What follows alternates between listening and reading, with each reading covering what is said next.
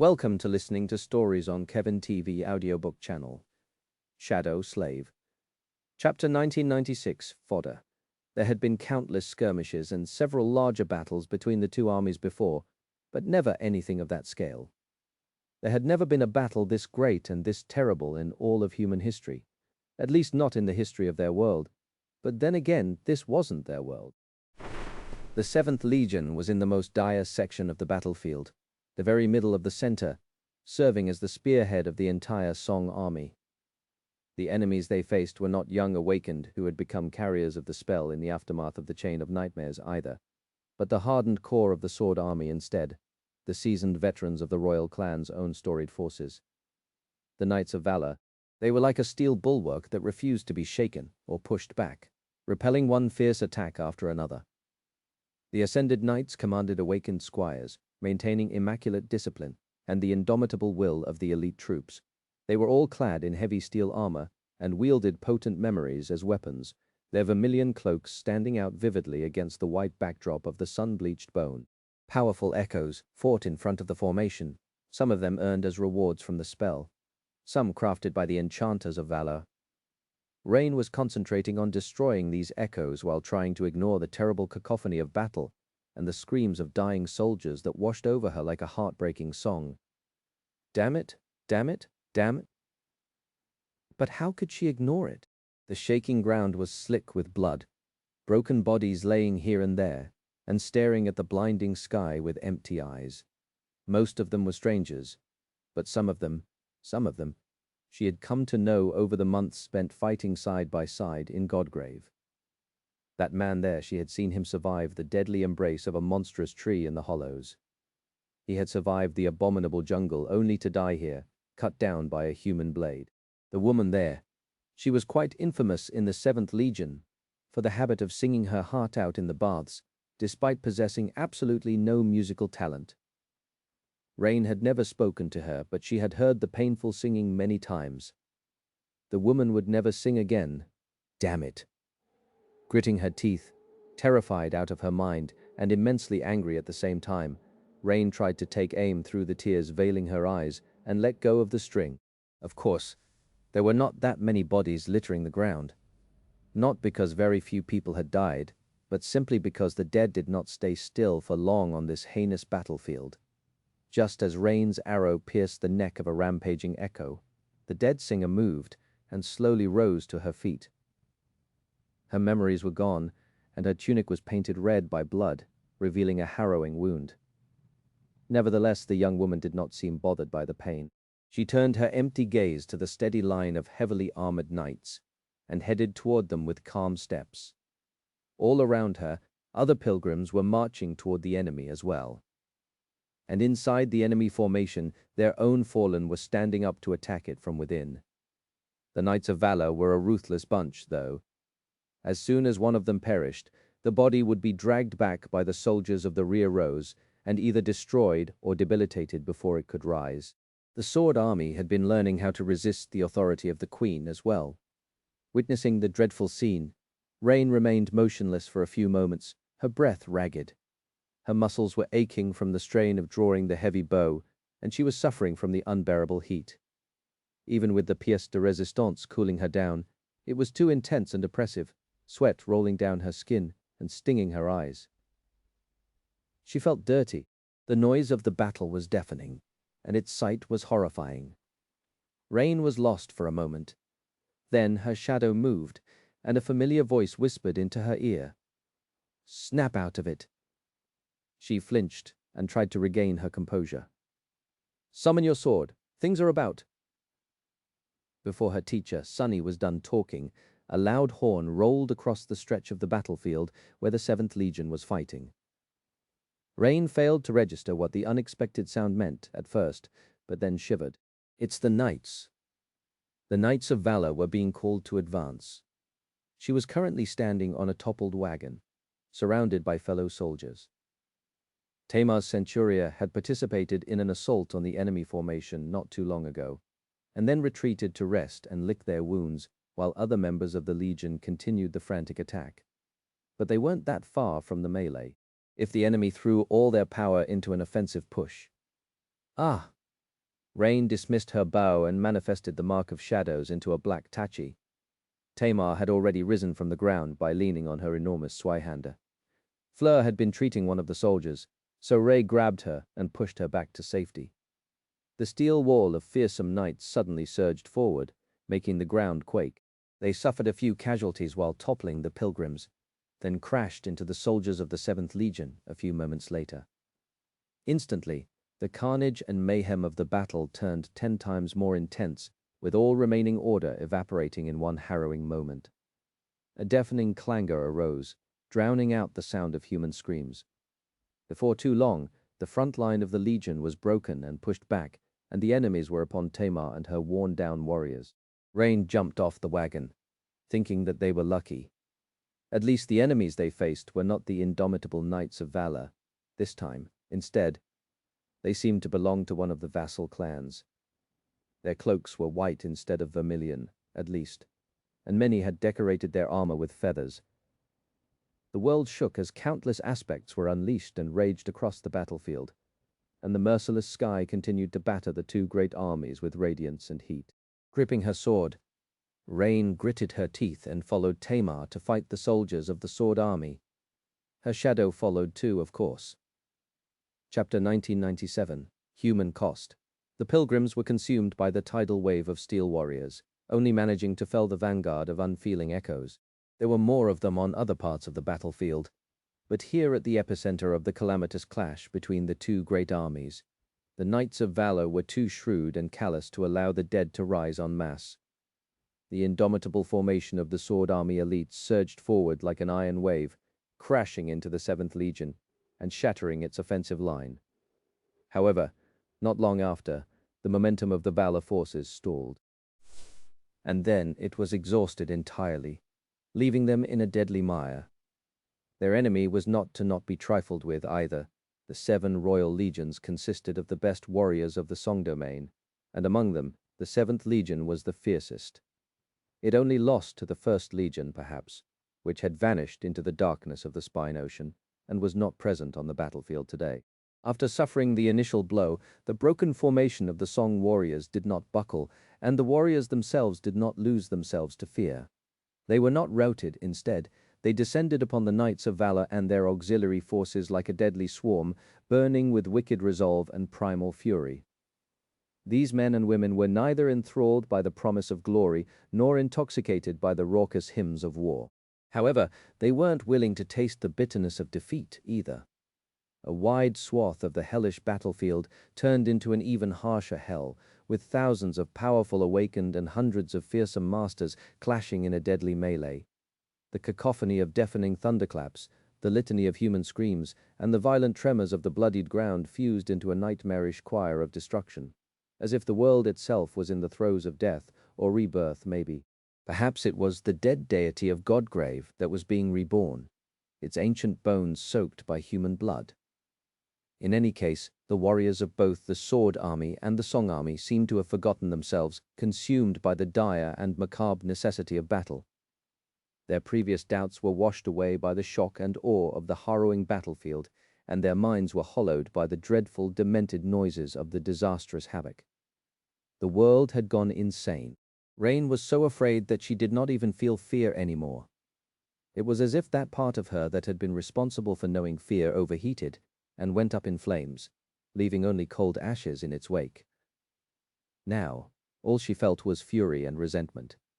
She did not even know what she was furious about and whom she resented. In the absence of an answer, Rain could only focus her reeling mind on the enemy in front of her. Tamar was the first to clash with the warriors of the Sword Army, vaulting over their loose battle line with the help of her aspect ability and using the second floating step to abruptly arrest her momentum, twist on one leg, and lunge herself at their backs. As soon as her foot touched the ground, her brutish Zweihander flashed in a wicked horizontal arc, breaking someone's armor and throwing them aside. She was putting herself in terrible danger, of course, all alone behind the enemy line. But a moment later, her soldiers collided with the front of the enemy formation. Attacked from both sides, the Feather Knights momentarily fumbled. That was all the opportunity Rain and her comrades needed, tearing into them with urgent determination. Steel rang against steel and tasted human flesh as well, Blood spilled on the pristine white surface of the ancient bone, raised her tachi, and forced her hands to stop trembling. Somewhere not too far away, the elites of Clan Valor were struggling to hold against the vicious attack of the Song warriors. Acting with astonishing precision and stalwart poise, they maintained their formation and refused to give ground, which was already drenched in blood. The enemy would not allow them to retreat anyway. And there, behind them, the dead were already stirring, ready to rise. If they were to be saved, they had to carve a bloody path to salvation with their own hands, and so they held fast. However, a few moments later, a swift figure in crimson garments flashed between the soldiers of Song and crashed into the formation of the ironclad knights. It was a beautiful woman who wore no armor, her ebony hair fluttering behind her in the wind. Her skin was pale like snow, and her eyes were just as cold. Her scarlet lips were pressed tightly against each other. She was one of the blood sisters who followed Princess Seishan, a master of the Song domain. Wielding a sharp dagger with a wavy blade, she collided with the warriors of the Sword Army and pushed them back.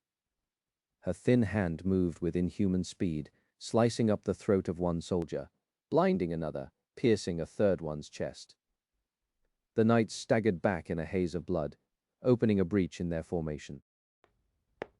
The blood sister dashed forward, ready to widen the gap, only for her kris to be stopped by a sword's blade. Sid, one of the fire keepers, who had been sent into battle with the Knights of Valor, pushed the enemy master back and looked at her with a scowl. Her dirty blonde hair was wet with sweat, and her shield memory was gone, destroyed by a ferocious echo, which was a real shame, considering that it had been wonderfully modified by the charming guest of their island not too long ago. As the breach in the formation widened, and the soldiers of the two armies descended into a frenzied melee, she sighed and spoke with a hint of regret. "Ellie." Her voice was somber. "You should have stayed away from this war, stupid girl." The blood sister, the former handmaiden, forced out a defiant smile. "It's good to see you again, Sid." With that, she raised her beautiful dagger and prepared to attack. A moment later, the two former members of the Dreamer army clashed under the merciless gray sky, aiming to end each other's lives. Sid knew the handmaiden, the blood sister, quite well. Her name was Felice. The two of them had been at the academy together and arrived at the Dark City at the same time. There were many others that year as well, although not everyone made it to the Bright Castle alive. Those who had either turned out to be lucky enough to become guards or were left to rot in the outer settlement. Sid and Felice were not lucky, but they happened to possess a few soul shards by then, so they paid the tribute and entered the castle together. Naturally, they stuck close to each other once inside. Their shards did not last long, though. Eventually, they had nothing left to pay tribute with that day. Sid decided to leave for the outer settlement, while Felice decided to become a handmaiden. Sid did not blame her for that decision. Felice was a soft girl. The harsh life in the outer settlement would be a death sentence for someone like her, most likely.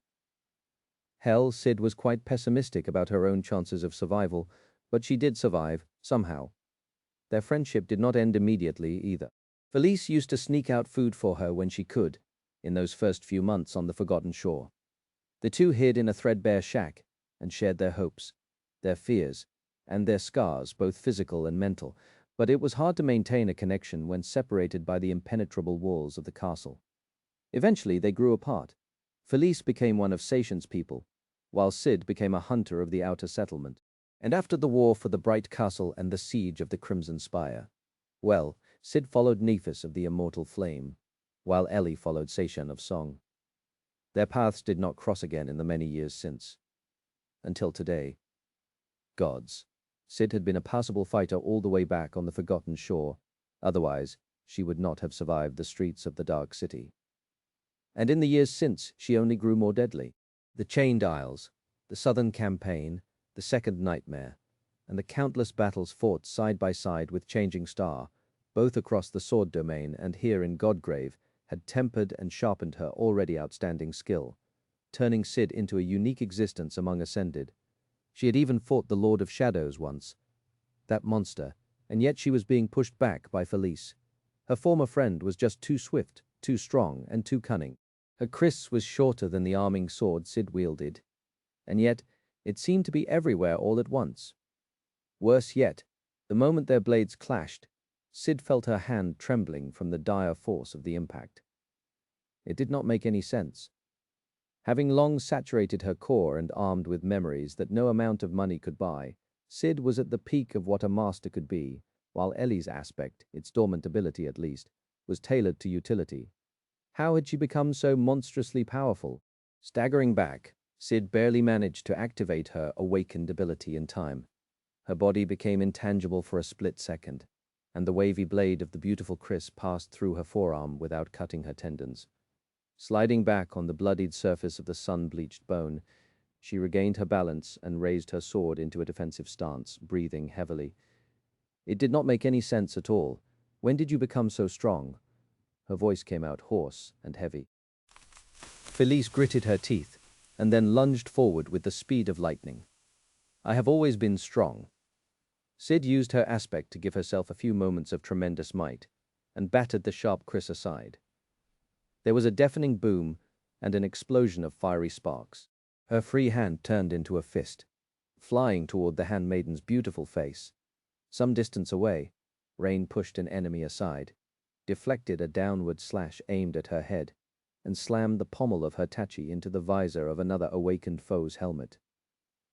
Gaining a moment to breathe, she swallowed a mouthful of searing air and looked around.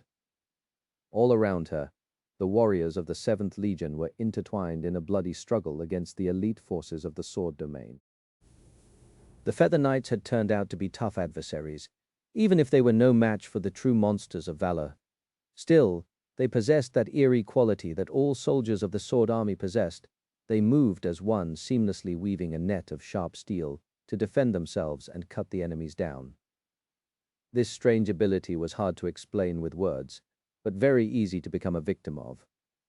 Many were already dead. Many dead were already rising from the ground, too.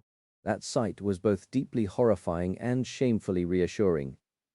At least the Queen was with them. Rain shuddered.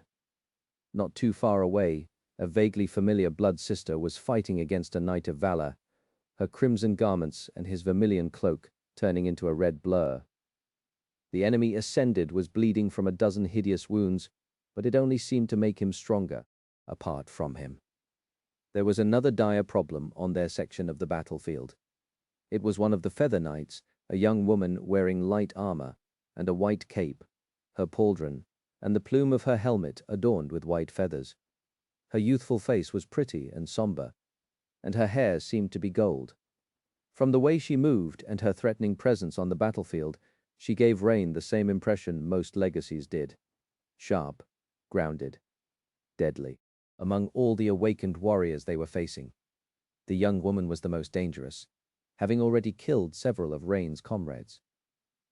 That was why Tamar had fought her way in that direction and was facing her personally. Damn it. Their battle was both breathtaking and chilling, since both were at the very pinnacle of what ordinary awakened strive to be, but mostly chilling for Rain, because her heart skipped a beat every time the enemy's sharp blade whistled past Tamar, missing her vitals by a few centimeters at most. Feeling an ominous premonition, Rain exhaled through gritted teeth and lunged back into the furious melee. She was trying to make her way to where Tamar and the young Feather Knight were clashing, but it was taking her a long time. There were too many people fighting, bleeding and dying between her and the two legacies. There was too much mayhem. She could become one of those dying people at any moment, too, falling to the ground in a fountain of blood. Even if her brother was a powerful saint, he was not omnipotent. On a battlefield like this one, life and death could be decided in a split second. And Rain was wasting too many seconds trying to reach Tamar. Chapter 1998, Old Friends. Sid knew the handmaiden, the blood sister, quite well. Her name was Felice. The two of them had been at the academy together and arrived at the Dark City at the same time. There were many others that year as well, although not everyone made it to the Bright Castle alive. Those who had either turned out to be lucky enough to become guards or were left to rot in the outer settlement. Sid and Felice were not lucky, but they happened to possess a few soul shards by then, so they paid the tribute and entered the castle together. Naturally, they stuck close to each other once inside. Their shards did not last long, though. Eventually, they had nothing left to pay tribute with that day. Cid decided to leave for the outer settlement, while Felice decided to become a handmaiden. Cid did not blame her for that decision. Felice was a soft girl. The harsh life in the outer settlement would be a death sentence for someone like her, most likely. Hell, Cid was quite pessimistic about her own chances of survival, but she did survive, somehow. Their friendship did not end immediately, either. Felice used to sneak out food for her when she could, in those first few months on the forgotten shore. The two hid in a threadbare shack and shared their hopes, their fears, and their scars, both physical and mental.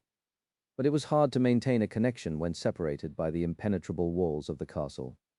Eventually, they grew apart. Felice became one of Seishan's people, while Cid became a hunter of the outer settlement. And after the war for the Bright Castle and the siege of the Crimson Spire, well, Cid followed Nephis of the Immortal Flame, while Ellie followed Seishan of Song. Their paths did not cross again in the many years since. Until today. Gods. Cid had been a passable fighter all the way back on the Forgotten Shore, otherwise she would not have survived the streets of the Dark City. And in the years since, she only grew more deadly. The Chained Isles, the Southern Campaign, the Second Nightmare, and the countless battles fought side by side with Changing Star both across the sword domain and here in Godgrave had tempered and sharpened her already outstanding skill, turning Cid into a unique existence among Ascended. She had even fought the Lord of Shadows once. That monster. And yet she was being pushed back by Felice. Her former friend was just too swift, too strong, and too cunning. Her kris was shorter than the arming sword Cid wielded, and yet it seemed to be everywhere all at once. Worse yet, the moment their blades clashed, Cid felt her hand trembling from the dire force of the impact. It did not make any sense. Having long saturated her core and armed with memories that no amount of money could buy, Cid was at the peak of what a master could be, while Ellie's aspect, its dormant ability, at least was tailored to utility. How had she become so monstrously powerful? Staggering back, Cid barely managed to activate her awakened ability in time. Her body became intangible for a split second, and the wavy blade of the beautiful kris passed through her forearm without cutting her tendons. Sliding back on the bloodied surface of the sun-bleached bone, she regained her balance and raised her sword into a defensive stance, breathing heavily. It did not make any sense at all. "When did you become so strong?" Her voice came out hoarse and heavy. Felice gritted her teeth, and then lunged forward with the speed of lightning.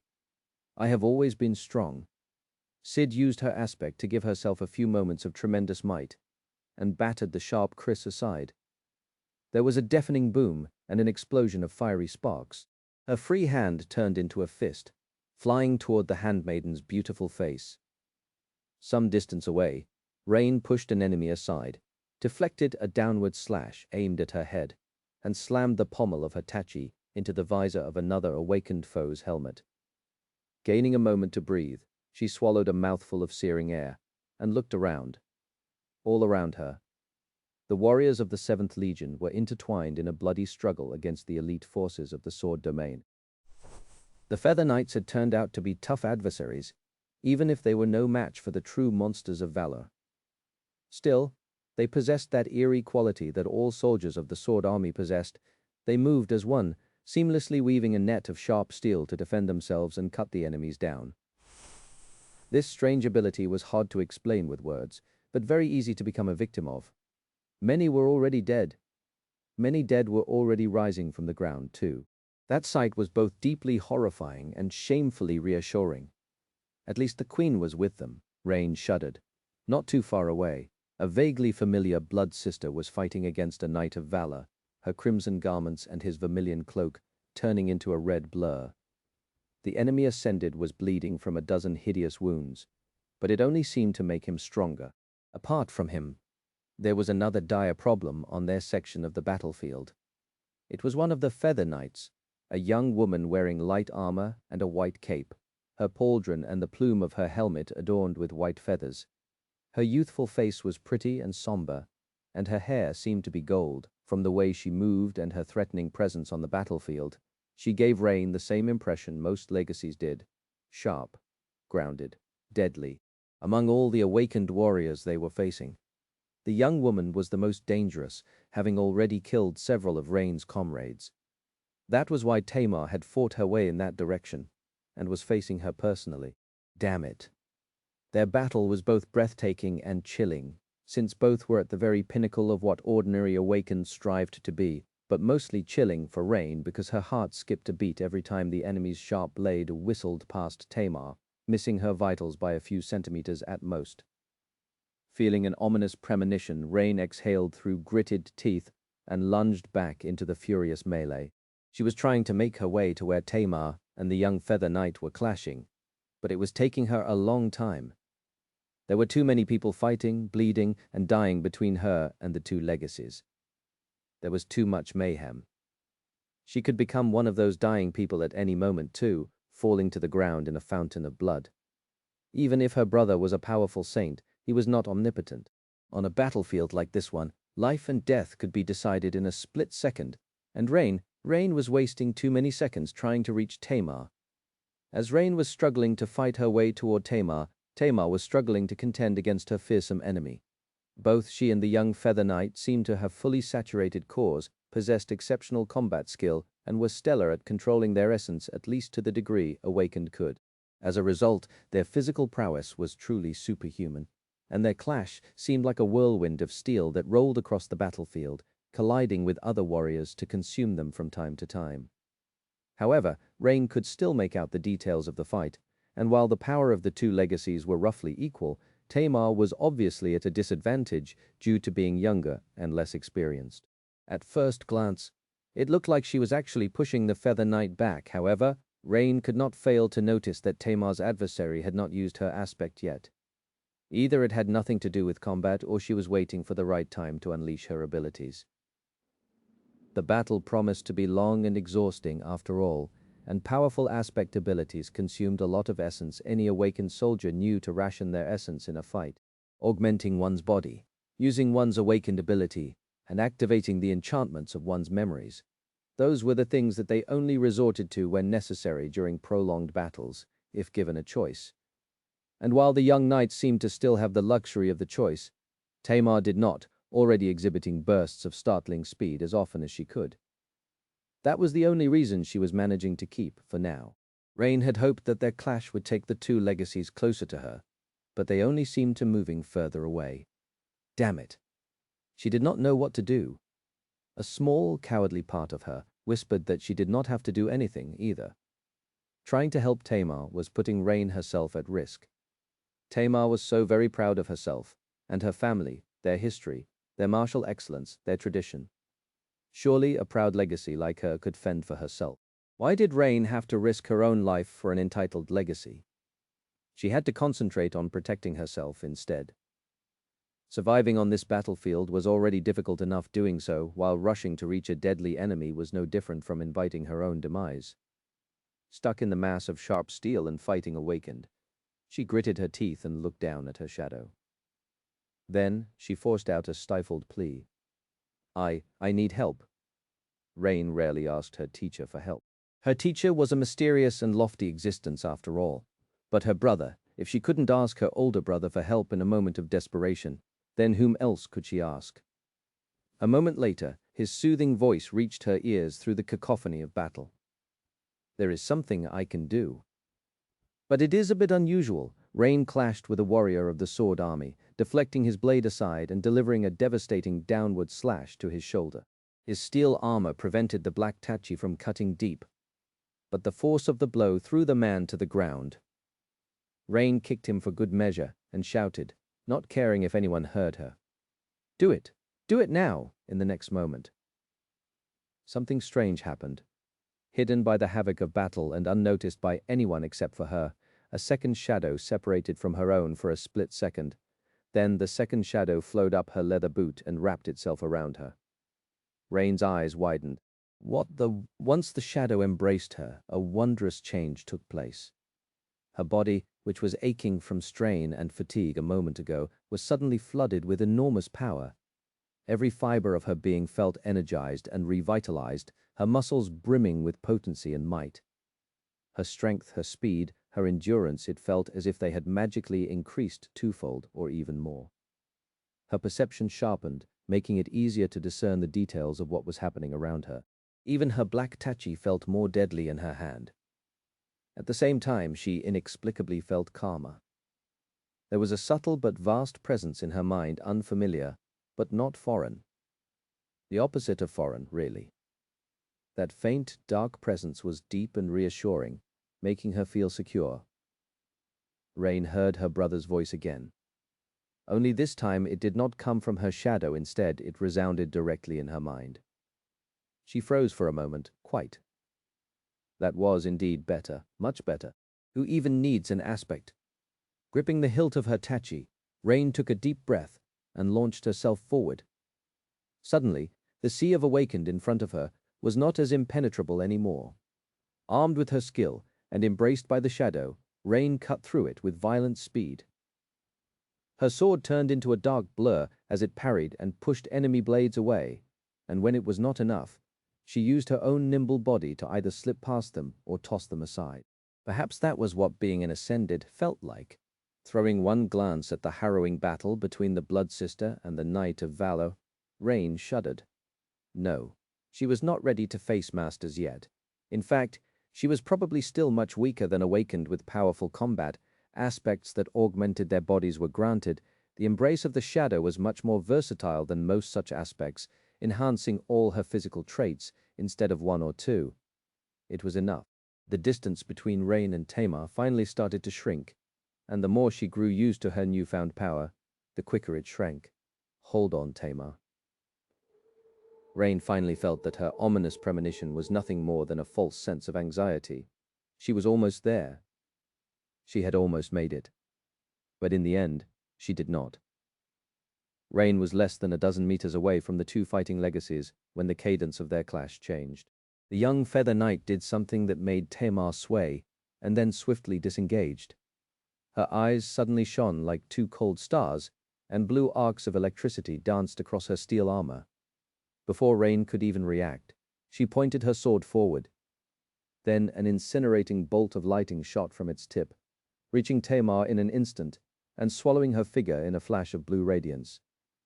Tamar was enveloped by blinding blue radiance for a moment, and then thrown violently to the ground. Her Zweihander fell out of her hand, rattling as it slid across the surface of the blood-soaked bone. Her armor was scorched and melted in several places, revealing patches of gruesomely burned skin. Wisps of smoke rose from beneath it, dissipating in the air. Rain froze for a heartbeat, her mind numb. No. Then Tamar moved weakly, revealing that she was still alive. What had hit here was no different from true lightning, more than capable of turning a human body to ash. However, the young legacy must have possessed a memory that granted her a high enough level of resistance to elemental attacks. That was how she had survived, nevertheless. She was still wounded and sprawled helplessly on the ground, temporarily unable to defend herself. And her adversary was unscathed, still holding a sword in her hand. Blue arcs of electricity were still dancing across her armor. Move! Her brother's voice shook Rain awake from her stupor. The young Feather Knight took a step forward, raising her sword with an unsteady hand. Her face was pale, perhaps because she was unused to killing people, or perhaps simply because it was illuminated by the blue shine of her fearsome aspect. A moment later, Rain jumped over Tamar and lunged at the young woman, prepared to strike. Of course, she had not forgotten to pour essence into the pièce de résistance and limit the scope of its defense to only electricity, thus rising her protection against it as high as possible. The young Feather Knight flinched and shifted her gaze to the new enemy. Her sword moved, and another bolt of lightning crackled as it shot at Rain. Its speed was too dire to dodge or even react. Rain only knew that she had been hit a moment later when her vision drowned in a sea of white, and terrible pain pierced her entire body. But it wasn't that bad.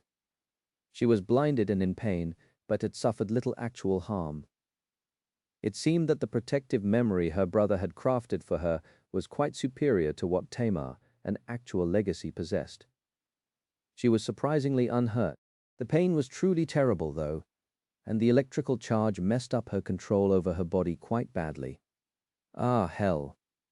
Rain was blinded, but she still possessed the ability to sense the shadows. She had been trained to navigate the world with this sense as well.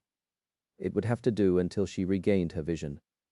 She still had to deal with the Feather Knight.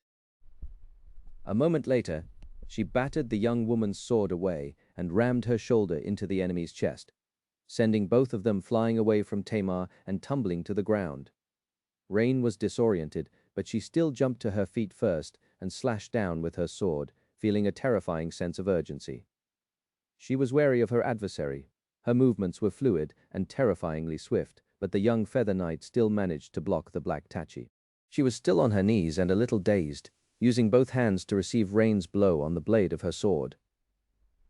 Rain could vaguely see that her enemy's helmet had flown off, and her golden hair was fluttering in the wind. The image was vague and blurry, though, making it hard to discern any details. As soon as the two blades collided, Rain let out a shocked hiss and staggered away. What a cunning wench! Her golden-haired foe had used her aspect power in an insidious way. Instead of channeling it into a bolt of lightning, she simply channeled it into her steel sword. From there, it traveled through the blade of Rain's own Tachi and into her body, bringing with it even more pain. Arg Rain's momentary fumble gave the pretty Feather Knight all the time she needed to rise. The next moment, though, she had to duck with a startled expression as Rain unceremoniously tossed the Tachi at her face. By the time the enemy reacted, Rain was already upon her, grabbing her sword with one hand and delivering a devastating punch to her chest with another. Rain's hands were protected by the gloves made from black, lusterless leather. Leather was a far better insulator than the blade of the black Tachi, so all she felt from touching the enemy's sword and breastplate was a little sting. Her current strength, at the same time, was dreadful enough to make the steel of the young Feather Knight cave in a little, and for a stifled scream to escape from her mouth. But not enough to make the young legacy lose her edge, apparently. In the next second, the Feather Knight's knee slammed into Rain's side, and her fists sent her reeling back in agony. One rammed into her ribs, the other slammed into her chin, making Rain taste blood. Why did she have to be proficient in hand-to-hand combat as well? She staggered back, then instantly spun and dove down, sweeping her enemy's feet. Not giving the golden-haired knight an opportunity to rise, Rain pressed her into the ground and punched her in the face, causing bright blood to shoot from the young woman's nose. A moment later, the two of them were wrestling on the blood-soaked ground, trying to crush, break, and strangle each other. The white feathers on the young legacy's armor were soon marred and turned red, and Rain's armor was no better.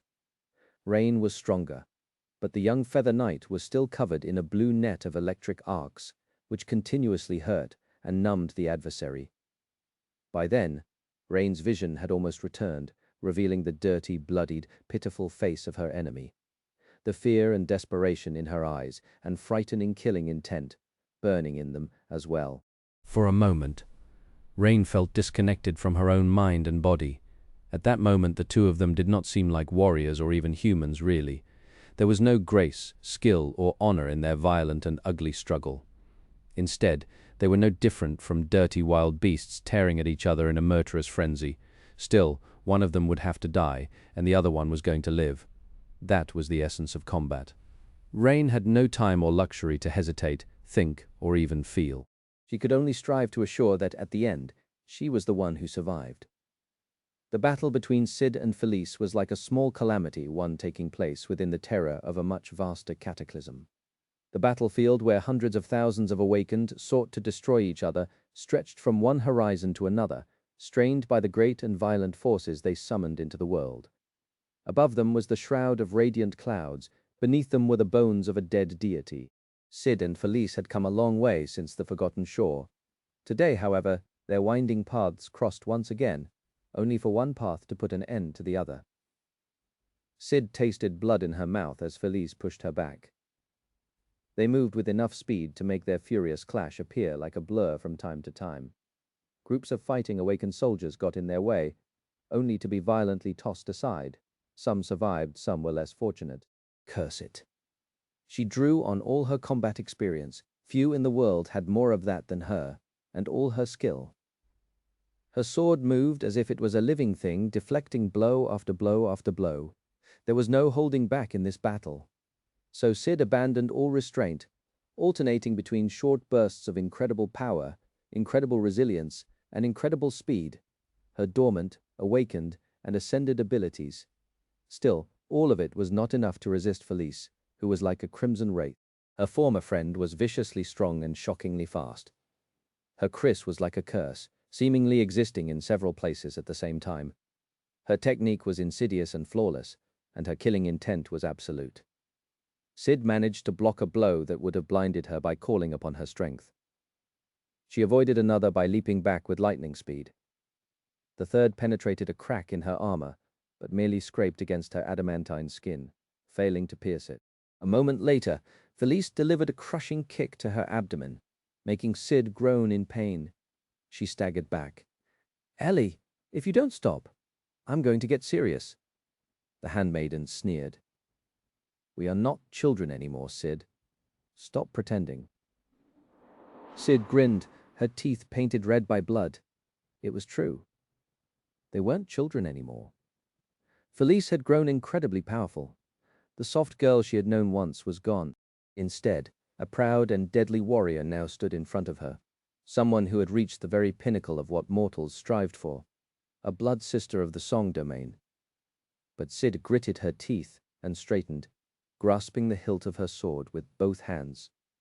Back there on the forgotten shore, life had not been easy for the handmaidens. Most people of the outer settlement imagined the bright castle as some kind of heaven. But Cid knew better. In reality, people living there had to contend with their own nightmares. Felice would not have survived there if she had been weak. But still, she had not been a huntress of the outer settlement. Lunging forward, Cid activated her ascended ability and flashed across the blood-soaked bone. So what if Felice was stronger? So what if she was faster? So what if she was more powerful in all regards? Cid had made a living from slaying creatures that were much more powerful than her. Battering the swift kriss aside, she collided with the handmaiden violently and grappled her, letting go of the sword. If one had no space to move, speed did not matter much. She pushed Felice back, placing one foot behind hers and tripping her. If one had no steady footing, it was hard to exert strength. Every action had an equal and opposite reaction, after all, and with no ground to push against, the mightiest of creatures would be limited at what it could do. For every power there was a weakness. There was a flaw. As they both toppled and fell, Felice clawed at Cid's face, leaving deep cuts on it. Cid tilted her head and bit down on the handmaiden's hand, feeling brittle bones break under her teeth. Hunters were people who killed beasts. However, before that, hunters themselves were beasts. They were just more cunning, ferocious, and lethal beasts than their prey. Felice let out a stifled shriek, failing to thrust her kriss into Cid's side. A moment later they hit the ground, and Cid smashed her forehead into the bridge of the handmaiden's nose with all her might. Felice was blinded by the pain, and a split second later, the back of her head slammed into the tough surface of the ancient bone with terrible force. Her beautiful ebony hair became soaked with blood. Wresting the kriss from her momentary weak hand, Cid grasped its hilt, prepared to drive its tip into the enemy's flesh. However, then, she hesitated. Even knowing that Felice could dismiss the enchanted dagger at any moment, she still couldn't bring herself to deliver a fatal blow. How stupid. Her hand wouldn't move. So instead she plunged the kriss into the handmaiden's side, delivering her a debilitating wound, but not a deadly one. Felice let out a pained yelp and struggled desperately, trying to shake Cid off. She dismissed the kriss, but by then, Cid's own dagger had already manifested in her free hand. It wasn't easy to hold the terrifyingly powerful handmaiden down. Blood was streaming down Cid's torn face, and her former friend's hands were exploring it, searching for her eyes to gouge them out. Their desperate struggle was both violent and strangely intimate, as if they were transported back to the forgotten shore, sitting side by side in a cold ramshackle hut, sharing their warmth and telling each other stories. Pressing the tip of her dagger against the enemy's abdomen, Cid growled hoarsely. Stay down, but Felice only struggled more desperately, unwilling to admit defeat. There were sparks of light swirling around her, soon to manifest into another memory. Sid's eyes were burning. It was either sweat that had gotten into them, or blood, or tears. She allowed her dagger to move down a few centimeters, drawing blood, and said in a stifled, almost pleading tone, "Stay down, Ellie, just stay down, or I'll kill you, please, gods." But Felice still struggled. The sparks of light danced, slowly manifesting into a weapon. Author's thoughts. I made a small alteration to Sid's awakened ability due to how similar it is to Belle's. Instead of becoming intangible for a split second, she is capable of becoming hardened, thus deflecting a blow. That suits the theme of her aspect better as well. I'll edit its previous mention to fit the change in a few days. Chapter 2002, Kill or Be Killed. Rain tried to batter the Feather Knight into submission, but the young woman turned out to be much more stubborn and resilient than she had expected. Despite the barrage of crushing blows, her enemy continued to resist, not losing even a little bit of determination. Well, Rain couldn't blame her. The blonde-haired girl was fighting for her life after all. Giving up meant death. Damn it. Her enemy was quite proficient in hand-to-hand combat as well. More so than Rain was, sadly. After all, Rain had spent the past 4 years hunting down nightmare creatures, not wrestling humans. Her training was thorough, but mostly theoretical. The Feather Knight, on the other hand, seemed to possess a wealth of practical experience. She protected herself from being hurt too badly, while delivering terrible punishment to Rain. And there were the stinging arcs of electricity as well. Pain. Rain was in so much pain. She was also afraid, frantic, and desperate. After all, she was fighting for her life too. The Feather Knight managed to roll, pressing Rain into the ground. She swatted away Rain's arms and delivered a crushing blow, bruising, or maybe cracking her ribs with an armored fist. There was more agony. Rain tried to use her legs to throw the blonde-haired menace off, but her enemy simply went with the motion, spinning around her and catching her neck in an iron chokehold.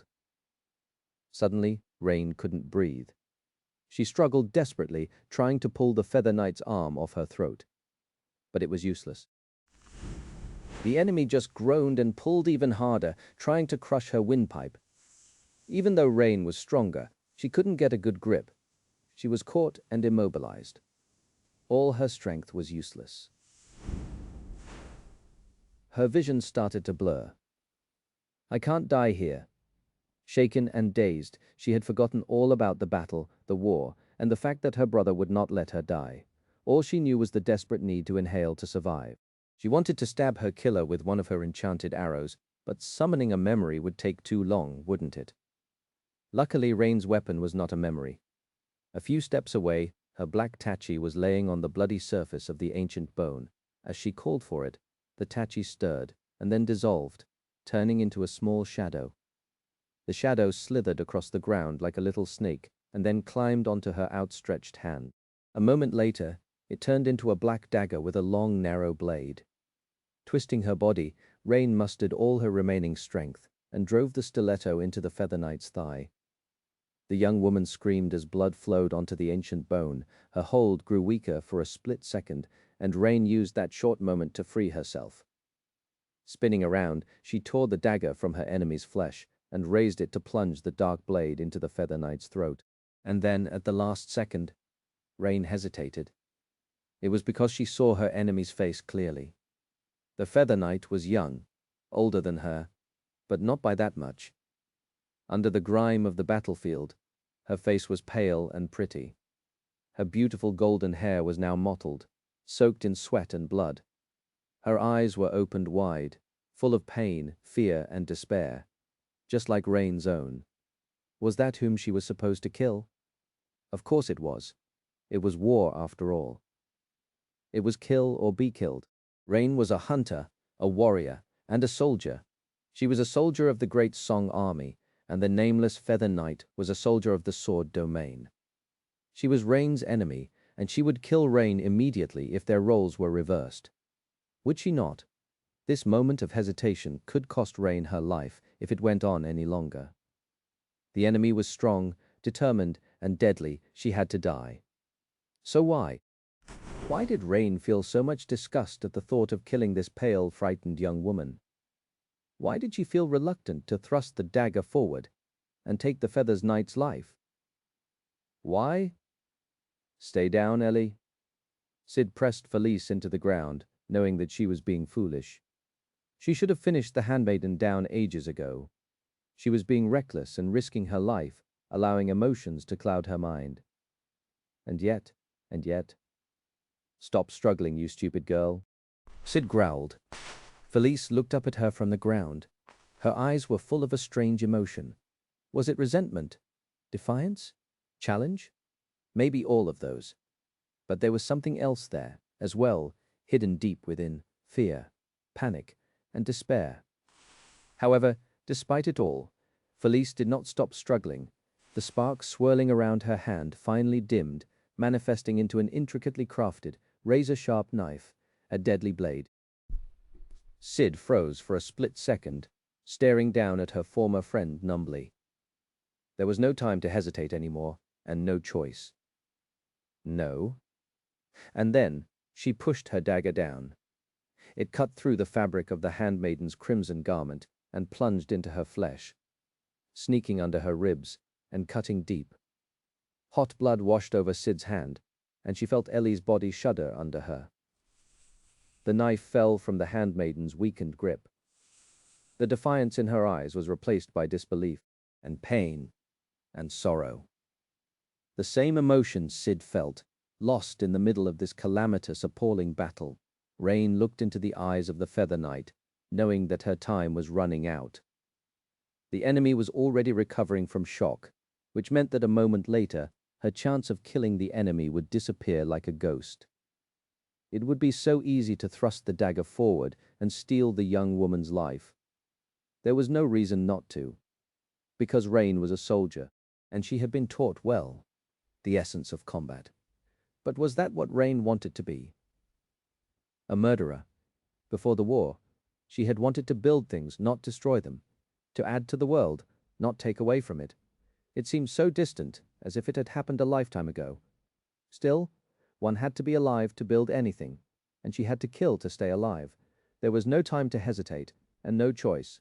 That was just basic logic. And yet Rain found herself unwilling. She was dazed, hurting, and only starting to recover from almost being strangled to death.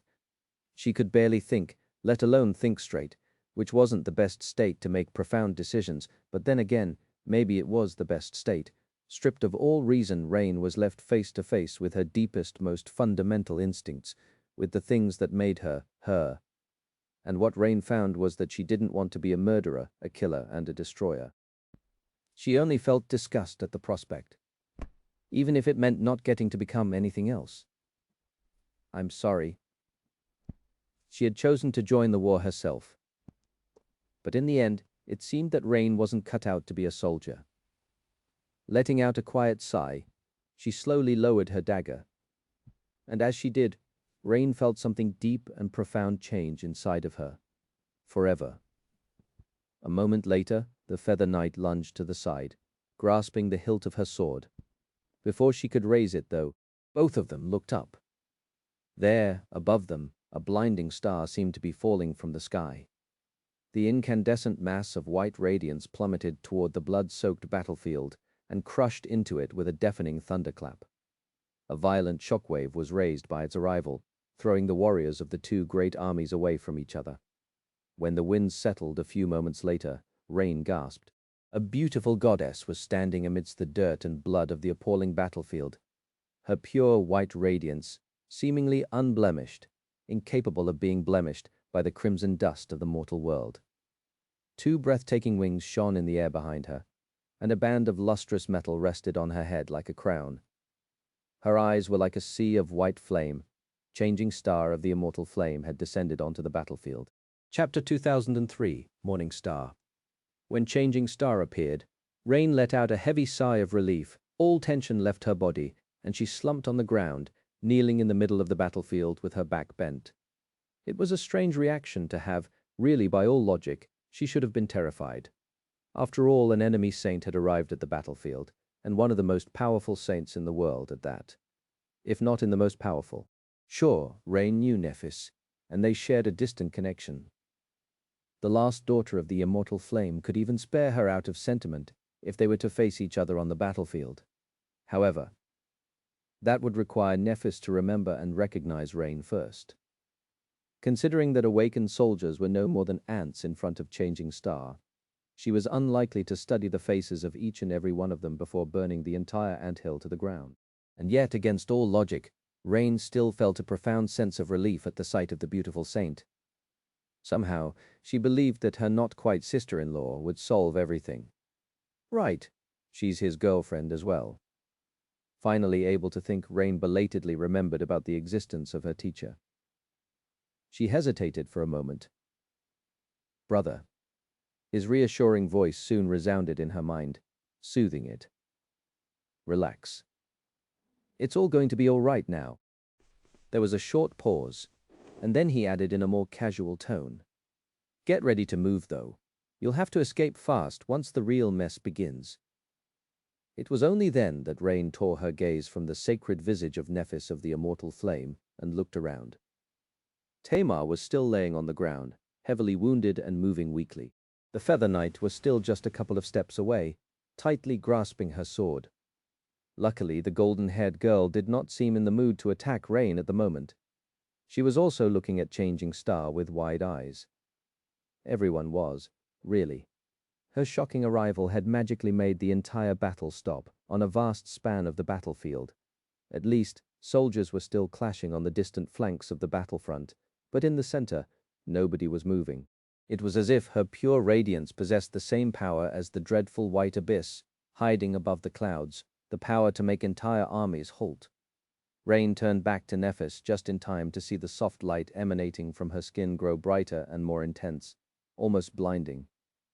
Her wings dissolved into a stream of light, and in the next moment everything around was suddenly enveloped by white flames. The battlefield burned, but, strangely enough, no one was hurt by the ocean of radiant fire. Rain watched in a trance as the bodies of the warriors of the Sword Army were swallowed by it, washed over by it, and restored by it. The blood stopped flowing. The groans of agony fell silent. The terrible wounds closed, not leaving even a scar. Thousands of warriors were miraculously brought back from the jaws of death, right in front of Rain's eyes, cleansed by the immortal flame. They rose shakily to their feet, picked up their weapons, and cast their gazes on the pilgrims of the Raven Queen, who looked like a mockery of all that was holy and of life itself in that moment. However, Rain noticed something strange as well. She witnessed the wounds of the young Feather Knight being healed by the white flame, the gaping wound in her thigh disappearing, the bruises on her face fading, the pain draining from her beautiful eyes, replaced instead by awe and wonder. But oddly enough, the very same thing had happened to Tamar. The white flame embraced her as well, washing away her terrible burns. When the radiance of the fire dimmed, her supple tan skin was smooth and pristine, unblemished.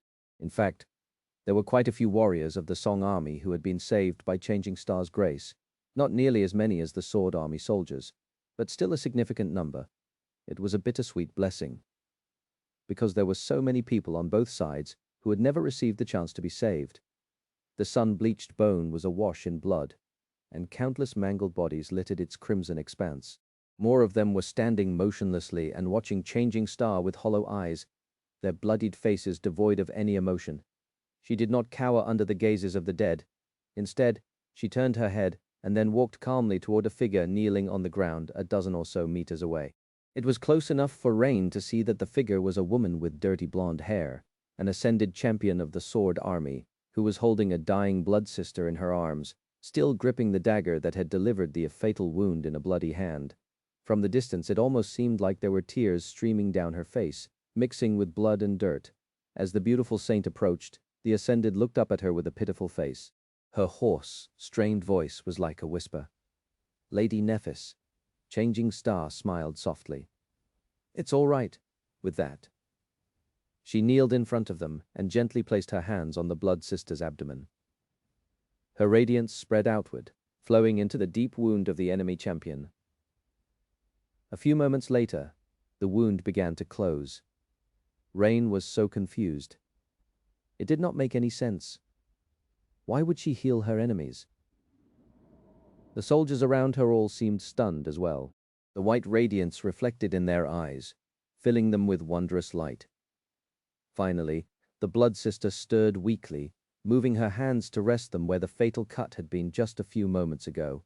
Letting out a sigh, Changing Star lingered for several seconds, then rose to her feet and looked down at the kneeling ascended of the sword army. Raising her brow, she asked, "What are you waiting for? Fall back." Then, looking around, she raised her voice and gave the order to every soldier of the sword army that was still alive. "All of you, fall back. Leave the rest to me." Rain just stared in disbelief. The battle was over, would be over, just like that. She shifted her gaze and glanced at the Feather Knight, who had been listening to Nephis with rapt attention. Now, relief was written on the young woman's face as well. The golden-haired girl exhaled slowly, then strained to rise to her feet. Turning around, she took the first unsteady step away. Their gazes met for a moment. The Feather Knight lingered, looking at Rain somberly. Then she nodded slightly, placed the blade of her sword on her shoulder, and continued walking. All around, the sword army was receding like a sea, leaving only Changing Star behind. Dazed and struggling to contain her excitement, Rain crawled to where Tamar was still laying on the ground and helped the young legacy sit, making sure that Tamar was okay. She looked around once more. The soldiers of the sword army were leaving, but her fellow warriors of song still remained motionless, looking at Nephis with an array of different expressions. Some seemed grateful, some were amazed. Most, however, were shaking and slowly backing off in terror, because now that the initial amazement was gone, they realized that they were left face to face with a wrathful demigod alone. Or so it seemed. Rain did not notice when it happened, but at some point the rows of soldiers parted, and a graceful figure appeared from behind them. It was Princess Seishan, walking across the blood-soaked battlefield with light steps. Suddenly the air grew heavy, as if two enormous wills were clashing all around them, unseen by human eyes. Crap. Rain gripped Tamar's shoulders tighter, unsure what to do. The lost princess, meanwhile, reached Nephis and stopped a dozen meters away from her, an enchanting smile playing on her crimson lips. "Lady Nephis, what a pleasure. I did not expect to meet you today." Her gaze shifted downward, falling on the blood sister laying at Changing Star's feet. Princess Seishan's gaze changed subtly, for a moment betraying a deep emotion. However, she managed to contain it swiftly, preventing anything from reflecting on her face. She lingered a little, and then continued. "Still, I must express my gratitude. Thank you for saving one of my handmaidens. It was gracious of you to show my soldier mercy." Nephis simply looked at her, white flames dancing in her eyes. After a few moments of silence, she said, "She was my soldier once too." Seishan smiled. "Indeed, however, Lady Nephis, please satiate my curiosity. I can't help but wonder, why are you here?" Changing Star stared at her coldly for a bit. Then a corner of her mouth lifted slightly, and she answered with a hint of bittersweet amusement in her tone, "Because I want to." Seishan seemed quite surprised by the answer, enough so that a melodious chuckle escaped from her lips. Nephis inhaled deeply, then looked the Princess of Song right in the eyes. "Let us decide the outcome of this battle with our own hands. You and I and all the other saints if they dare. Why should our soldiers continue to die in our place?" Seishan tilted her head lightly and remained silent for a while. Eventually she said in a calm tone, "That does sound like an attractive proposition, I admit. However, Lady Nephis, both you and I are forbidden from participating in this battle, are we not?" Changing Star studied the lost Princess of Song for a while, then smiled faintly. "We are not allowed to enter battle, that is true, but I do decide to enter it." She raised her head slightly, and her incandescent eyes suddenly flashed with dancing white flames. "Who will stop me?" Chapter 2004, Seeds of Rebellion. Sunny was not having the greatest of days. In fact, he was in quite a grim mood. Not only was he forced to watch the senseless and wasteful deaths of too many awakened warriors, who were supposed to be the blade mankind wielded against the nightmare spell, not against itself, But his own sister was hopelessly mired in the very epicenter of the slaughter, as well, a hair's breadth away from being killed herself. Sonny had promised himself not to trample her agency unless there was no other choice, so he could not simply pull Rain into the shadows and whisk her away to safety, whatever safety looked like in this God-forsaken place. All he could do was remain as alert as possible, ready to interfere at a moment's notice to save her life. This constant state of alarm and tension was taking its toll. More than that, he was having the worst luck today. Why did Rain and the members of her cohort have to clash with the warriors of the White Feather clan, of all people? Worse still, Rain just had to go and encounter Telly of White Feather. From the moment their brutal duel started, Sonny had to focus his full attention on the two young awakened. Obviously, he couldn't allow Rain to die, but now he couldn't allow her enemy to die either. Despite having first met Telly many years ago on the Chained Isles, Sonny did not know her well. Still, he had a good impression of her. Much more importantly, her parents were none other than Tyrus and Roan. Their daughter could absolutely not be killed on his watch, let alone with his assistance, so he waited, getting ready to stop Rain at the last moment, should she win. Or stop Telly should she lose. Needless to say, watching them trying to kill each other with all their might was quite nerve-wracking. In the end, however, Sonny had not been forced to do anything. Strangely enough, Rain never tried to deliver the fatal blow. He felt a complicated storm of emotions in her just before that, and then a brief moment of striking, unrelenting clarity. And something else as well. Something deep and vast, almost inexorable, but hidden from his senses at the same time. Both her inexplicable lack of action and this strange emotion confused Sonny to no end. He struggled to understand what could have stopped Rain from at least trying to finish off the deadly enemy. He would have definitely used the precious opportunity himself, and he had taught her better than to lose composure in the middle of a lethal fight.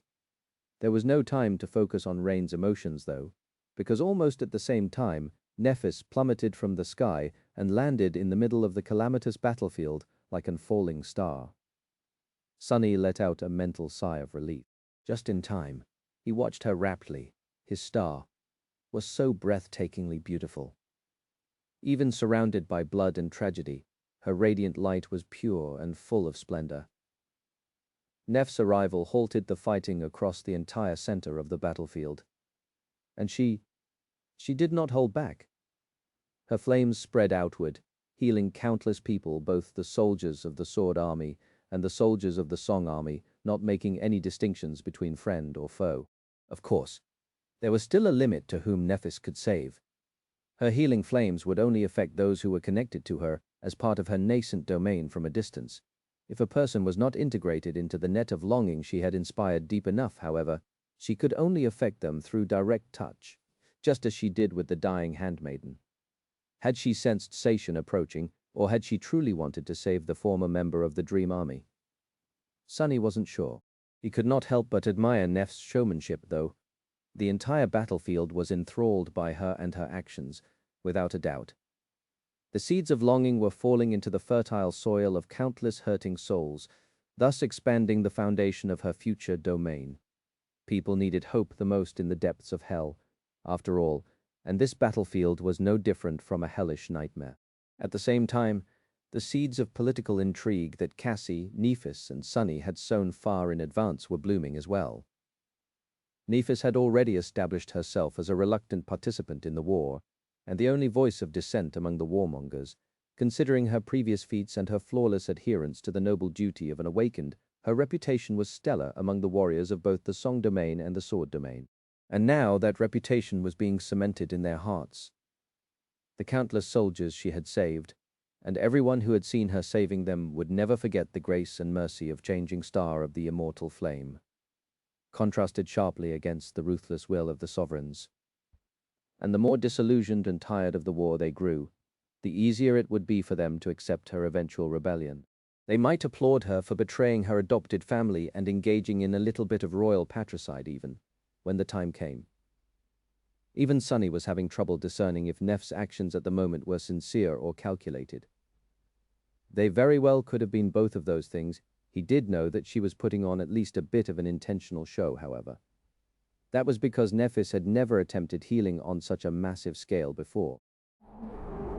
Not only would saving countless soldiers have consumed a truly terrifying amount of soul essence, but it would have also brought her immeasurable pain. Her humanity would have been scorched and burned by the agony. It was a miracle that she had managed to keep the suffering from showing on her face, really, in any case. She would not be in a state to show benevolence, let alone compassion. So, at least some of her actions were a coldly premeditated act. The soldiers saw her as a beautiful, merciful, and noble savior, and she was all that. But at the same time, beneath the surface and above all else, she was a ruthless, calculating, and chillingly ambitious destroyer. A herald of change and ruin. She was beautiful in either case, though. As Nephis spoke to Sacian, challenging the saints of the Song domain to battle, Sunny smiled. The goddess had already descended onto the battlefield. Now, it was time for the devil to make his entrance as well. Chapter 2005. Strength in Numbers. Who will stop me? This simple sentence that Nephis had spoken hid many meanings and carried plenty of weight.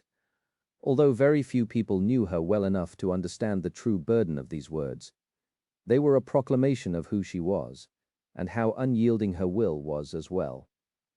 It was her defiant challenge to the world, calling the world to come and try to stop her, if it dared. But, at the same time, there was a far more obvious meaning to what Nephs had said. First, she was hinting that Sacian and the saints of Song had no choice but to fight her, because once Nephis entered the battle and unleashed her flames upon the Song army, only they would be able to contend against her. At the same time, she was also telling Sacian something else.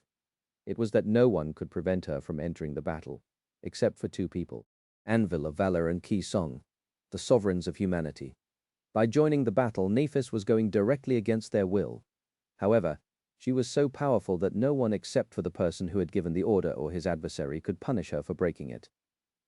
That would require the sovereigns to interfere personally, though thus escalating the battle even further and inevitably resulting in a direct clash between them, because if one of them moved, the other would not remain still. The two supremes, however, were not willing to fight each other just yet. It was that even if there was someone who could stop her, there was no one who would. That she could break the will of the sovereigns with impunity, and nobody could do anything about it. It was a powerful message to send, but not an unwelcome one, as far as Sacian was concerned, for one simple reason. It was that what Nephis had proposed, stop the bloodshed, and decide the outcome of the battle with a clash between only the saints of both armies, favored the Song domain greatly. There were many more saints in the Song army, after all. They had already held an advantage in that regard at the very start of the war, and their advantage only became greater after Morgan's departure and the battle at Vanishing Lake. The situation had worsened even further since then. 3 expeditions had been sent into the depths of Godgrave to conquer its remaining citadels. Revel and her first Royal Legion had gone into the darkness of the Spine Ocean, accompanied by Moonveil, while a punitive expedition had set out from the camp of the Sword Army to destroy them. Considering how powerful the daughters of Ki Song were, that expedition numbered 7 saints. Additionally, Summer Night was heading south with 2 saints accompanying him, while the Queen of Worms had given up on conquering the Fema citadel, thus sending no one. So, in the end, the Song army, which had only lost 1 transcendent champion since the start of the war, could muster 46 saints in this battle. The Sword army, meanwhile, could only muster 24. 23, really, considering that Saint Tyrus was too important for Anvil to risk losing her. In short, Sacian had no less than twice as many saints to accompany her into battle as Nephis had. What reason did she have to refuse? It's going to be a long day. Still embracing rain as a shadow, Sunny sent her a mental message. That is your cue to get the hell away. His sister flinched, then helped Tamar stand up and rushed away from where Changing Star and the lost Princess of Song were facing each other, all around her. The warriors of the Song army were following suit, receding like a tide. A vast open space was opening between the 2 retreating armies, painted by blood and littered with mangled corpses. Sunny let out a mental sigh and shifted most of his focus to the Lord of Shadows. The fighting at the center of the battlefront might have stopped, but on the flanks the Awakened were still clashing and killing each other. Sunny headed for the left flank, where both armies were in great disarray.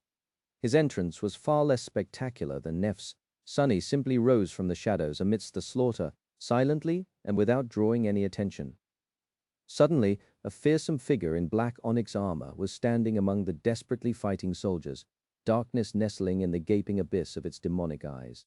His long white hair, a permanent fixture whenever he wore either of his masks now, was moving slightly in the wind. A few soldiers noticed him and staggered away in fright, some of them falling to the ground. But that was all. Sunny sighed. No, this won't do. It won't do at all. And as he did, the shadows across the battlefield stirred. Suddenly, the world shuddered, and a towering black wall soared from the ground into the sky, sending countless awakened flying. It seemed to be made from obsidian, its surface rough and uneven, almost absorbing the light. The great wall stretched for several kilometers, effectively cutting the left flank of the battlefield in two. The Sword Army had remained on one side of the Great Wall of Obsidian, separated from the Song Army by its tenebrous width. Of course, there were stragglers left on both sides, but no one was in the mood to swarm them and bring them down. Just like at the center before, the battle suddenly and abruptly came to a halt. Everyone was staring at the vast expanse of black obsidian in fear and shock. And at Sunny, too, it was quite a spectacular way to leave a strong impression. He nodded in satisfaction. That's better. Just at that moment, a master from the Sword Army finally recognized him. Falling to one knee, the young man looked up with awe and terror in his trembling eyes. Lord Shadow, sir. Sunny stared at him silently for a few moments. Well, I'll be damned. It was his old friend, young Master Tristan of Aegis Rose, Rivelin's son. Somehow the fool was still alive. Sunny smiled faintly behind the mask and looked away. Retreat. This is the king's command. The young master opened his eyes wide, then bowed and dashed away, shouting orders. Soon, the Sword Army started to pull back. Sunny allowed the obsidian wall to crumble into a tide of shadows. The damn thing was consuming too much essence, and watched the Song Army retreat. The stragglers were already hurrying to catch up with their retreating comrades. The real mess was about to start. Chapter 2006. The real mess. Sunny was on the left flank of the battlefield, while Nephis was in the center, the right flank meanwhile. Cassie? There were a few moments of silence, and then the blind seer's voice resounded in his mind. I've arrived. Indeed, today's battle was so important and terribly skewed in favor of the enemy that even Song of the Fallen, the seneschal of the great clan Valor, someone who was not supposed to appear on a battlefield often, serving her king and domain in other ways, had no choice but to enter the fray. In fact, every saint of the Sword Army was either already here or on their way, except for Skytide, who had been ordered to remain with the King of Swords in the rear. Their enemies were already here too. As the tide of Song soldiers receded, dozens of motionless figures were revealed, standing apart from each other across the expansive battlefield. Sunny felt a strange mixture of somber wariness and anticipation.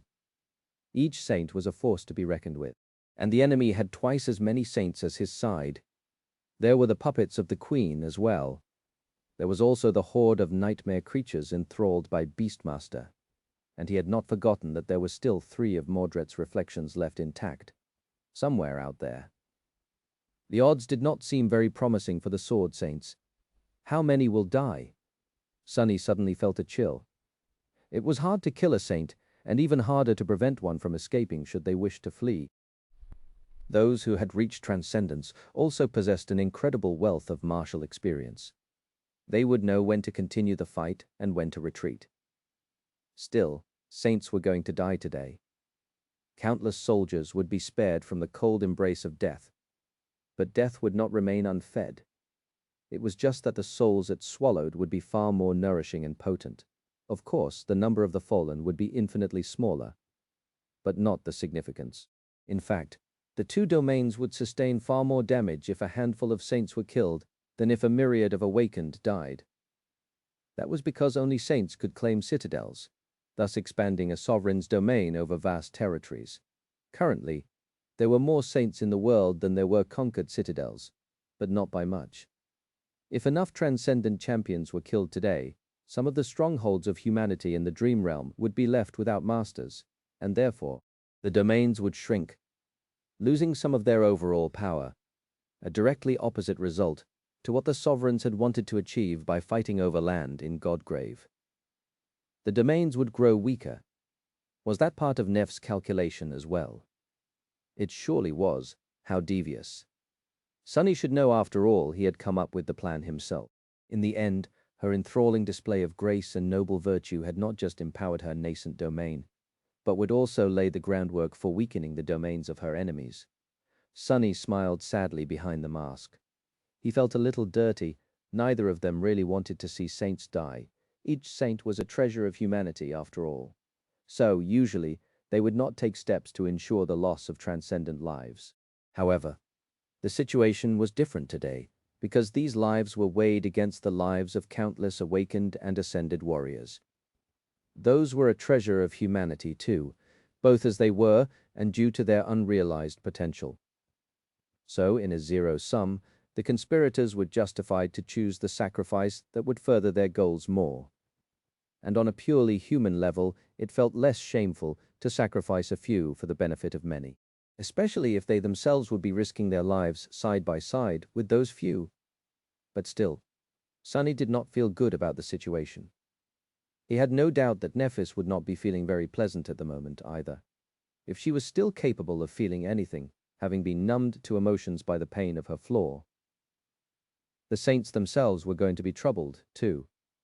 Those who survived, of course.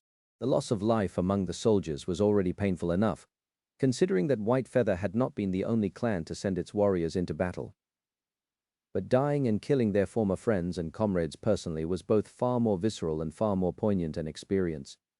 And as the loyalty the saints had for the sovereigns diminished and their discontent grew, no matter how little, Nef's position would improve further still, because the doubts the people fighting for the two great armies felt were only useless in the lack of an alternative to the iron rule of the two sovereigns. If an alternative did present itself one day in the future, though, well, no matter how unpleasant it was, Nephis had made a brilliant move. There would be consequences later, without doubt. Anvil would definitely not be happy with her defiance, but those were problems for the future. Now, all Nephis, Sunny, and Cassie had to do was actually survive the battle and make sure that the overwhelming advantage of the Song domain did not lead to a wholesale slaughter of the Sword Saints. They have twice as many hell. Sunny was not alone on the left flank of the battlefield. A few other saints had joined him as well now. What remained was to see which strategy the Song domain would choose. They could just send 2 saints of Song to fight each individual Sword Saint. Of course, that was unlikely. After all, they knew how powerful Changing Star and the Lord of Shadows were. They also knew about Saint, Fiend, and Serpent. Cassie might give them an unpleasant surprise, but in the grand scheme of things, her presence on the battlefield was not too impactful. Sunny could see Saint Rivelin in the distance. He had assumed his transcendent form, squaring against a single saint of the Song domain, the giant reptile with powerful legs and strangely short arms that Rain had seen tearing nightmare creatures apart in the hollows. On the other side, Heli was facing a saint who had chosen to maintain a human form. And a little further away, there was Roan, also faced by a single opponent. Sunny suddenly felt a bad premonition. Just how high is their opinion of me? Looking straight ahead, he lowered his head slightly. 1, 2, 3. The darkness nestling in the eyes of Weaver's mask stirred slightly. Apparently, it was extremely high, because there were 13 enemy saints moving to surround him in a wide half-circle. Chapter 2007, Exchanging Pleasantries. 13 was a lot of saints to face alone, even for Sunny. Not that he had ever tried. He had seen most of them in battle already as well. Each was a dire adversary. The obsidian giant with the head of a jackal towered above the blood-soaked battlefield, like a malevolent deity. The hill-sized canine with 3 heads, Saint Ceres, was moving with measured steps, her low growls reverberating across the vast expanse of Godgrave. The alluring woman with a strangely wicked half-smile playing on her lively face was Saint Sjord, the beautiful harpy he had seen in the hollows. There were others as well, but Sunny mostly paid attention to three of them: Silent Stalker, Lonesome Howl, and a mesmerizing enchantress with long hair that fell like an onyx waterfall, fair skin, and tantalizing red lips. She wore a dashing armor of black leather and scarlet silk, which seemed to accentuate her sensual figure and breathtaking beauty effortlessly. An ugly scar marred the perfection of her enchanting face, running from her forehead to the tip of her chin. Beastmaster. Sunny suddenly felt a headache. He also felt quite lonely while surrounded by so many enemies. So he called a few friends to come keep his company. As the Saints of Song approached, three figures rose from his three shadows. Saint stepped onto the battlefield, wielding a round shield and a sword of pure darkness. Her fearsome onyx armor seemed to absorb the light, and two ruby flames were burning behind the visor of her helmet with cold indifference. Fiend straightened his towering body, sunlight glistening on the countless spikes that littered the polished surface of his steel carapace. His four hands moved, each claw like a razor-sharp sword. A serpentine shadow coiled on the sun-bleached bone, and then rose, turning into a breathtaking woman whose body seemed to be made from inky darkness. Serpent had become a shadow of Solvane, the priestess of war. Sunny smiled behind the mask. That's better. Finally, the Saints of Song finished their approach. Beastmaster was standing right in front of Sunny, still remaining a safe distance away. Lonesome Howl was to her left, while Silent Stalker was to her right. None of them had assumed their transcendent forms yet, so Sunny could see their expressions quite well. Lonesome Howl seemed relaxed and impatient to fight, but there was a hint of sober caution behind her carefree squint. Silent Stalker was cold and gloomy, looking at him with a dark, impenetrable impression. Her piercing gaze was sharp and heavy. Beastmaster, however, appeared to be in a good mood. She looked at Sunny with a beguiling smile and spoke in a calm, husky voice. "The infamous Lord Shadow, it is a pleasure to finally meet you. I've heard so much about you after all. I hope that you know who I am." Sunny just stared at her silently, his figure radiating a sense of coldness, ruthlessness, and dread. Eventually he answered with chilling indifference, "No idea. Should I?" Beastmaster's smile seemed to falter for a split second, but then she let out a melodious laugh. "Allow me to introduce myself, then. I am Beastmaster, Princess of the Song Domain. I'll be in your care today." Sunny tilted his head a little, not saying anything. After a few moments of silence, Beastmaster nodded gracefully. A man of few words, how admirable. "In fact, there are several qualities about you that I find worthy of admiration. Quite a few, actually, so I hope you don't mind that I have come to welcome you accompanied by others. Considering your great strength, you wouldn't have wanted Clan Song to humiliate you by only sending one or two saints here, would you?" Sunny grimaced behind the mask. Actually, he would have loved to deal with a couple of saints and swiftly move on to other parts of the battlefield, picking off the rest of them one by one. Alas, that was not meant to be. He lifted his chin a little. "Indeed, I would have been enraged if your queen only sent a few of her minions to face me. This makes me quite content. I only regret that you didn't bring more." Beastmaster studied him silently for a few moments. Then her tantalizing smile widened a little. At the same time, he sensed her power assaulting his mind. It was not a full-out attack for now, just a little push to probe his defenses. Well, could Sunny really blame this poor woman? She was so beautiful, so gentle, so precious, and yet her mother had sent her to face the vicious fiend of the Sword Army in a battle. A lovely flower like Beastmaster had to be treasured, nurtured, and protected, not put in harm's way. Protected by someone strong enough to shield her from the vile greed of this impure, wicked world. Someone like Sunny. He frowned, and the shadows across the battlefield stirred in response. Without moving a muscle, Sunny said coldly, "Stop flirting with me, wench. I'm taken." If Beastmaster was taken aback, she did not show it. The mirth in her tantalizing eyes did dim a little, however, replaced with a hint of eerie interest. "I see," she sighed, and then moved her shoulders slightly. "A pity no one is perfect, I guess." Sunny blinked. No, but why did even her insults have to sound so exciting? In the next moment, however, his expression changed, because he suddenly had a bad premonition. And there, behind the 13 saints, 3 more figures emerged, moving forward with dreadful speed, the reflections.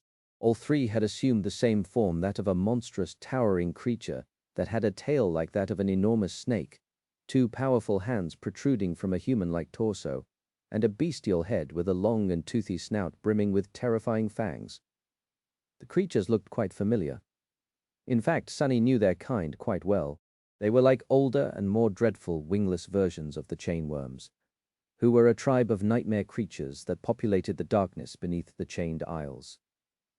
The chainworms bore that name because they fed on the heavenly chains that held the flying islands together, or on any metal, really, as long as they could sink their fangs into it. Now where? Before Sunny could finish the thought, one of the song saints seemed to unleash their aspect ability. The space around him suddenly shimmered, as if turning into glass. And when that glass shattered, Sunny and his shadow were suddenly separated by a great distance. The saints of song were now apart as well. The 3 chainworms were surrounding Fiend. 3 saints were surrounding Saint, and 3 more were surrounding Serpent, while Sunny himself was facing Beastmaster, Lonesome Howl, Silent Stalker, and 4 others. Beastmaster smiled. "I bet I can fix you, though, Lord Shadow," Sunny snarled. Taking a step forward, he shaped the shadows into a sword and said in a chilling tone, "When we are done, who is going to fix you?" Chapter 2008, Terrifying Beast. The exchange of pleasantries was over, and the Battle of the Saints had now begun. As if to signify its descent, the ground shook violently, and a thunderous roar of a distant explosion rolled across the battlefield, coming from somewhere far to the right. Nephis must have engaged her own share of transcendent foes. Sunny wondered briefly how many saints the Song army had sent to face her. More than him, or less in any case, it did not really matter. No matter how many of them Song sent, it wouldn't be enough. The saints of the 2 armies clashed across the vast length of the battlefield, ripping the fabric of the world apart. Today was a day for many firsts. The previous battle had been the first time such an inconceivable number of awakened warriors entered the battlefield, for example, all consumed by the murderous song of war. And now, close to 70 saints, most of the saints there were in existence, were fighting with each other in their stead. It was the most terrifying clash humans had ever witnessed, by far dwarfing the bloody battles of the Chain of Nightmares with absolute ease. Far away, the soldiers of the 2 retreating armies froze in place, watching the dreadful calamity in terror. The gods were fighting. What were mortal men to do? Of course, at the moment, Sunny did not care much about their plight. As one of the warring demigods, he had his own problems to solve, and what diabolical problems they were. This is going to be damn interesting. Facing 7 powerful saints was not something even he could take lightly, especially if 3 of them were of a divine lineage. The lineage of Beast God, an unknown power, had shattered space, throwing Sunny and his shadows apart. Of course, he immediately attempted to remedy the situation by ordering Fiend to come back by using Shadow Step. Sadly, it did not work.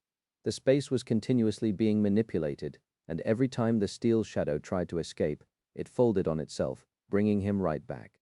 Sunny was not sure if the shattering of the space had been done by an enemy aspect or a powerful memory in possession of one the Queen's Swords, but it was quite effective in preventing him and his shadow from moving freely to support each other. For now, at least, his shadows would have to fend for themselves, and so would Sunny. He wasn't very worried about Saint and Serpent. Fiend, however. It seemed that Song had learned their lesson after losing 2 of Mordred's reflections to the ravenous steel troll. Today, that had come prepared to deal with the supreme devil who served the Lord of Shadows.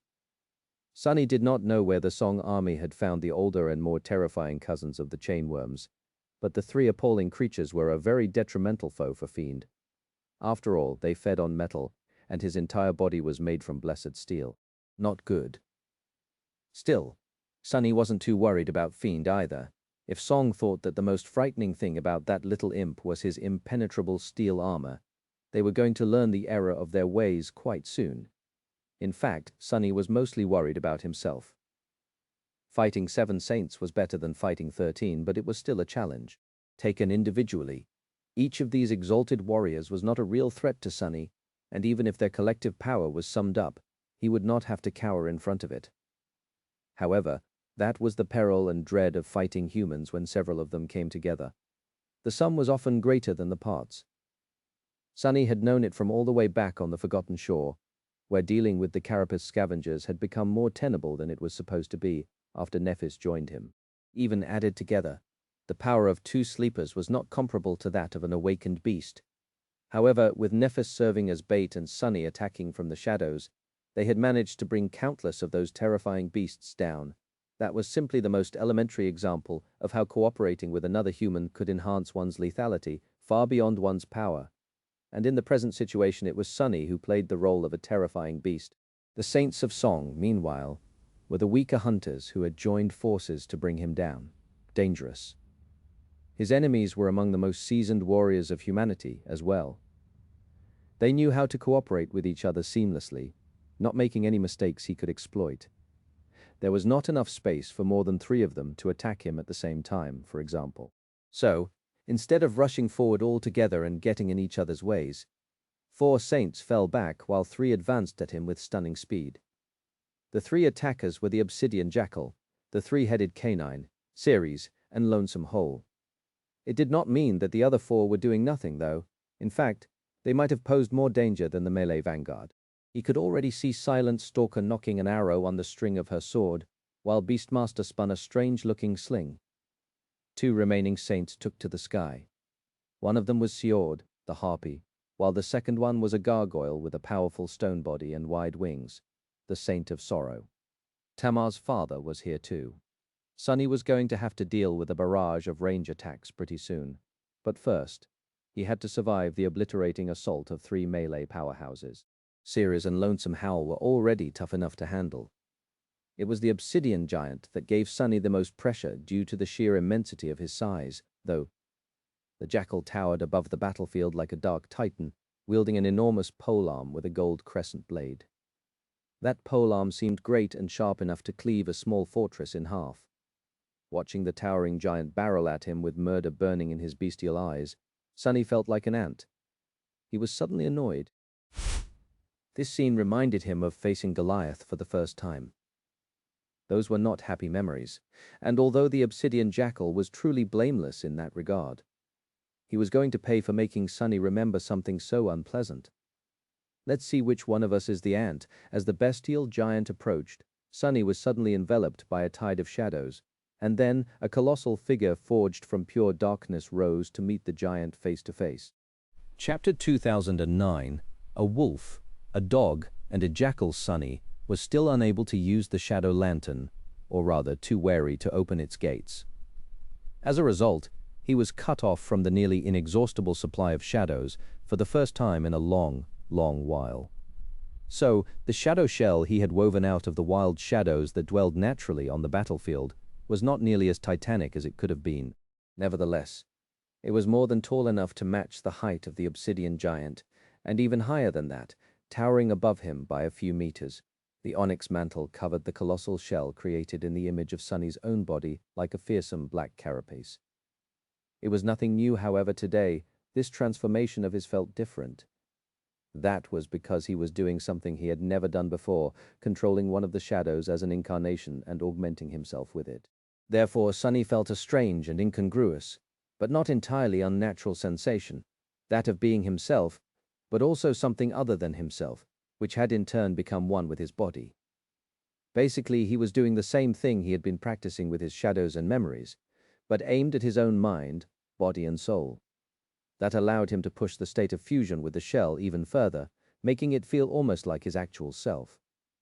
Sunny felt powerful. Sunny felt vast. He felt as if his every motion held within itself untold devastation. There was another curious thing that had happened as a result as well. It seemed as if that flawless union between the shadow shell and him was not merely a sensation. Rather, it was as if the world itself did not see the difference between Sunny and the shadow colossus anymore, or at least not so strongly, regarding both as manifestations of his soul, and Weaver's mask did as well. So it had expanded in size, shifting to cover the dark titan's face. This mask had been meant to fit the face of a nebulous deity, After all, it was more than capable of hiding the features of giants. So, Sunny did not have to create a facsimile out of shadows, like he had usually done in the past. He had to admit, though, Weaver's mask had always been fearsome and deeply disturbing.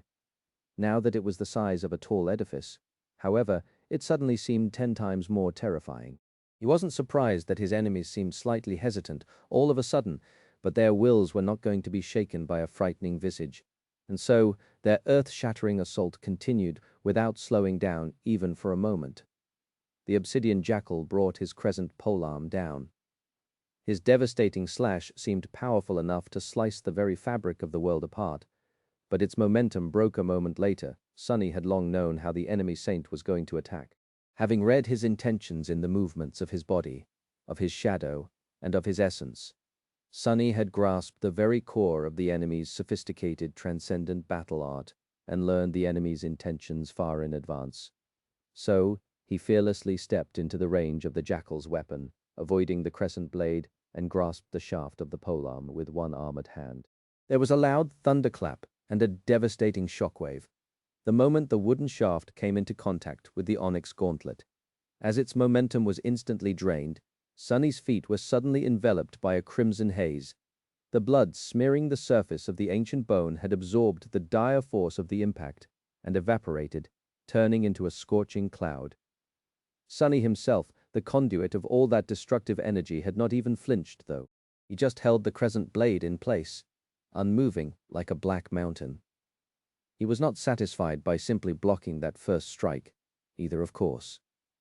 As soon as his left hand grasped the shaft of the crescent polearm, his right arm was already turning into a fist, ready to crash into the skill of the jackal like a fortress-toppling ram.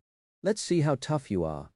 However, before Sunny had a chance to strike the jackal, a swift and massive shadow lunged at him from the side, and his right hand was suddenly caught in the crushing vice of a monstrous wolf's jaws. Lonesome Howl had timed her attack to coincide with the fall of the crescent blade. Her fur was bristling like a black palisade, and furious red flames were burning in her enormous bestial eyes.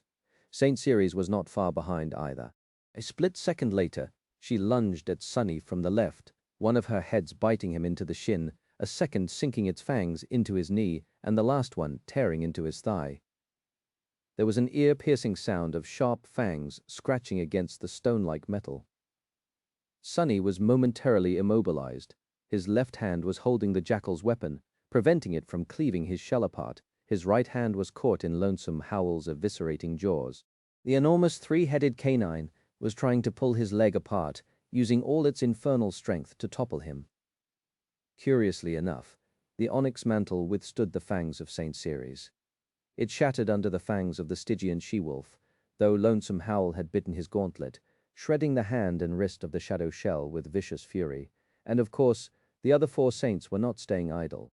Silent Stalker had already released an arrow, and Bestmaster had already sent a piece of bone flying from her slingshot. Sunny barely had time to register the 2 projectiles, which were flying in his direction with terrible speed. He did not like the look of either of them. Both the arrow and the piece of bone were destructive memories, no doubt. Clan Song was sparing no effort in trying to bring him down today, so they would use heavy artillery from the start. If either of the projectiles found its mark, his shadow shell would probably be mangled quite badly. The usefulness of Shadow Step was limited by the shattered space around them, and there were not enough wild shadows on the battlefield to reform the giant shell if it was badly damaged. But it did not matter. Sunny possessed an aspect that possessed many strengths, but its greatest one by far was its versatility. Even bound by so many restrictions, he still had a sea of tactics to choose from and a rich treasure of devious tricks to employ. That was what made him so dangerous. Sunny pushed away the golden crescent, making the bestial giant stagger back. With his left hand now free, he struck down, delivering a terrifying blow to one of the canine heads that were trying to mangle his leg. The blow did not quite crack the creature's skull, but Ceres was definitely dazed and in pain. Well, at least a third of her was dazed and in pain. A torrent of blood flowed from one of her crushing maws, and her hold on his thigh grew weak. Using the chance, Sunny grabbed the hill-sized canine by the scruff of her neck. At the same time, he dismissed several elements of the onyx mantle, thus escaping from her remaining 2 sets of terrifying fangs. Suddenly, Ceres was being pulled into the air, her pillar-like paws losing contact with the ground. Deep within the shadow colossus shell, Sunny smiled coldly, and then he hoisted the 3-headed canine up with one hand, placing her enormous body between himself and the 2 incoming projectiles at the last moment. All of it took no more than heartbeat. Sunny knew that Clan Song had a vast arsenal of powerful memories, some of them even of the supreme rank, without a doubt. After all, even if Nephis was right, and the spell created those far more parsimoniously than the memories of the lower ranks, Ki Song had been a sovereign for decades. 7 of her daughters were also saints, and he knew from personal experience that at least some of them were more than capable of slaying great nightmare creatures with ease. So, he had expected something extraordinary to happen when Silent Stalker's arrow and Beastmaster's bone projectiles struck Ceres. However, he was both disappointed and a little relieved to have been mistaken, because nothing happened instead. His enemies were far too outstanding to wound one of their own so foolishly. Even though there was only a split second to react, both Beastmaster and Silent Stalker managed to dismiss their memories in time, so all that hit the enormous canine were 2 swirling streams of radiant sparks. So Sunny did not hesitate to continue with the momentum of lifting her up and slammed Ceres into the ground with all his dreadful might. The battlefield quaked, and a pitiful whine escaped from all 3 of her bestial mouths. At the same time, Lonesome Howl jerked her head sideways, tearing off his right arm with one powerful motion. A river of shadows flowed from the stump, pouring down like a dark waterfall. Ah! And the obsidian jackal had already recovered by then, bringing his golden polearm down once more. Only this time, Sunny had no time to dodge it, and no opportunity to block its descent. So, he did not. A moment before the crescent blade cleaved the shadow colossus apart, it simply fell apart on its own, his onyx armor parted, and the inky black body beneath parted as well. For a few moments there was a wide chasm separating the right side of the shell from its left side. The pole arm plummeted through this chasm, not dealing Sunny any damage, and the shadow shell simply mended itself as soon as the golden blade passed. By the time it plunged into the crimson haze and crashed into the surface of the ancient bone with a deafening thunderclap, the shadow colossus was as good as new. Well, it was still missing a hand, but otherwise his body was whole and undamaged. Finally, Sunny had always been a bit envious because of failing to learn how to perform this trick. Fiend had used it against him all the way back in Antarctica after all, but despite having slain him there, Sunny, the vengeful imp's new master, never managed to figure out how to partially turn his body into an incorporeal shadow himself. Granted, this time, he had not just turned a part of his shell intangible, he went a step ahead and created a physical breach in it. Otherwise, there would have been little sense in doing it at all. Sunny possessed plenty of ways to cut intangible enemies, and the Saints of Song would have their own ways as well, regardless. Now, finally, Sunny could do what he had wanted to do from the very start. The jackal had not expected that his weapon would meet no resistance at all, so he had put a lot of force into his strike. As a result, his balance was broken, and he wasted a moment too many trying to regain it. So, Sunny punched him in the snout with all the might he had. The force of the impact was so fierce that there was actually a blinding flash. A moment later, the bestial giant toppled and fell in the thunderous boom of a violent thunderclap, causing the entire battlefield to tremble.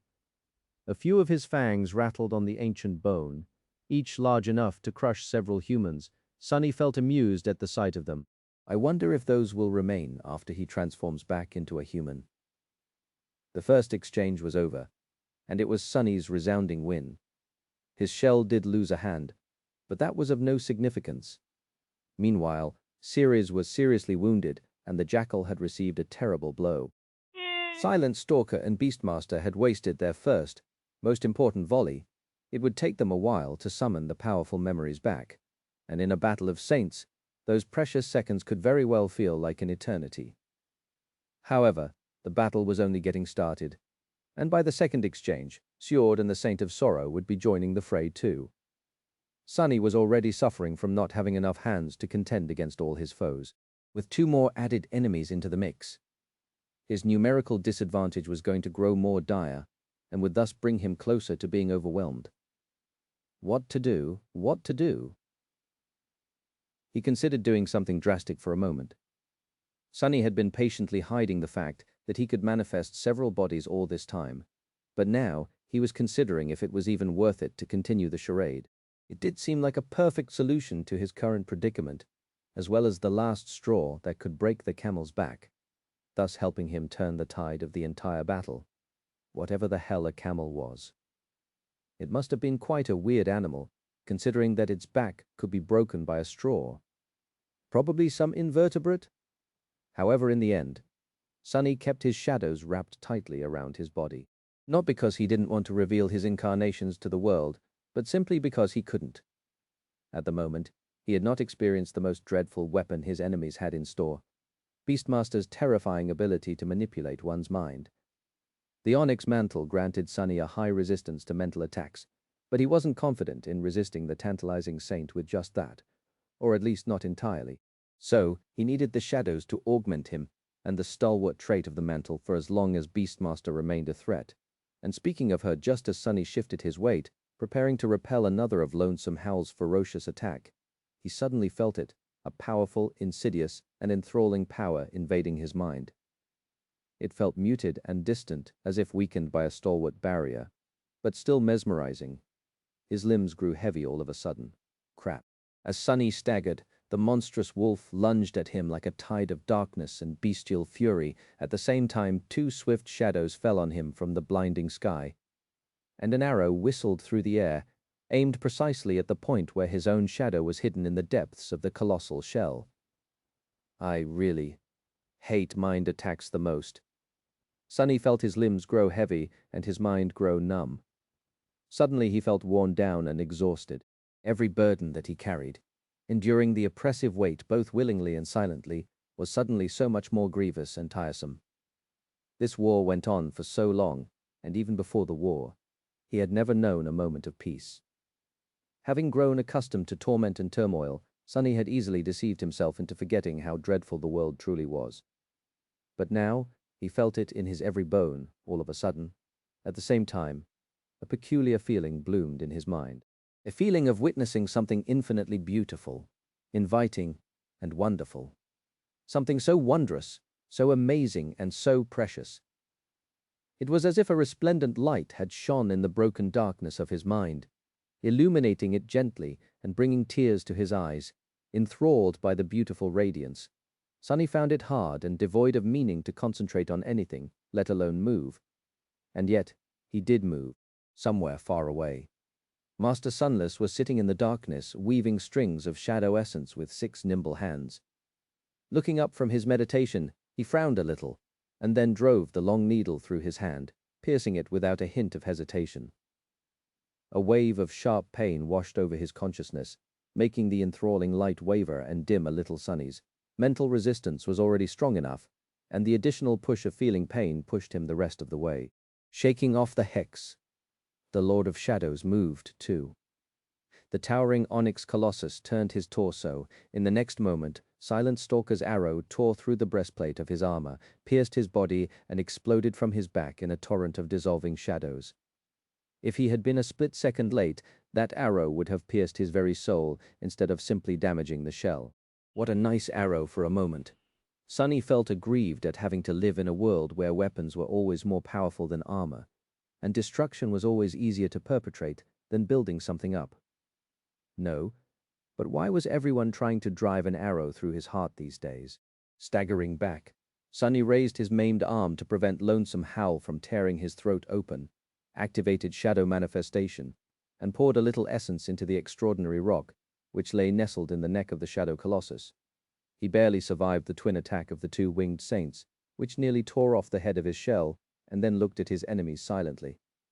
In the next moment, a low, deafening, chilling laughter resounded from behind the Weaver's mask. If Saint Jest had heard it, he would have been proud. Somewhere not too far away, Rain dragged Tamar to where the battered warriors of the 7th Legion had made a temporary camp the day before. Everywhere she looked, pale-faced warriors were resting on the ground, too rattled and exhausted to move. The wounded were treated hurriedly in the field hospital, and she noticed Fleur tending to a man who was missing his leg. Ray was nearby, holding the soldier down. The two of them were thankfully alive. The battle was not over, but many of the soldiers had chosen to dismiss their armor, finally finding reprieve from the terrible heat. Some were staring down or covering their faces, trying to hide from the constant harsh radiance of the overcast sky. Most of them, however, were looking back to where they came, terrified and enthralled by the titanic battle that was taking place behind them. Rain helped Tamar sit down and turned to look back as well. His heart skipped a beat.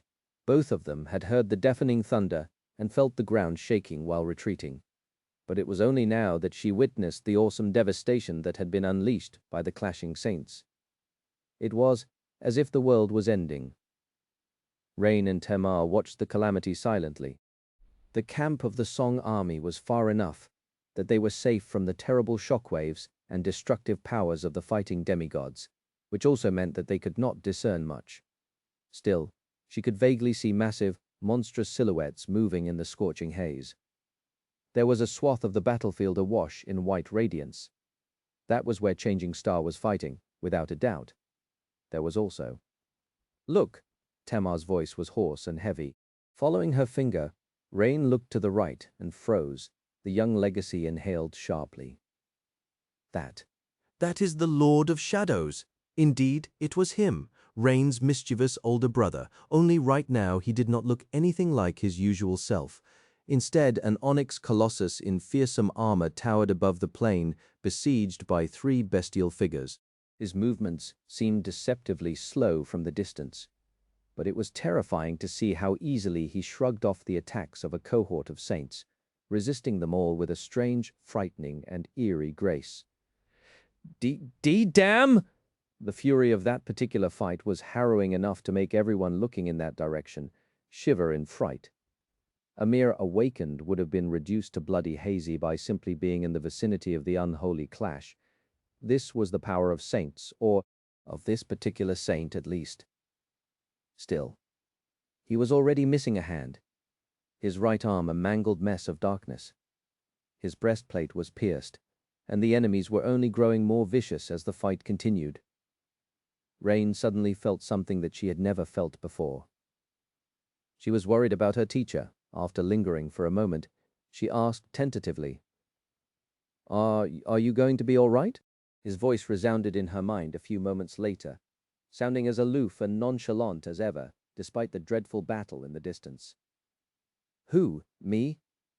Oh, I'm really touched that you worry about me, but don't fret. I'll be fine." There was a moment of silence, and then he added in a more ominous tone, "You should definitely be worried about the other guys, though." The Lord of Shadows was faltering. It was hard to notice due to his fearsome appearance and the aura of cold arrogance emanating from the strangely graceful figure of the tenebrous colossus. But the mercenary saint was losing ground already. His right hand was missing. Silent Stalker's arrow had pierced his onyx chest, and Beastmaster had poisoned his mind. Of course, the Lord of Shadows was too strong to be entranced by her power quickly. But his movements had slowed down, losing some of their deadly precision. Lonesome Howl could see it clearly. So she went for the kill. If that strange transcendent form of his could even be killed like a living being. It bled darkness instead of blood, and was capable of splitting itself in half to avoid a blow. She had never seen anything like it. Of course, that was entirely the problem with the Lord of Shadows. No one seemed to know anything about him, including the true extent of his abilities. Clan Song had compiled an extensive database on all the living saints. Clan Valor had as well, without a doubt. There were some secrets still kept hidden by the more cautious of the transcendent champions, of course, but each of them was mostly a known existence, except for the Lord of Shadows, who had come out of nowhere about a year ago. There was some information about him now, of course, gathered during the war. For example, they knew that his transcendent form was not really that of an onyx giant, rather. It was a malleable mass of shadows that could seemingly take any form, the giant simply being the most common one he used. A troublesome transformation, to say the least, but not an indestructible one. He might not bleed, but does he feel pain? Lonesome Howl was eager to find out. The Lord of Shadows was on the back foot, staggered by her sister's sharp arrow. Sadly, silence failed to destroy the supposed core of the Dark Colossus, but she still made him sway. That was Hal's chance to press the advantage. Spitting out the torn hand of the enemy, she aimed for his throat and leaped. However, she never managed to sink her fangs into his flesh. What?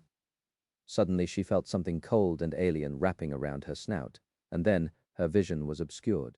Instead of ripping the enemy's throat open, Lonesome Howl crashed into something hard and was then unceremoniously tossed aside, falling to the ground with a thunderous boom.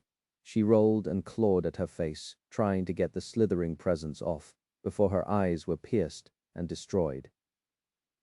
Thank the gods, she managed. With her vision blurry, Lonesome Howl looked down and recoiled. A mass of dark tentacles had latched onto her neck, just below the jaw, 3 of them strangling her, while 4 more extended to wrap themselves around her snout and loop around her head, thus covering her eyes, at the center of the mass. The broken plates of polished armor could still be seen, serving as the source of the revolting creature. The gauntlet. This vile thing had been born from the severed hand of the Lord of Shadows, and was either an extension of him or being controlled by him. What the hell is he? She had hunted down and feasted on numerous nightmare creatures. But this was not something she had expected from a human. If the Lord of Shadows even was a human. Shuddering, Lonesome Howl allowed herself a split second of hesitation to figure out how to get rid of the 7 dark tentacles and their source. Sadly, while her transcendent form was both swift and powerful, it lacked opposable thumbs and nimble arms, so she could not even reach it. None of the aspect abilities would be of use either. Of course, there were plenty of ways to try and damage the thing, but Lonesome Howl chose the simplest method to break free. She dismissed her transcendent ability and turned back into a human. A moment later, she was laying on the ground. And a moment after that, the remains of the onyx gauntlet and the wriggling mass of shadows, growing from within it, crashed into the ground several meters away, towering above her like a hill. Growling, Lonesome Howl lunged forward and pierced the heart of the dark mass like a cannonball, ripping the vile creature apart with her bare hands. It offered little resistance, dissolving into a torrent of darkness and breaking apart under her violent assault. The onyx shards rained onto the blood-soaked surface of the ancient bone with a deafening noise. Landing gracefully on the ground dozens of meters away, Lonesome Howl fell on all fours and activated her transcendent ability once again. At the same time, she threw a glance at the Lord of Shadows and shivered. Out there in front of her, Storied and the Saint of Sorrow finally delivered their first attack. Plummeting from a great height as was safe to ascend to here in Godgrave, both delivered terrible blows, which were assisted both by their tremendous acceleration and gravity. Storied tossed a bronze javelin down, while the Saint of Sorrow simply used his stone body as a missile. It was as though the Lord of Shadows had known of their attack in advance, even slowed down by Bin's mind attack.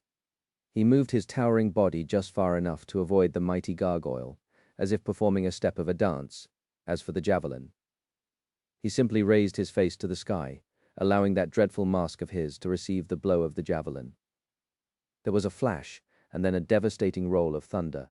For a moment it seemed as if the entire world was drowned out by pure whiteness, and as a violent tremor ran through the battlefield, a pillar of flame rose into the sky. When the flash subsided, though, the polished black surface of the wooden mask was whole and unblemished, without even a scratch on it, as if it was far more durable than even the fearsome onyx armor the mercenary saint wore, and Lonesome Howl could attest that it was one of the most resilient memories she had ever seen. After all, she pierced it with her own fangs. Nothing had been able to survive her bite before, but the onyx armor nearly did. Her transformation was complete. Ceres had already picked herself up from the ground, blood flowing from her 3 mouths. Jack was already on his feet again, wrath and resentment smoldering in his bestial eyes. They were all ready to attack again. Bin. Silence, Jack, Ceres, Storied, Sorrow, and Howl herself. Both sides had sustained some damage, but they were burning with the desire to continue. Lonesome Howl let out a threatening growl. How are you going to fight 7 of us with one arm, sellsword? And as she looked up, a low, reverberating, chilling laughter resounded from beneath the terrifying black mask. Then it turned even lower, resembling the voice of an actual demon. The figure of the beautiful onyx colossus suddenly shrunk a little, becoming a few meters lower. At the same time it changed, shifting into something far more bestial. Black horns rose from his head like a crown, glistening darkly in the blinding light of the radiant sky. A long tail with an onyx spike on its end whipped through the air. His knee joints seemed to reverse, and his feet grew, enormous claws scratching against the ancient bone. Most importantly of all, his severed hand seemed to regrow, and 2 more arms shot from his torso, each covered by the onyx carapace of the enchanted armor, and ending with sharp claws. A few moments later, a towering, terrifying dark demon was standing on the battlefield, instead of a colossal human warrior, one with 6 horns and 4 arms, the eerie mask hiding his inhuman features. Looking at it, Lonesome Howl felt a bit of unease, dejection even, and a tiny spark of fear. How do we even destroy this thing? Chapter 2013, Devil and the 7 Saints. This is much better. Towering above the battlefield as the giant version of the Shadowspawn shell, Sunny smiled darkly in the embrace of shadows. His human body was still the most natural and therefore the most effective form he could summon, in most battles at least. But when he was outnumbered, the special traits of the Shadowspawn shell truly shone. Sunny had been pressed to contend against the 7 Saints of Song, but now his task was easier. He could keep his enemies at bay better with his 4 hands, sharp claws, and long tail. His only regret was that Weaver's mask prevented him from using his sharp fangs too. Let us continue then. The Saints of Song renewed their assault, and Sunny lunged forward to face them. The world became consumed by an unending cannonade of roaring thunderclaps, blinding flashes, and violent quakes. Clouds of dust and debris rose into the air, and gargantuan figures moved within them, clashing with terrifying and furious force. Their calamitous confrontation seemed unimaginably ferocious and primal, devoid of all reason except for bloodlust and murderous frenzy. In fact, that was how most of the awakened witnessing the battle probably saw it. After all, in their minds, beings of such size and power were akin to dreadful nightmare creatures, and nightmare creatures were not known for their technique and meticulousness. However, in truth, the furious battle was nothing but technical and meticulous. Yes, it was awesome and fierce, but behind the veil of frenzied determination and bestial might, every saint fighting the Lord of Shadows was using their keen intellect, cold regard, and sophisticated battle art to fight and keep surviving the deadly cadence of the titanic clash. Nothing less could suffice in this terrible battle, while power and refined control were only antithetical to each other in the hands of amateurs. When true masters fought, fury and calculation served to augment each other, fusing to create a devastating and flawlessly precise storm of destruction. Needless to say, Sunny himself was no different. It was just that his insight, skill, and finesse were even more sublime and daunting. The battle was not in any way an easy one for him. In fact, it was the opposite. It was one of the most dire and dangerous battles he had experienced since conquering the 3rd nightmare. Yes, he was making it look easy, even going so far as to laugh in the face of the devastating onslaught of potentially fatal attacks. But it was mostly to mislead and intimidate his enemies, not because he was truly relaxed in the middle of this chilling confrontation and taking it easy. In truth, saints were still saints, and there were 3 bearers of a divine lineage among his enemies right now. Each attack directed at him had the potential to heavily damage his shell, or even rip his soul to shreds directly, especially considering that Silent Stalker seemed to somehow know exactly where to aim, and relayed that information to the rest of the Song Saints promptly. Even when he shifted the location of his incarnation within the shell, her attacks continued to follow it without error. Sunny could probably withstand a blow or 2, but his luck could just as easily run out. He was in the situation where one mistake would mean, death once again. It was a familiar and almost nostalgic feeling, and therefore he already knew what he needed to do. He simply did not allow himself to make mistakes. There was one great advantage he had in that regard, as well as one great disadvantage. His advantage was, of course, Shadow Dance. Sunny had already seen most of the 7 Saints fight at one point or another. He had faced some of them at Vanishing Lake, and had observed the others during the 7th Legion's dreadful march to the Collarbone Citadel. So it did not take him long to get the initial grasp of their battle arts. Armed with that knowledge, he was largely able to predict what they were going to do, even if the details of how they were going to go about it still remained murky for some of the Seven Saints. There was no need to say how knowing your enemy's next move was a boon in any battle, and especially a battle like this one, where he was forced to be on the defensive against a superior number of foes. His disadvantage, meanwhile, was Beastmaster. Not only did Sonny not know much about her, but her aspect was also incredibly insidious. His mind was still burdened by her tantalizing influence, and although the hex had not managed to entrance him completely, it still served to slow and weaken him. That was not the only power Beastmaster had unleashed either. Her second one was perhaps even more diabolical. Her awakened ability allowed the mesmerizing saint to mislead one's senses, causing the bedeviled victim to experience all kinds of illusions. Rather, it would be more appropriate to call them hallucinations, since they only existed inside the victim's mind. These illusions were chillingly lifelike and nearly indistinguishable from reality, affecting every sense at the same time. Sonny's formidable resistance against mental attacks still granted him a degree of protection, seemingly limiting what Beastmaster could make him believe. For example, she could not convince Sonny that Ki Song herself suddenly descended on the battlefield to kill him. However, she could manipulate things that he already subconsciously believed were both possible and probable, creating phantom versions of herself and the other saints of song to confuse him. At some point, Sonny could see Lonesome Howl lunging at him from the right, but at the same time, he saw an indistinguishable copy of her lunging at him from the left, both growling, making the ground shake, and raising powerful gales of hurricane wind with their passing. At another, he could see the towering jackal attack him with a downward slash, while at the same time performing a horizontal swipe. The hallucinations were faithful enough to make him feel pain when the illusory enemies wounded him. More than that, Beastmaster's skill was even refined enough to recreate the mystical presence that saints usually emanated. Luckily, they had one telling flaw. Since she was constructing them consciously, the illusions could only possess traits that Beastmaster created consciously. And while she was a true artist as far as driving people mad went, she could only create what she knew. Beastmaster knew how an illusion was supposed to look, smell, sound, feel, and taste. And she even knew how to falsify a transcendent presence. However, she did not possess shadow sense, nor did she know that shadow sense existed. For that reason, the shadows of the illusory enemies she sent to confuse Sonny were subtly inconsistent and wrong. They looked right, and even felt right as far as their shape and depth went. But they were not shadows that living beings cast. Instead, they were all akin to shadows cast by inanimate objects. So, Sonny had to ignore most of his senses and only rely on shadow sense to discern which enemies were real and which ones are fake. That allowed him to navigate the battle and survive the barrage of real attacks. Sadly, it did not save him from the illusory pain, and it hurt a lot. Slowed down and weakened, constantly confused between what was real and unreal, Sonny stubbornly persisted in his fight against the 7 Saints of Song. He managed to push them back from time to time even. Still, it was such a draining and unpleasant battle. Appalling, really.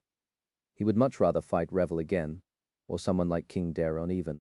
Gritting his teeth behind Weaver's mask, Sonny briefly threw a glance in the direction where Beastmaster was standing, spinning her sling once again. She was just as bewitching and breathtaking as ever. He really wanted to kill someone today. Chapter 2014. Fateful Choice. Sonny was appalled. He might have been the most honest man in 2 worlds, but he was definitely not the kindest. Subjected to the ceaseless barrage of lethal attacks and battered by the enemy, reeling from Beastmaster's mental manipulation and intoxicated by the thrill of battle, he felt bloodlust slowly bloom in his heart. His combat instinct had been nurtured by countless battles against nightmare creatures, after all not humans, so he rarely had to wonder whether to kill the enemy or not. His instincts were telling him to show no mercy and slaughter the Saints of Song in the fastest and most brutal manner. But at the same time, he did not really want to, or have a reason to. On the contrary, Sonny's ultimate goal required these people to remain alive. They had important roles to play in the aftermath of the war, helping humanity endure and face the dire challenges that lay ahead. He needed to give these saints a reason to see Nephis as a potential ally, not kill them. Take Beastmaster, for example. Sure, she was insidious and chillingly powerful, but she was also the backbone of the entire Song domain. Her thralls were currently besieging the Sword Saints on the battlefield. But in the time of peace, the same thralls were the foundation of the logistical infrastructure in the eastern reaches of the Dream Realm. With her death, that infrastructure would be disrupted and set back by a decade. Delivering goods from the River of Tears to the inland cities would become many times harder, time-consuming, and dangerous. The same was true for large-scale construction. So, no matter how frustrated and sickened Sunny felt because of having his mind played with, he ultimately wanted Song Yunbin to survive the battle. The same went for the other 6 saints that were trying to kill him with all their might. Each and every one of them was a treasure that he could not really afford to lose. That alone made Sunny feel conflicted, making his reason and instincts clash with each other. But also, he was not even sure that he could afford to spare these people. Defeating an enemy while sparing them was much harder than simply killing the enemy, after all. And Sunny was barely managing to keep himself alive in this battle. Mercy was a luxury that had a heavy price. It was strange. This was not the first war Sunny had participated in, and definitely not his first battle. However, in the past, he had mostly experienced war from the point of view of a foot soldier. Even as an officer of the evacuation army, Sunny had only really needed to concern himself with achieving his objectives. But now, he was powerful enough and influential enough to be one of the people responsible for setting the objectives. As such, his perspective of war had no choice but to change. Because war wasn't simply something he had to survive anymore. Instead, it was also a tool to be used in order to attain what he desired. How lofty. Something inside of him rebelled against the very idea. It was a cynical and revolting thing to coldly and pragmatically seek benefit in the misery and deaths of countless people. Sunny felt as if he was becoming something that he hated the most. Was this how the sovereigns had started to lose their way, decades ago? Would he become no different from those ghouls one day? Surely no. But having experienced Master Orum's memories, Sunny knew that Ki Song and Anvil had not set out to become misguided tyrants, either. They had just lost their humanity, one little step at a time. Perhaps fortunately, he did not have much time to think. All he had to do right now was fight Lonesome Howl. Was appalled, in front of her eyes, some of the strongest warriors of the Song domain were being toyed with by an impossible monster. She, a fierce huntress who had risen from the very bottom of humanity to its very peak by braving a sea of blood and dread, was being toyed with. The Lord of Shadows was too powerful. His demonic body was both human-like and bestial in nature. It was gruesomely flexible and moved with tremendous speed, sometimes upright, sometimes falling to all fours like a ferocious predator. It also possessed dire might, and was encased in a nearly impenetrable onyx shell. It could leap great distances and pummel the ground with enough force to make the rest of them lose balance. From time to time it shaped sharp weapons from the shadows, using them to wound or keep Howl and her companions at bay. Those weapons were deadly, but relatively easy to break, and they seemed to require a source of shadows to be created. But the mercenary saint himself was a source of shadows. With his 4 hands, clawed feet, and deceptively perilous tail, the dark demon was managing to fight against a superior number of enemies on almost equal ground. His combat technique was beautifully refined and supremely adaptable. A transcendent battle art in its truest sense, and an ingenious one at that, something that was supposed to require the resources of an entire clan to create, but was nevertheless in the possession of a lone wolf saint. Worse still, there was something uncanny about how the Lord of Shadows fought. It was as if he always knew what they would do in advance. No matter how unpredictably Lonesome Howls and the other saints attacked, no matter how flawless and instant their cooperation was, he was always ready to dodge, deflect, and block their blows, and then punish them. Even Beastmaster, her sister, seemed powerless to stop the infernal creature. Sure, her aspect seemed to slow him down somewhat, and sap his power, but not nearly enough to bring the Lord of Shadows to his knees. However, worst of all was the fact that even when they succeeded, shattering his armor and dealing grievous wounds to his towering body, Those wounds simply healed, and the enemy acted as if nothing had happened. It was as if he was immortal, while Lonesome Howl herself was already battered and in agony, her black fur soaked with blood. Her companions were the same. It was truly astounding. They were saints. And she was not just any saint at that. She was a princess of the Song domain. The blood of beast god flowed in her veins. She had hunted numerous powerful abominations, conquered 3 nightmares, and honed her mind and skill to forge them into a deadly weapon. The rest of them were the same, and yet 7 saints were barely managing to contend against a completely unknown warrior. 13 saints, really, if she counted her brothers and sisters who were fighting his strange echoes, and that warrior was neither a scion of the great clan Valor nor a loyal vassal of the King of Swords. Instead, he was a mere mercenary that Changing Star had convinced to offer his services to her father's domain, another monster akin to Changing Star herself and the Prince of Nothing. And speaking of the Prince of Nothing, Lonesome Howl growled as she threw her battered body into another lunge. If only that bastard had handled the negotiations with Lord of Shadows better. If only he had not failed to lure the hermit saint to the cause of song, then their domain might have won the war already. How ironic it was that the war to decide the fate of 2 worlds, the Realm War, could have been decided by the choice of a single man. Lonesome Howl managed to distract the Lord of Shadows just long enough for Jack to strike his side with the crescent blade. The onyx armor parted, and the inky flesh beneath was torn to shreds. A tide of darkness flowed from the terrible wound to the surface of the ancient bone. Of course, the wound closed a few moments later. However, this time, Lonesome Howl noticed something strange. Why did it seem that the onyx demon was not as tall and towering as he had been before? She waited for the enemy to receive another wound, and then the red flames burning in her eyes surged. I see. There was no mistake. Every time the Lord of Shadow healed a wound, the size of his transcendent form diminished by a small amount, almost as if he was using the shadows constituting his enormous body to mend the damage, which meant that he was not truly immortal and that his power wasn't truly endless. It was in limited supply as well. Lonesome Howl bared her fangs, that she could work with that as the battle continued. Sunny felt the pressure mounting. His towering shell moved like a hurricane, endlessly besieged by the 7 saints. Lonesome Howl, Saint Ceres, and the Jackal led the harrowing onslaught, never faltering or slowing down. The beautiful Harpy, Seord, and the Saint of Sorrow alternated between circling above him and diving down to deliver devastating blows. Their presence was especially oppressive, because it added an entire new plane to the battle.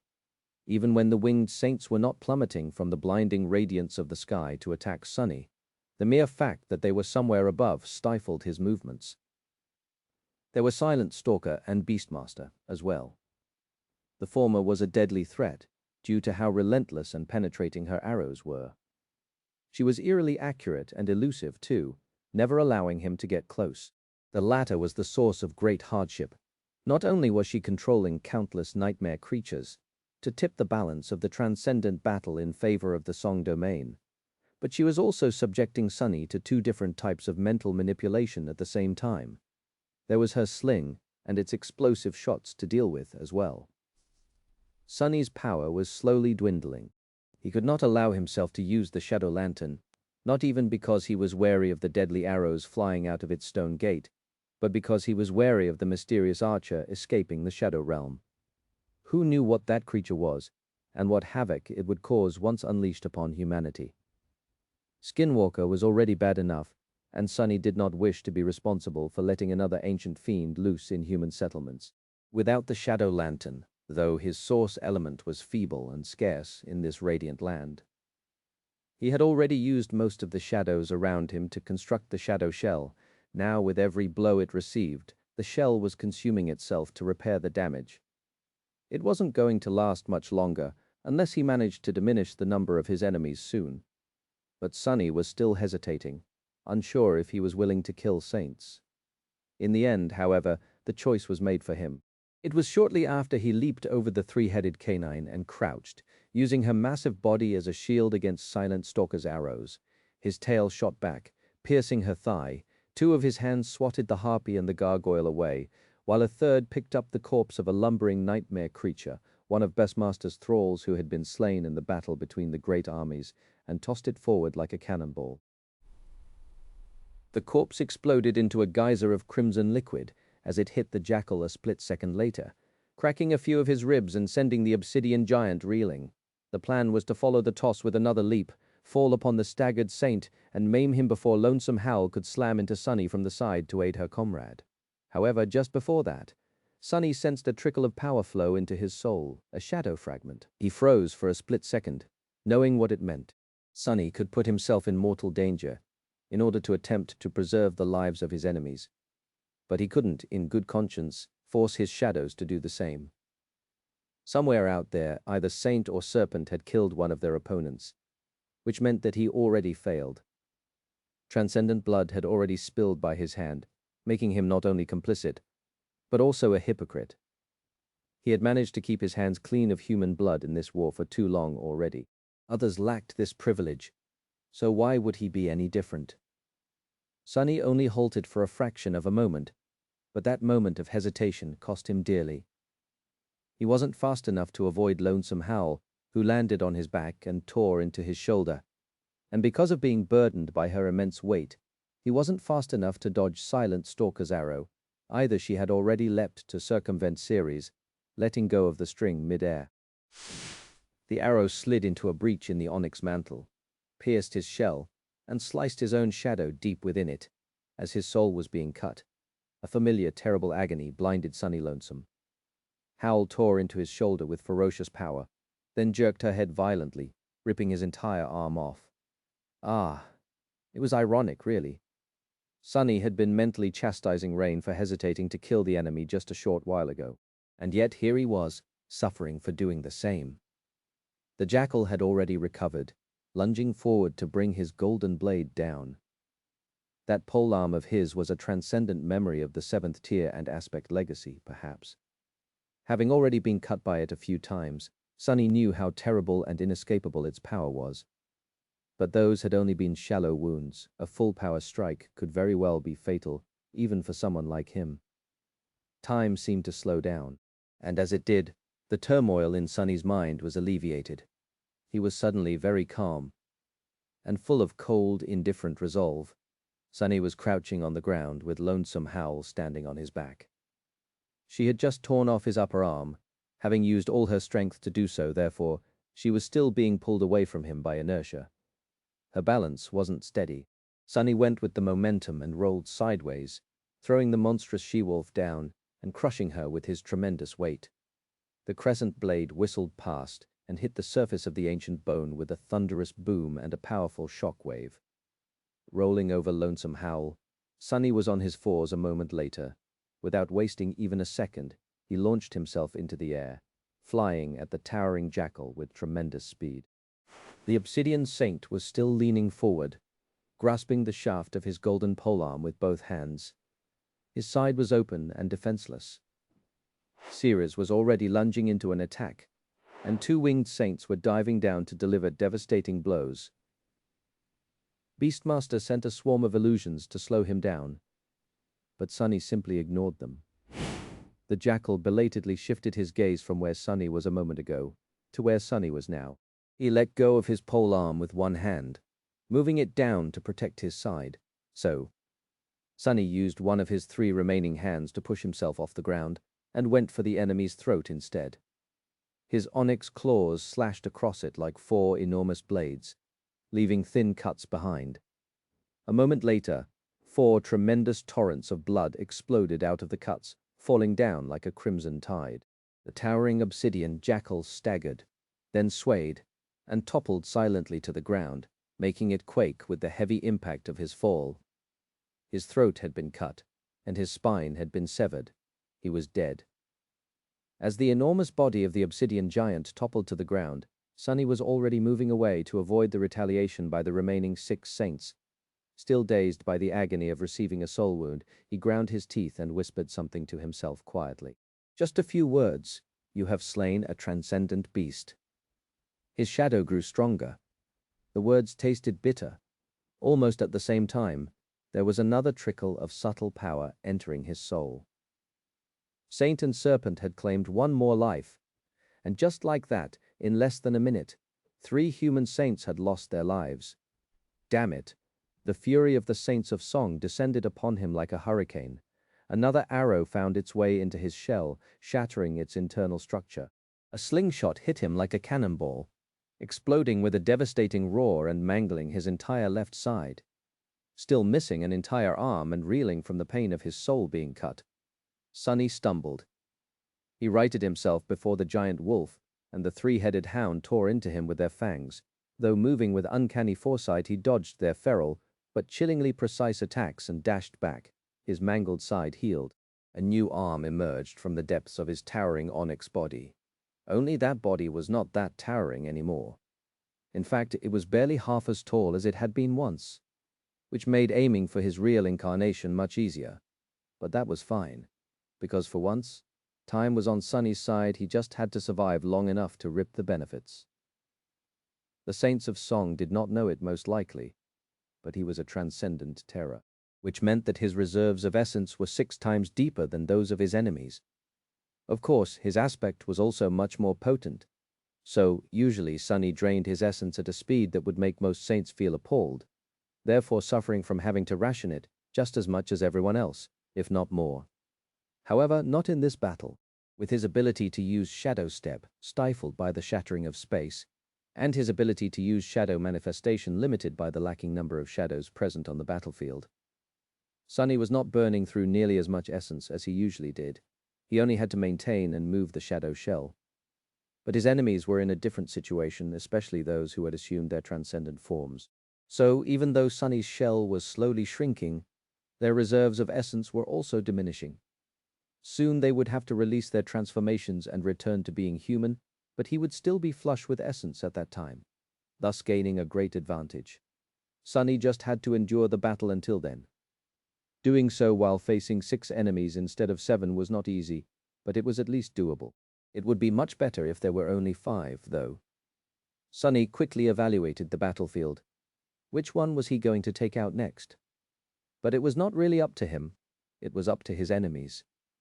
The first saint that made a mistake that their allies failed to cover for would be Sonny's next victim. The battle continued. It was supposed to slow down, now that all of them were suffering from wounds and fatigue, having expended oceans of essence, but instead it only grew more fierce. Sonny had abandoned all reservations, while the Saints of Song were set aflame by the death of their comrade. They were skilled, they were valiant, and they were fierce. And yet the 6 of them were still unable to bring the single enemy down, because their enemy was the Lord of Shadows. The barrage of attacks continued, and Sonny continued to dodge, deflect, and block them.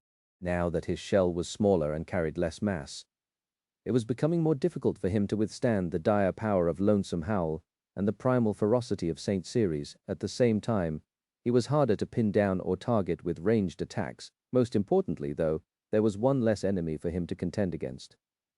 The Jackal had been the most massive of the 7 saints, and had wielded a long polearm to boot. His absence on the battlefield was a real boon, making it much easier for Sonny to move. Of course, the body of the slain saint was already rising from the ground, turning its hollow eyes in Sonny's direction. But both his gigantic form and his crescent blade were gone now. He was merely a transcendent puppet of the Raven Queen. Powerful, but not nearly as dangerous as the man himself had been. Sonny destroyed the puppet easily, letting it drown in the storm of devastation summoned by the clash of saints. And just after that, his patience paid off. He received an opportunity to take out another enemy. However, this one was an enemy Sonny felt most reluctant to kill: the Saint of Sorrow. The stone gargoyle had misjudged his increased speed, missing the attack by a few meters. In and of itself, it was not that lethal of a mistake, however.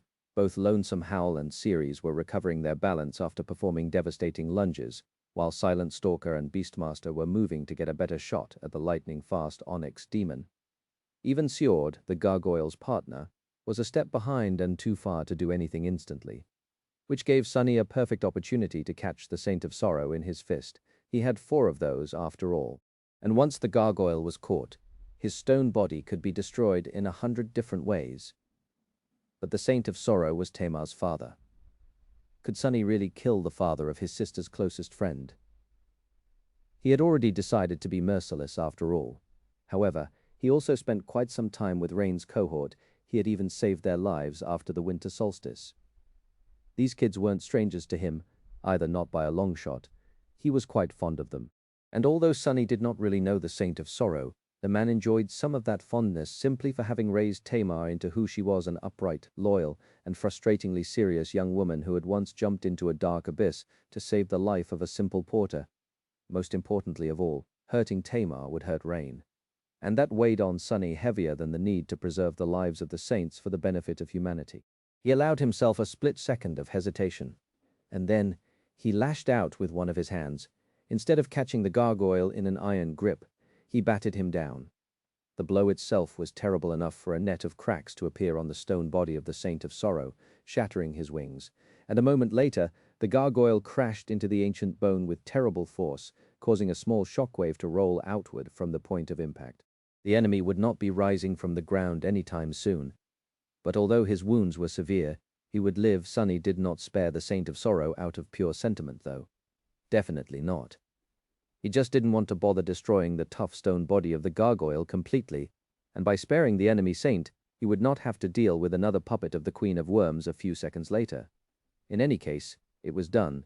Now, only 5 enemies remained, and Sunny already knew which one he would target next. He turned slightly and let out a growl. By then, his gaze had already locked on the bewitching figure of Beastmaster. Sunny knew that what stood between him and victory was Beastmaster. She alone was the cause of most of his hardship in this calamitous battle. The enchantress was neither as ferocious as Lonesome Howl, nor as perilous as Silent Stalker. In fact, in comparison, she was not much of a warrior.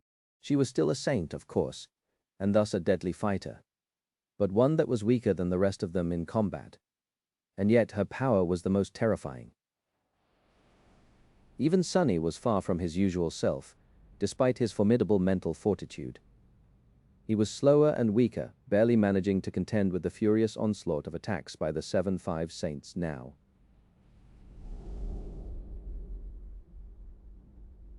All across the battlefield, devastating forces were being unleashed, and transcendent blood was being spilled. Most of these warriors, the strength and pride of humanity, were faring worse than Sunny, but he wasn't doing so well either. So, he had to eliminate Beastmaster soon. The problem was that his enemies knew how important she was too. They never let him get close to her. The enchantress herself moved around the battlefield with graceful steps, always remaining out of his reach. The other 4 saints were like an impenetrable wall, separating the 2 of them. No matter how dire their own situation was, they always made sure to guard the approach to Beastmaster well. If Sunny dared to make her his target, he would have to sacrifice a lot to break through that wall. And by the time he reached where Beastmaster had been, she would have already moved away. It was a stalemate, but Sunny believed in his resourcefulness more than he despaired at the sight of the 5 enraged saints. He would have been quite happy if they had at least lost some of their discernment due to the rage, but his enemies remained in full control of themselves. It was worse than that even.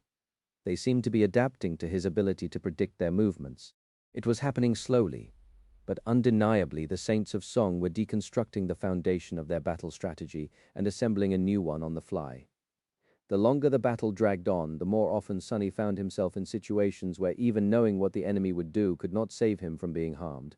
They simply built their assaults in a way that left him no way to escape. With 5 sources of peril, it was not too difficult to build a cage that Sunny could not break out of, despite knowing where its bars were and would be. His shell continued to shrink, growing smaller, faster and faster. At the same time, the essence of the enemy saints continued to dwindle, and at some point the beautiful harpy let out a loud call and plummeted from the sky. This time, however, it was not to deliver a deadly attack or add momentum to one of her destructive javelins. Instead, she landed on the battlefield in a whirlwind of wings and talons and turned into an alluring woman a moment later. Sadly, Sunny did not receive a chance to attack her in the short period of vulnerability caused by the transition, because he was paying for opening himself to an enemy attack too. His shell was in rough shape, and he had stopped mending the damage dealt to it not long before. If he had continued, Lonesome Howl and Ceres would actually gain an advantage over him in terms of mass. He had successfully pushed the three-headed canine back and sacrificed a piece of flesh to deliver the monstrous she-wolf another shallow cut. By now, her fur was just as much red as it was black, but the feral princess did not seem to have lost any of her dire power, the opposite in fact. Sunny failed to disengage fast enough, which left him open for a split second too long, and in that split second, Silent Stalker's arrow hit him straight in the chest. The internal frame of the Shadowspawn shell had already been severely damaged, and this last blow seemed like the last drop. The entire torso of the Onyx demon exploded, turning into a wave of shadows. The shadows fell to the ground like black smoke, dissolving into nothingness. Behind the river of dissipating darkness, what remained of the fearsome creature crumbled as well, leaving only a battered human figure laying on the ground. Sunny grimaced, then rolled, dodging another arrow, and jumped to his feet. The illusory pain that had been searing his mind was suddenly more unbearable. The tranquil presence blooming in his heart was suddenly more breathtaking, making it harder to resist its tender call. Damn it. His armor was cracked and broken, and his stance was hunched. Nevertheless he, the Lord of Shadows, did not look any less fearsome in his battered state. If anything, he looked more dangerous than ever, like a beast who had been backed into a corner. The enemies surrounded him, ready to attack. Now that Sunny was back to human form, he had to crane his neck to look at the giant figures of Lonesome Howl and Ceres. From this point of view, the two towering beasts looked quite terrifying. The harpy, Sjord, was ready to join the melee in her human form, too. Somewhere behind him, Silent Stalker was drawing her bow, and somewhere in front of him, behind the wall of three deadly saints, Beastmaster was spinning her sling in the distance. Things did not look good for Sunny. He grinned behind Weaver's mask, and spoke with a hint of cold contempt in his elusive voice. Gods, this was not part of the plan. Lonesome Howl growled and leaned forward, ready to lunge at him in a hurricane of fangs and primal fury, but almost at the same time, a swift shadow that had stealthily fled when the Shadowspawn shell turned into a tide of darkness finally reached its goal. Another figure wearing the fearsome onyx armor rose from the shadows behind Beastmaster, not making any noise. A moment later, the cold blade of a black stiletto brushed against her neck, making the enchantress shiver. She froze, unable to move, and then a cold voice resounded from behind her. I really can't believe that I finally managed to do something like a proper assassin, for once in my goddamn life. With that, something slammed into the back of her head, and the world turned dark. Sunny had figured out that taking out Beastmaster would not be easy, so he employed a bit of subterfuge, allowing his shrinking shell to crumble sooner than it would have otherwise. He used the resulting tide of shadows to send one of his incarnations away unnoticed. His strength diminished, and the pressure on his mind increased as the shadow fled. Not enough to break him, but enough to make his sway. He used the Lord of Shadows to draw the attention of Lonesome Howl, Silent Stalker, Ceres, and Sjord, just enough for the stealthy incarnation to reach Beastmaster. Then, he emerged from the shadows, manifested a sharp stiletto, and pressed it against his neck. At this point, he was actually unsure what to do.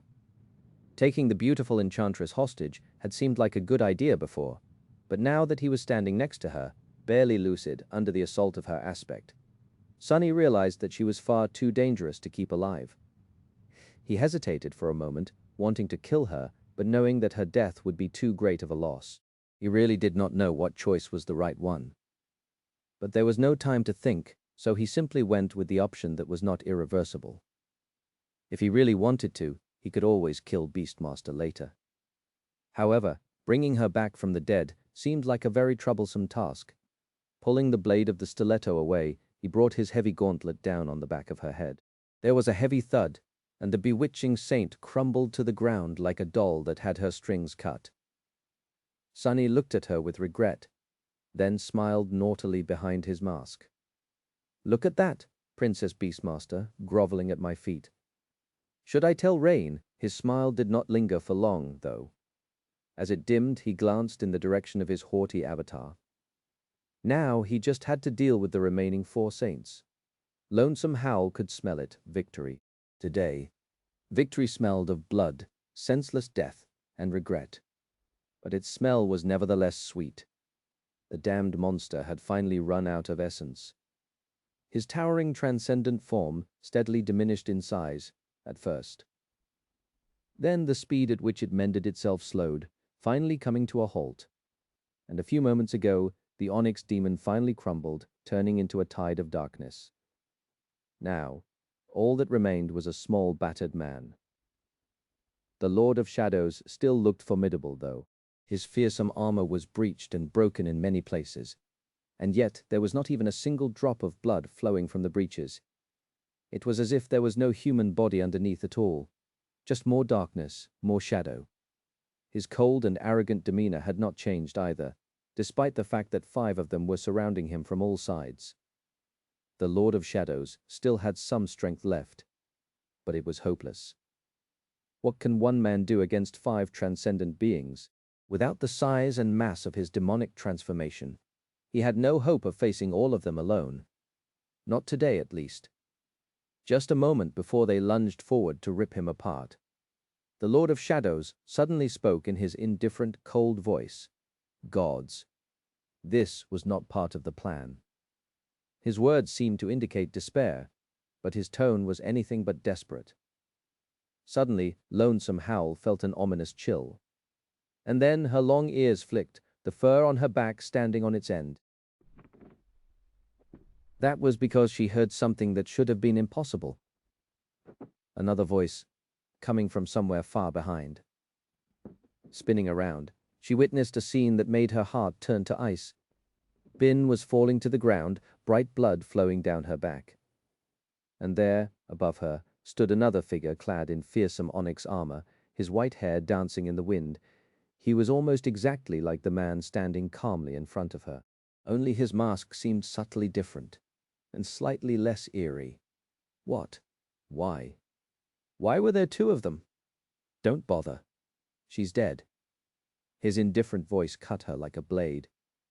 Whipping her head back, Lonesome Howl stared at the Lord of Shadow, the original one, in stunned silence. Then she let out a terrible roar and lunged forward. The other 3, Silence, Storied, and Ceres, followed her with murderous determination. It was just that. As soon as they moved, the shadows of their enemy moved, as well. And a split second later, 2 more Lords of Shadows were standing side by side with the first one. These ones wore onyx helmets with white plumes instead of the ferocious mask, darkness nestling in their visors. They looked eerily similar to the graceful echo of the Lord of Shadows, one that commanded true darkness and had faced Revel at Vanishing Lake. And just like that, their numerical advantage was gone. Everything was gone. Even as she threw her bleeding body at the enemy, Lonesome Howl couldn't help but shiver. That echo. Was it an echo of a human saint? Was that an echo of the Lord of Shadows himself? Had he killed himself and risen from the dead like a vengeful wraith? Or was it no echo at all?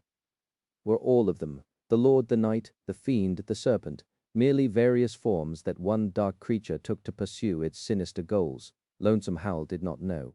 But she suddenly felt fear. If Sunny knew what the Princess of Song was thinking about, he would be amused. And a little sad. After all, he had hoped that people would stop confusing him with Saint, who was a woman. After the memory of him was erased from the world, however, he did not know and had no time to care. He still had 4 saints to defeat. Yes, the Saints of Song were wounded and running low on essence, while Sunny was relatively unscathed and had more essence than he could burn at the moment. And yes, they did not have the advantage of numbers anymore, but he was not going to relax. That was how people got killed, by allowing themselves to become arrogant when victory was already in sight. Lonesome Howl and Silent Stalker were daughters of Kisong, and they had to have a few deadly surprises left, without a doubt. Perhaps powerful memories. Perhaps more drops of their mother's blood. Something was going to go wrong for sure, or all of it. His task was to win even if everything went wrong. His 3 avatars clashed with Lonesome Howl, Ceres, and Storied. The 4th avatar, meanwhile, dashed forward to intercept Silent Stalker, and as he fought with 4 bodies, making them move as one. Something in his mind clicked. Even consumed by the fervor of battle, Sunny couldn't help but smile. It was all coming together. His transcendent battle art was finally going to be complete. Sunny had been developing his transcendent battle art for a long time now. A transcendent battle art was the culmination of one's combat technique. Humans underwent a profound transformation when becoming saints. Therefore, their technique had to reach its own version of transcendence as well. On a surface level, a transcendent battle art was an elevation of a battle style to a technique that comprehensively fit the newfound powers of a saint. Of course, since all aspects were unique, each such battle art was fundamentally different from the rest. On a deeper level, however, the difference between a mundane battle style and a transcendent battle art was enormously vast. A transcendent being was, by definition, one that had crossed the threshold separating mortals from deities. Therefore, saints wielded powers that were truly beyond the scope of humanly possible. A combat technique that flawlessly incorporated these powers had a special nature. It transcended the definition of a battle style just as much as saints transcended mere mortals. Hence the name. It was not at all surprising, then, that developing a transcendent battle art was a daunting task. It was already difficult enough to disassemble the very nature of a martial style into elementary principles. But then, these axiomatic principles had to be examined, reshaped, or even dismissed entirely to be replaced with new concepts. Finally, a comprehensive system of practical applications had to be built on this new foundation. An impossible and revolutionary battle style meant to be used by only a single person. No wonder it took the talent and resources of an entire legacy clan to design a single transcendent battle art. Sunny, however, had done it alone. He had meticulously created a completely new set of concepts and laws of how a living being was supposed to fight, based on his own unique attributes and abilities instead of human nature. His transcendent battle art had been on the verge of completion for a while. The theoretical foundation had already been developed, and all he lacked was practical experience to test his design in order to either validate or iterate it. He had tested and perfected most of it already, but one key element was still unfinished, because that element concerned controlling multiple incarnations in battle, and Sunny had been hiding that ability of his for a long time. He had fought some nightmare creatures that way in the past, but only now that he was facing a foe as dire, cunning, and skilled as the four saints of the Song domain did he receive a bountiful opportunity to really test his mettle. Everything was clicking together. Everything was falling into place. Sunny could feel it. His art was taking shape.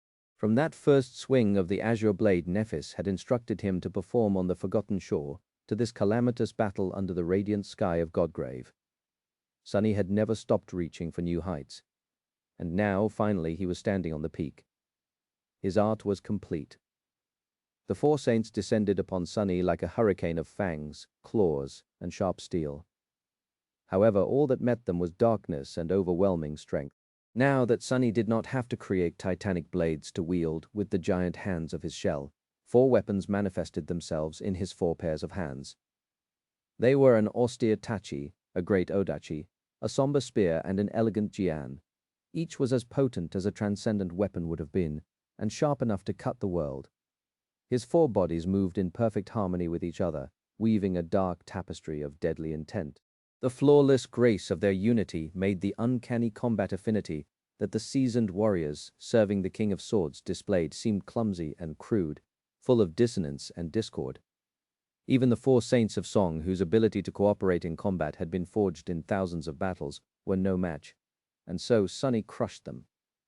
Each of his four bodies was weaker than one augmented body had been, but the sum of their individual strength was greater than the whole. He could be in several places at the same time, seamlessly interweave offense and defense, build elaborate traps, force the enemy to move where he wanted them to move, all with almost effortless ease. The possibilities seemed endless. Best of all, the four saints were almost like an open book to him. Now that Sunny's own transcendent battle art was complete, he found it easier to read similar techniques that belonged to others. His already formidable mastery of shadow dance took another leap, teasing him with an alluring scent of unknown mysteries. He could vaguely feel what lay beyond for shadow dance, the ability to mimic the attributes of other living beings. For his battle art, the ability to incorporate his will into the movements of his sword, just like the nebulous archer of the Shadow Realm had incorporated death into the black arrows. Even in the rush of battle, Sunny could not help but notice that there was a common trait between these two future breakthroughs. It was that neither was truly only about combat. In fact, he could not even call the next evolution of his technique a supreme battle art, because it was not really a technique, or limited to battle. It was just what being supreme meant. And just like that, a seed of a different kind of understanding was planted in Sunny's mind. The furious assault by the four saints shattered against the elusive barrier woven by his four incarnations. The battle continued at a frenetic pace, but he maintained a calm and chillingly cold attitude, silently pushing the enemies to their limit, and then past it. Soon the Saints of Song reached a point where their reserves of essence were almost depleted. Of course, there were a few perilous moments on the way. Sunny had been right. The daughters of Ki Song were indeed harboring a few weapons of last resort. But it was already too late. Sunny had too great of an advantage. His superiority was both oppressive and suffocating. Even when they called upon their trump cards, he managed to deal with the consequences with relative ease, especially because those carefully prepared countermeasures were meant to deal with a single powerful opponent, not four. And because Beastmaster had been taken out of the fight before having an opportunity to summon her own. Eventually it all came crashing down for the Saints of Song. The beautiful harpy Storied, screamed and fell to the ground, grasping a terrible wound. Sunny moved away to deflect an attack by Saint Ceres, but a moment later another of his incarnations was standing in his place. The elegant Jian rose and fell, slicing Storied's tendons and removing her from the battle. The three-headed canine was next. Sunny was cruel in dealing with her isolating Ceres from the daughters of Ki Song. With three avatars, he leaped into the air and brandished his great odachi. The dark blade flashed twice, and two of her three heads fell to the ground. Then, it was just Lonesome Howl and Silent Stalker against his four incarnations. The daughters of Ki Song fought beautifully. They fought valiantly. But in the end, they still lost. And just when Lonesome Howl, having long returned to her human form, fell to her knees, feeling the tip of his sword at her neck, a low, reverberating sound rolled across the vast battlefield. Sunny stayed his hand and looked up. His fearsome mask did not reveal any emotion, but somehow he looked slightly amused. He recognized that sound. They are calling retreat. Soon after the first rumbling call of the war horn, another one resounded, rolling across the battlefield like a tidal wave. Sunny was momentarily impressed by the logistical preparations that had been undertaken to wage this war. After all, it was not easy to drown out the deafening clamor of a transcendent battle, which meant that both armies had prepared tools capable of delivering the commands to hundreds of thousands of clashing soldiers in advance. It wasn't that surprising, really. Both Valor and Song had rich experience subjugating wild regions of the Dream Realm. After all, they would have known how to signal to their troops when besieged by hordes of roaring nightmare creatures. In any case, he realized how tired he was by catching his mind wandering. The sound of two horns told Sunny everything he needed to know at the moment. The first horn had come from the position of the Song army, which meant that the battle was over and that the Sword army had delivered the enemy a crushing defeat. The second horn had come from the direction of the towering Echo. Perhaps it was no horn at all, but simply the bellow of the gargantuan creature. Its meaning was also quite clear. The King of Swords was ordering them not to pursue. With his expression hidden behind Weaver's mask, Sunny let out a quiet sigh of relief.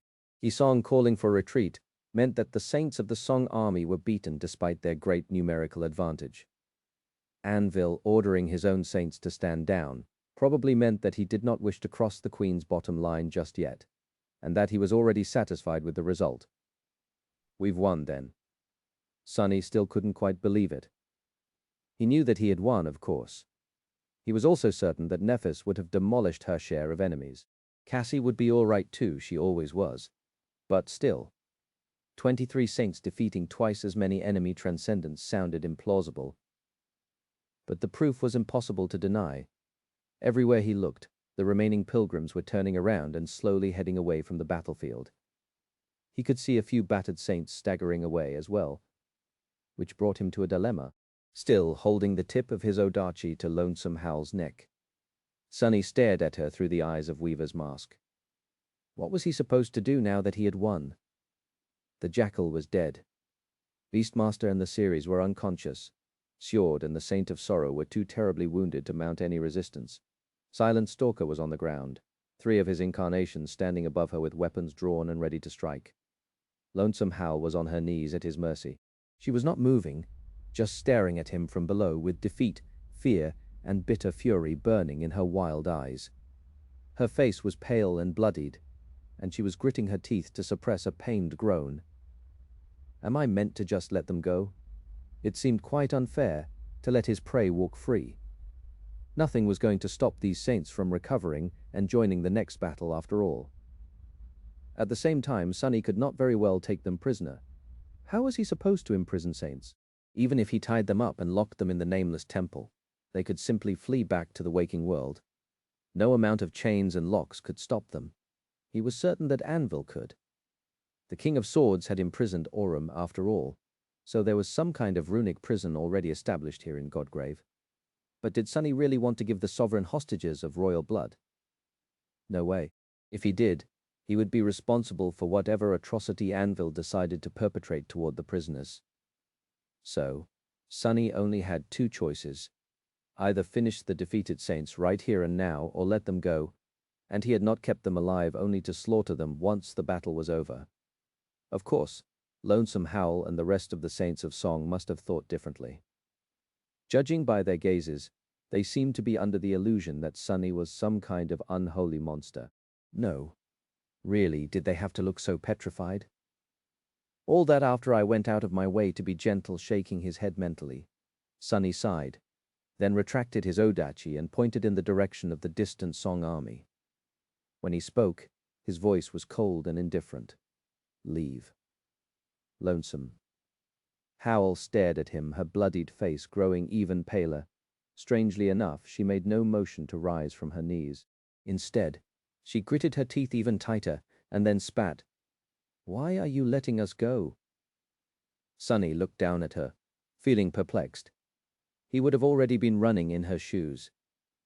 Still, he had to come up with an answer. Blaming everything on Nephis again would be unwise. The King of Swords could very well be listening, after all, and learning that his daughter had secretly ordered his most powerful fighter to spare the enemy elites could very well cause dire problems down the line.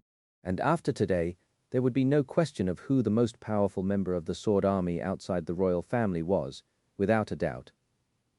So what was Sunny supposed to say?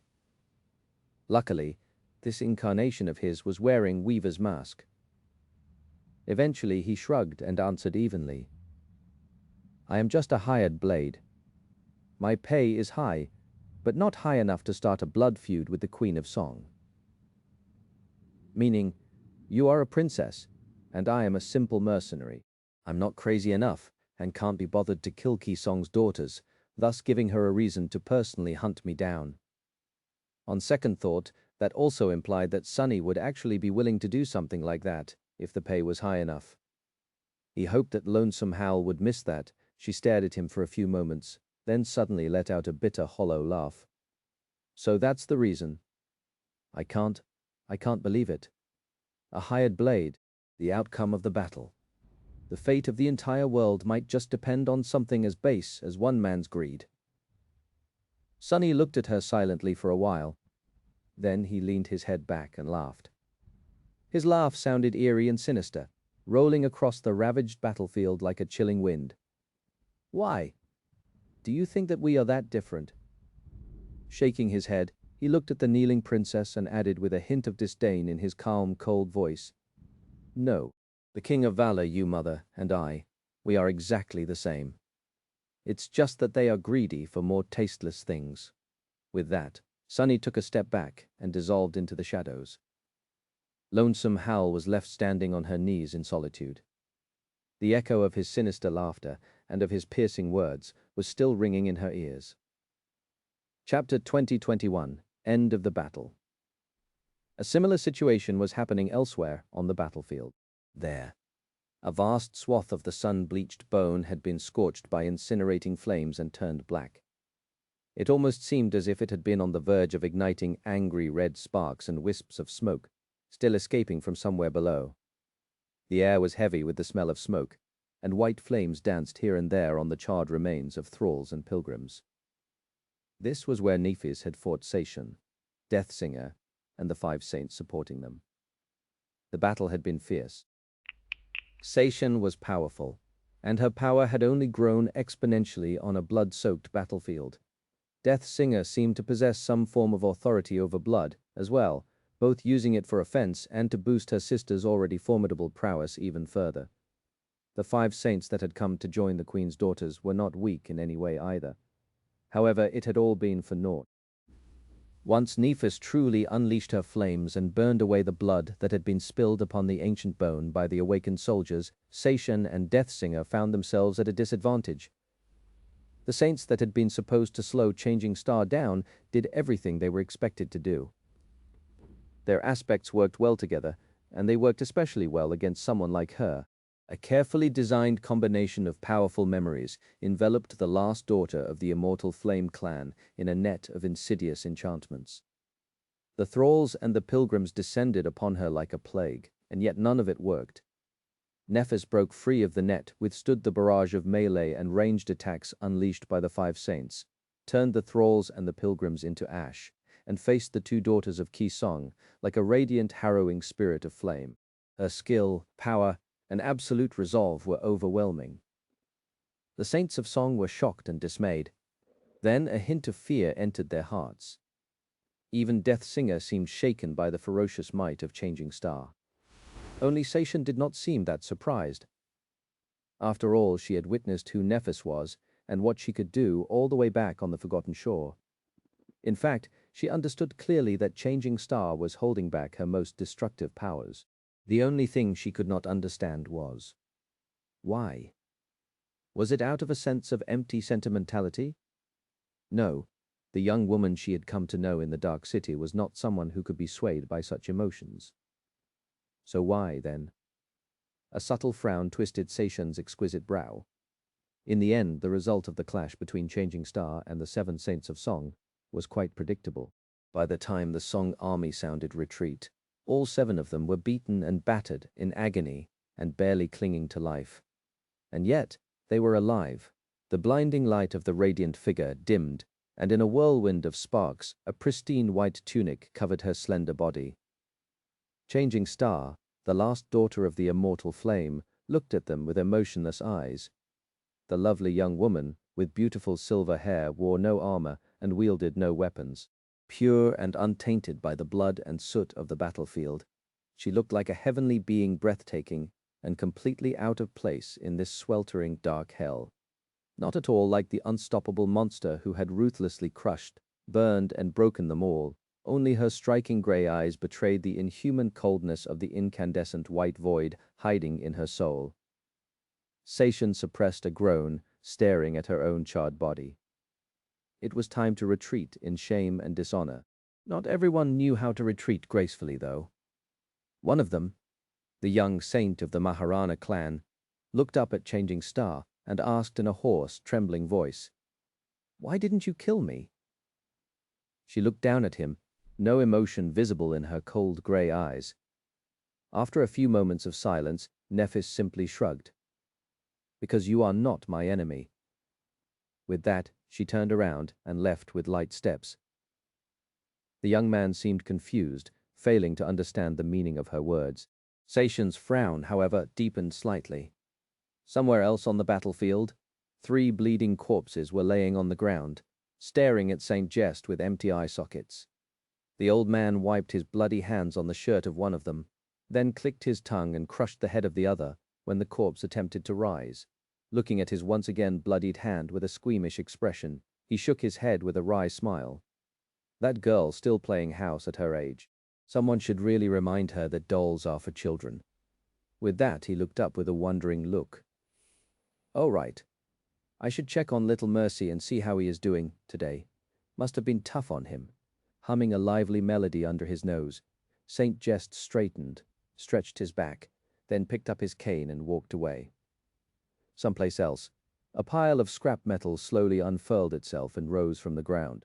Fiend was in a terrible shape, his steel body hideously shredded and torn apart so viciously that it resembled an abstract sculpture.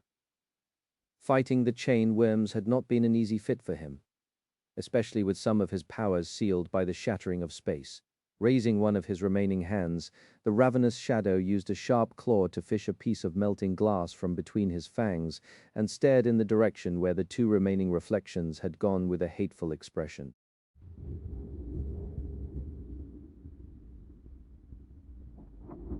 Few moments later, a sound that resembled the low roar of spreading flame resounded from his fiery maw. Wretches! In that moment, Fiend made a decision. He was going to tell on them to Big Sister, not too far away. Saint retracted her darkness and watched indifferently as her one remaining enemy limped away. Serpent, however, was surrounded only by silence. Because all of its enemies were dead, just like that, the battle was over. But its aftershocks were destined to spread far and wide, shaping many of the things that were to come. Chapter 2022. Overwhelming Strength. The battle that would have cost humanity countless lives ended costing it slightly less. The losses among the awakened soldiers were still quite severe, but at the same time, there weren't nearly as many deaths as there would have been if Nephis had not intervened, ordering the two great armies to retreat and provoking a clash between the saints instead. The final titanic confrontation had decided the outcome of the battle. It ended with a resounding victory for the sword domain. Sunny somehow expected to be met by endless chants of glory once he returned to the camp of the sword army. But in reality, it was just as quiet and subdued as the camp of the defeated side. That was because most of the soldiers had been brutalized by the unfathomable horror of the calamitous battle, and many of them had lost friends and companions to its hungry maw as well. The casualties among the soldiers were still being tallied, but everyone knew how many saints had returned from the battlefield alive already. The results were surprising, at least to Sunny. 4 of the saints of the sword army had died. However, 13 saints of the song domain perished in return. 6 of them had been killed by Sunny and his shadows. 3 were killed by Old Man Jest. The rest had fallen in individual duels, a horrifying number. Nephis had killed none, which was bitterly ironic. Sunny had always considered himself to be the more humane of them too. In fact, in the past, he often felt that Neph's ambition and obsession were dragging him along into the depths where he would not have gone himself. But here he was, having slaughtered almost a full cohort of transcendent champions, while she had shown restraint and mercy, killing nobody. Granted, the Song army had only sent 7 saints after her, as well as a swarm of thralls and pilgrims, while Sunny had technically faced 13 of them, as well as 3 of Mordred's reflections. He did not know whether he should feel flattered, appalled, proud, or dejected. That was not important at the moment anyway. What was important, though, made Sunny shiver. Song had possessed an overwhelming advantage over the sword domain, and yet their defeat was crushing. Even though Sunny and Nephis had played a vital role in the victory of the sword army, the fact remained. 26 saints of Song fought against 21 sword saint, and most of them had lost. Relatively few of the defeated saints had died, managing to retreat in time, but it was still a startling result. A result that could mean only one thing: the saints of the sword army were simply stronger, and this, in turn, revealed a rather disturbing truth to Sunny. It shone light on the previously inscrutable demeanor of Anvil, the king of swords. From the very beginning, well, maybe from the day Mordred had annihilated the House of Night, the sovereign of valor was confusing Sunny with his indifference, inaction, and passive nonchalance. The Queen of Worms seemed to outplay her enemy on every turn. Her strategies were more elaborate, her ingenious schemes more impactful, her grasp of the battle theater more worthy of a supreme. In fact, as time had gone by, the strategic position of the sword army started to look more and more hopeless. The enemy was winning virtually on all fronts. It was to the point that one had no choice but to start doubting which of the two supremes had inherited the lineage of war god. Wasn't valor supposed to display a genius of all things having to do with warfare instead of song? But the answer to that imbalance was now both evident and undeniable. It was as if Anvil had told the world today, "Look and despair. It doesn't matter how cunning, wise, and valiant you are. The most ingenious stratagems are pointless in the face of overwhelming strength." Anvil had not been bothered by the successes of the Song domain, because he possessed the only thing he needed to win this war: a better army and more deadly champions. It was a cruel and disheartening lesson. The bleak reality of this brutal truth was not what unnerved Sunny, though. Rather, it was the fact that Anvil only possessed overwhelming force because of Nephis and Sunny himself, which meant that he had included their strength into his calculations, which in turn meant that he understood what they were capable of far better than Sunny had assumed. In fact, he truly felt a chill run down his spine when thinking about how the battle had transpired. The clash of the Transcendents only happened because Nephis had defied Anvil's order. But it was precisely her defiance that had led to the crushing defeat of the Song domain. So had the King of Swords calculated that she would disobey him, and even the precise manner in which she would express her disobedience? He had to. Otherwise, his silent assent to Neph's defiance could hardly be explained. This was what frightened Sunny the most. He looked in the direction of the gargantuan echo, suddenly feeling tense and uncomfortable, almost afraid. It was as if he was in the palm of Anvil's hand, ready to be crushed in an iron fist at any moment. His face behind Weaver's mask grew somber. Countless humans were dead, including 17 saints, a dire loss for all humanity. The fortunes of the Song army were reversed in an instant. It had gone from holding a solid advantage to being hopelessly outmatched by the enemy in the span of one battle, not the least because Sunny and Nephis had revealed a large part of their true power. The battle had put an end to Song's advance into the depths of the breastbone reach. On the contrary, they would have to retreat now, perhaps even being pushed all the way to the collarbone plain. In the worst case, the main camp, or even the sole citadel of the Song army, would be besieged before either Revel or Gilead completed their expeditions. But for now, the tired, terrified soldiers needed to rest. The wounded had to be treated, and the dead had to be burned. Both army camps were abuzz with whispers and discussions of the dreadful battle. And, of course, two people were mentioned more than all the rest: Merciful Changing Star of the Immortal Flame clan, and the ruthless, terrifying Lord of Shadows. Chapter 2023: The Shadow of Godgrave.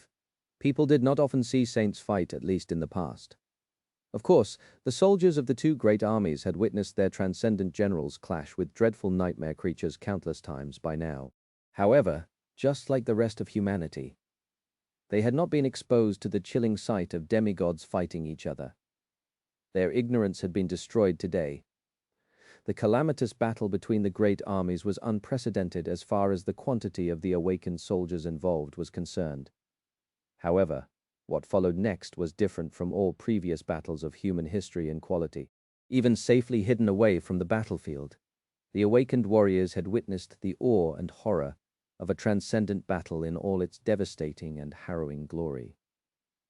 It was not surprising that the soldiers could not help but discuss it once the fighting stopped. Both camps were overflowing with hushed conversations. The awakened from the different parts of the battle line sharing the stories of what they had seen. The duels between individual saints were already astounding enough, but it were two clashes in particular that went beyond the realm of what humans had believed was possible. Obviously, the name of Changing Star of the Immortal Flame clan was on everyone's lips after all. She had delivered all the soldiers from the hellish nightmare of the harrowing battle with her radiant light. Countless people owed their lives to her, some by benefit of retreating from the fight unscathed, and some quite literally, having been brought back from the brink of death by her soothing flames. Therefore the tale of Lady Nephis healing an entire army was spreading like a flame. The story of her bringing the battle to a halt and sending the soldiers back to face the enemy in personal combat instead was spreading as well. And, of course, the story of her facing and defeating 7 saints in battle. However, that last part was not being discussed that widely, despite how astonishing such a feat was. It was partially because Changing Star was known for her impossible deeds, so one more did not stand out too much, and partially because the clash between Nephis and the Saints of Song had been mostly obscured by the blinding radiance of her flames, as well as billowing clouds of smoke. Mostly, though, it was because her stunning display of overbearing power was overshadowed by someone else, the Lord of Shadows. Unlike Nephis of the immortal flame, he had not established himself as one of the most talented warriors of humanity before. Sure, his reputation was fearsome, and plenty of soldiers had witnessed his dire strength during the war. Still, he had been considered to be merely at the top of the hierarchy of power among the saints, like Summer Night was, not as someone who existed entirely outside that hierarchy. Not only had the Lord of Shadows astounded everyone by defeating 7 of the most powerful saints of the Song army alone, but his abominable minions had also defeated another 6, which meant that he had faced more enemy transcendents than even Changing Star herself.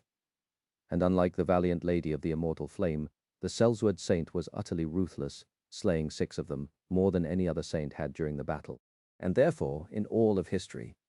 More than that, the clash between the Lord of Shadows and the Saints of Song had been perfectly visible to countless observers on all sides.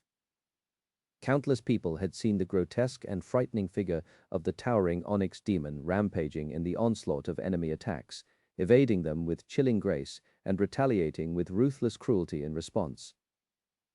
Countless people had heard the echoes of his malevolent laughter as well. The soldiers of both armies were stunned, awed, horrified, and appalled.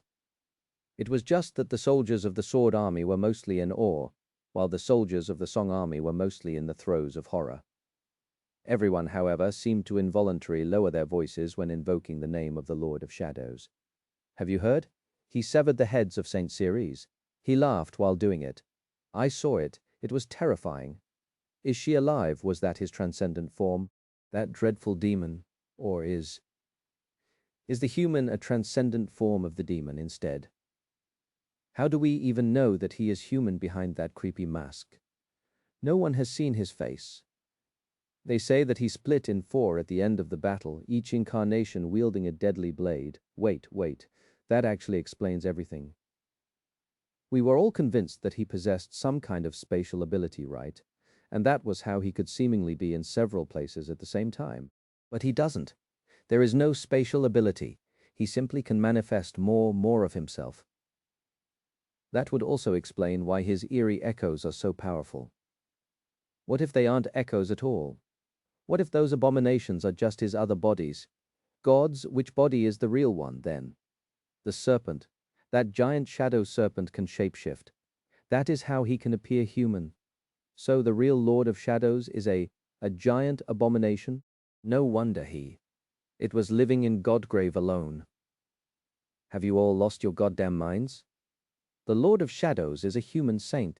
He is just so powerful that it's just easier to believe that he is some kind of an ancient, sinister, dark being that had fed on the bone marrow of a dead god for thousands of years before being disturbed by us, foolish mortals, when we decided to invade his land, and which then emerged from the eternal darkness to take on the appearance of a man it consumed anyway. What I am trying to say is that he is a human. Definitely. You shut your mouth and never speak again. Okay, what? I'm just saying. I don't care what you're saying. The Lord of Shadows saved my life and many more during the march to Vanishing Lake. So I don't care whether he's a man or a snake. I'm just glad that he's on our side. Sonny would have been quite amused if he had heard these conversations. But he was busy recovering from the battle and preoccupied by much more vital matters than eavesdropping on what the soldiers were saying to boot. Unbeknownst to him, though, a different kind of conversation was taking place in the camp of the Song army. Chapter 2024. Regrettable Miscalculation. In the command tent of the 7th Legion, the air was heavy with the smell of blood, ash, and smoke. 5 of the 7 transcendent princesses of Song were gathered there. The healers of the Song army had already treated their wounds, but their clothes were still bearing the traces of the recent battle. Seishan had suffered more than the other 4, having been burned terribly by the incandescent white flames. But she was also the calmest, having already changed from the charred rags of her previous garment into a clean dress. The mood in the tent was somber and dark. Eventually, it was Beastmaster who broke the silence. Nursing her head, she asked quietly, "How are the rest of our sisters?" Although Ki Song had 7 transcendent daughters, there were more girls she had adopted. It was just that not all of them had become saints. Most had been left in the Song domain to manage it in the absence of the most powerful members of the royal clan. But some were here in Godgrave, scattered across the 7 royal legions. Seishan answered after a short pause, "Our sisters are fine. They are not easily killed. Beastmaster let out a sigh of relief, then winced and asked in a subdued tone. What about Mother, then? Seishan lingered for a moment. She will lead the farewell ritual for the fallen soldiers and see as after that. I doubt that it will be a long conversation. The army will have to start the retreat soon. A heavy silence settled in the tent once more. Eventually, Silent Stalker shifted slightly and threw a questioning look at her sisters. Seishan smiled darkly. Yes, we have miscalculated indeed. Beastmaster shook her head. There was no miscalculation. We just didn't have the correct information. With that, she glanced at Death Singer bitterly. The lovely oracle stared back with an aggrieved expression. What? I warned you. I told you that we're all going to die. The tantalizing enchantress remained silent for a few moments, then let out a soft chuckle. That you did. In any case, the things we learned from my thralls in the Sword Army and from Revel were not entirely true. The Lord of Shadows is far more than we expected. Seishan let out a sigh and nodded. It seems that he is like the other two, a bearer of a divine aspect. Lonesome Howl cursed. Damn it all. The plan was for our vassals to destroy his echoes. Then help us deal with that man before all of us moved on to assist you against Changing Star. Instead, they are dead, and we've been brutalized by not one, but two of these monsters. Gods, how is Morgan even still alive? I feel like I've been run over by a PTV. Of course, a PTV would have been utterly destroyed if it collided with Lonesome Howl. Additionally, her voice sounded gruff and boisterous, but her sisters could sense an unfamiliar note of turmoil and upheaval in its pleasant sound. Seishan sighed. It is unfortunate that we made a mistake in evaluating the power of the Lord of Shadows. He is no less of a threat than Changing Star is more of a threat, perhaps. The morale of our soldiers was already low because of his raids on the supply caravans. Now, they'll be jumping at every shadow. Beastmaster let out a joyless chuckle. Can you blame them? She shook her head, then added somberly. That ability of his took me by surprise. It is some form of duplication, his dormant ability perhaps. Quantitative abilities are often tied to one's rank after all. Howl and others witnessed 4 copies that would coincide with the transcendent rank. But then one of his other abilities would not make sense. Is he using a powerful memory or a legacy relic in place, perhaps? The others seemed unsure. Beastmaster lingered for a while, then shook her head. It's useless to guess, isn't it? If his truly is a divine aspect, then we shouldn't try to apply common logic to him. Besides, that is not even the most important question. The most important question is, why did he leave us alive? Lonesome Howl looked down, her expression growing dark. He seemed to be reluctant to anger Mother. Hearing that, Seishan scoffed. Does that man look like someone who would be scared of incurring a sovereign's wrath? If he was, he wouldn't have joined the war at all. There are plenty of death zones in the dream realm where he could have fled to, and we already know that he is more than capable of making one his home. More than that, he also spared Ceres Siord and the Saint of Sorrow. She shook her head. No, he spared you, because Nephis ordered him to hold back, just like she had done with the soldiers guarding the supply caravans. The rest of Ki Song's daughters looked at her with a hint of surprise. Eventually, Beastmaster asked, why did she order him to hold back then? And why did she hold back herself? Seishan's expression turned pensive. She remained silent for a while, then sighed. I do not know. Her mercy and benevolence are just an act, though, of that, I am sure. There is hardly a less merciful and benevolent person in both worlds than Nephis of the Immortal Flame clan. Seishan hesitated for a moment. Not that I hold it against her, of course. In fact, she's quite admirable. Nephis is scheming something, but what? I can't figure it out. Her exquisitely beautiful face seemed troubled. Lonesome Howl sneered. Aren't you giving her too much credit, sister? She is already as high as any of us can be, and there is nothing left for her to earn. What can she ever scheme for before? I could have imagined a twisted scenario where she wanted to prove herself and become I don't know, Daddy's favorite, But with Morgan falling out of favor, even that is already beside the point. She leaned back and crossed her arms. Your judgment is always clouded when it comes to those years, Shan. Sure, that girl achieved something outstanding on the Forgotten Shore, assembling an army of loyal followers, killing an invincible tyrant, and taking his throne, then getting most of her army obliterated to win an unwinnable battle. But that was in the past. As she was speaking, Seishan's expression changed subtly. Lonesome Hal did not notice, but Beastmaster did. She smiled. Wait, you don't think? Seishan lingered for a few moments, then slowly shook her head. No, of course not. Yes, Nephis and the Lord of Shadows are immensely powerful, but even they stand no chance against a Supreme. They would know it better than us, too. Unless she conquers the fourth nightmare, it would be pointless to even think about disloyalty, and Anvil won't allow her to challenge a seed. So thinking in that direction was a fool's errand. And yet, Seishan remembered Gunlug's golden armor, and how impenetrable it had seemed. Her brow furrowed a little, and she gave Beastmaster a complicated look. The beautiful enchantress smiled. What? Are you regretting dissuading me from killing her in Antarctica now? Seishan did not answer immediately. Eventually, she said, I'd probably be a skinwalker vessel now if you did. Beastmaster sighed. True. Then I'll express my gratitude to her the next time we meet. Chapter 2025, A Bitter Triumph. On the other side of the scorched and ravaged battlefield, in the camp of the Sword Army, there was another tent. The three people inside were supposed to be in a much better mood than the Queen's daughters. They were the victors, after all, and yet the atmosphere was just as somber. Sunny was sitting on a wooden trunk, for once feeling burdened and suffocated by the weight of his armor and the cool touch of his mask. He wished he could dismiss it and feel the gentle touch of fresh air on his skin, or Neph's gentle touch.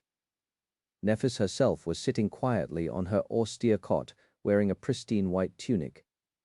She did not seem like someone who had just participated in a harrowing battle, but her gaze was cold and distant, devoid of human warmth.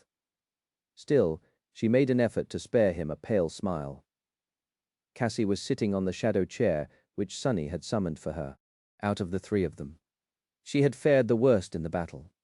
The Song army had not sent more than one saint to face her, but Cassie was not someone meant for the mayhem of the battlefield, either.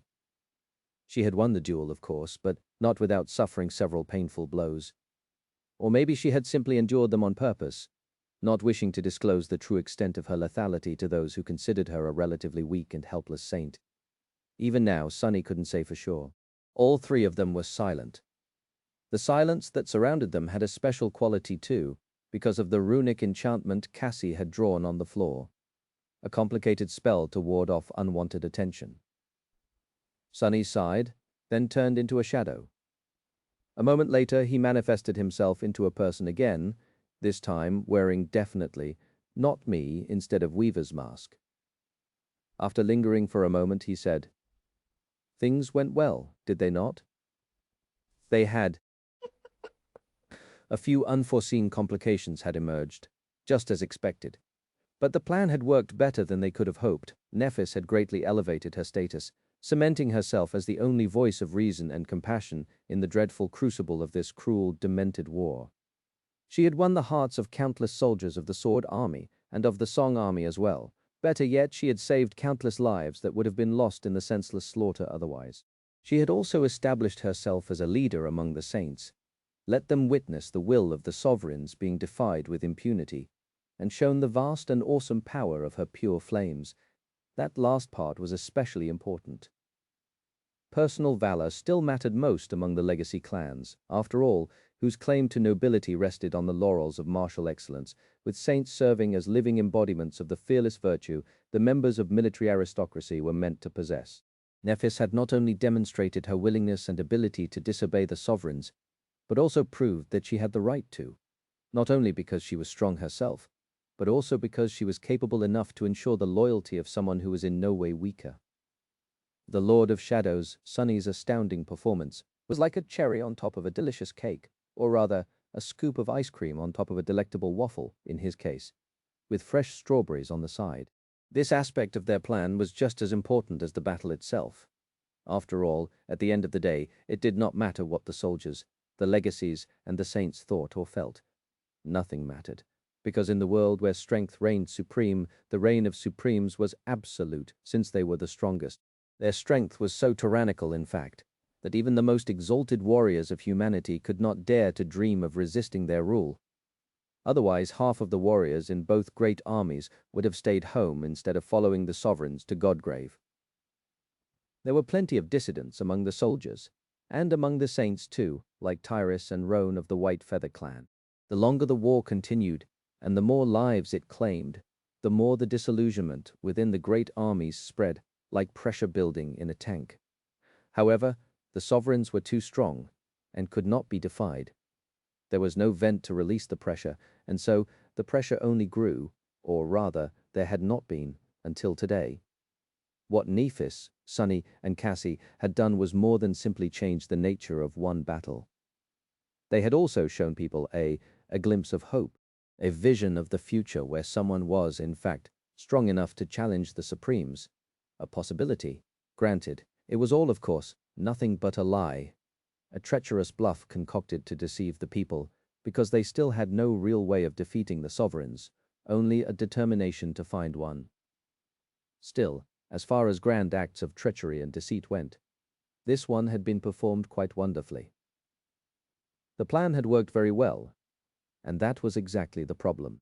Nephis looked at Sunny silently, but it was Cassie who spoke. It did go well, too well, really. So, it seemed that they had come to the same conclusion as him. Sunny had anticipated that the Sword Army would win the battle. They were themselves warriors of the Sword Army after all. However, the defeat of the enemy was too decisive, too crushing. The losses of the Song Army were too dire when compared to the losses of the Sword Domain. That he had not expected. Everything seemed to have happened exactly how the King of Swords had wanted it to happen, which meant that the king had known what Nephis would do far in advance. Did he also know why she had done it? What was her true intention? What was her goal?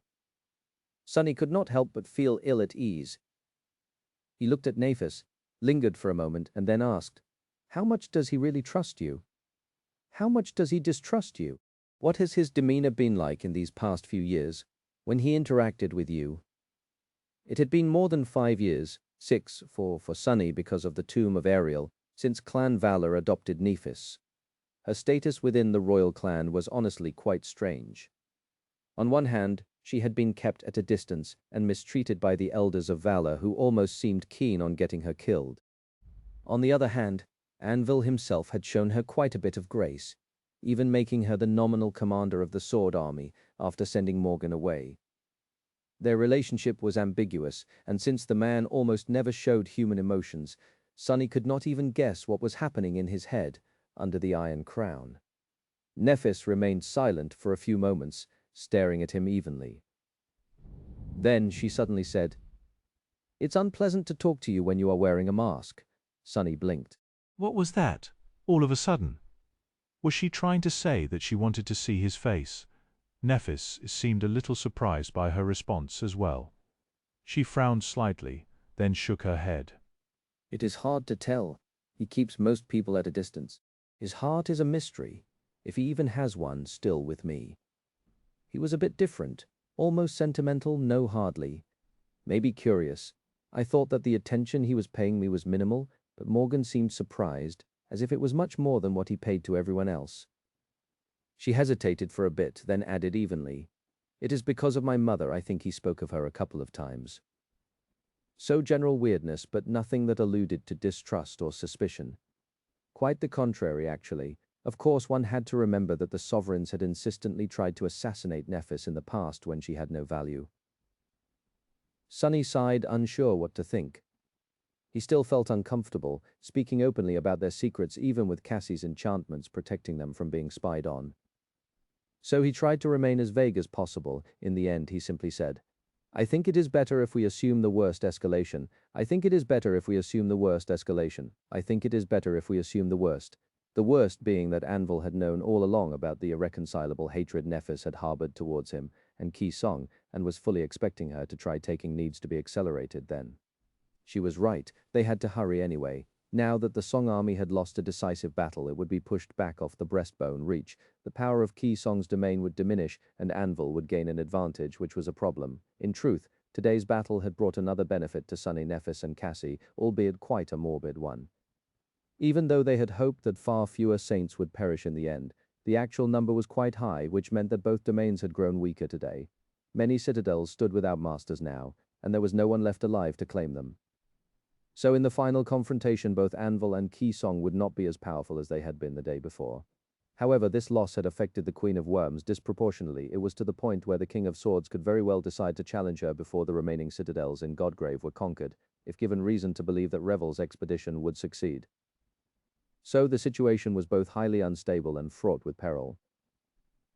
They could not be cautious or patient anymore. Worst of all, Sunny and Nephis were not anywhere close to figuring out how to attain supremacy. Still, there had been some progress, but nothing they could bet their lives on, and with the pace of war suddenly changing, he was not sure that they would be able to solve the puzzle in time. Fighting the sovereigns as saints it was then. Remembering the sight of the sea of swords falling from the sky, Sunny gritted his teeth. Why did it matter, though? There had been two opinions on how to kill the sovereigns from the very start. Nephis believed that the only way to defeat them was to become supreme themselves, while Sunny believed more in the tried and tested method of waiting for the enemies to weaken each other and then stabbing them in the back. Now their chances of attaining supremacy in time seemed slim, but on top of that their element of surprise seemed to be gone, which meant that it would not be easy to strike the enemy in the back.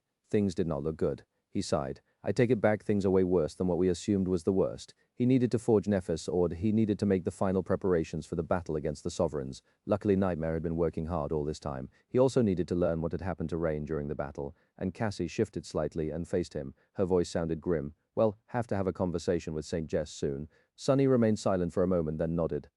After that, Cassie seemed to struggle with something for a while. Eventually, she turned to Nephis and said in a hesitant tone, "There is a countermeasure we can use to slow things down." Nephis simply raised an eyebrow. Cassie lingered for a bit before adding quietly, "It's about our friends in a faraway place." Hearing that, Sunny couldn't help but frown. She was talking about Effikai and Jet, of course. At the beginning of the war, the Song domain had gained a tremendous advantage by unleashing Mordred upon the world. Therefore, to make sure that the sovereigns thoroughly exhausted each other's power, a correction had to be made. So Jet had been tasked with subtly influencing the government when Morgan inevitably came knocking on the door. Then she joined the Princess of War with Effie and Kai to hold the Prince of Nothing back, thus prevent him from conquering the Sword domain while the king was waging war in the north.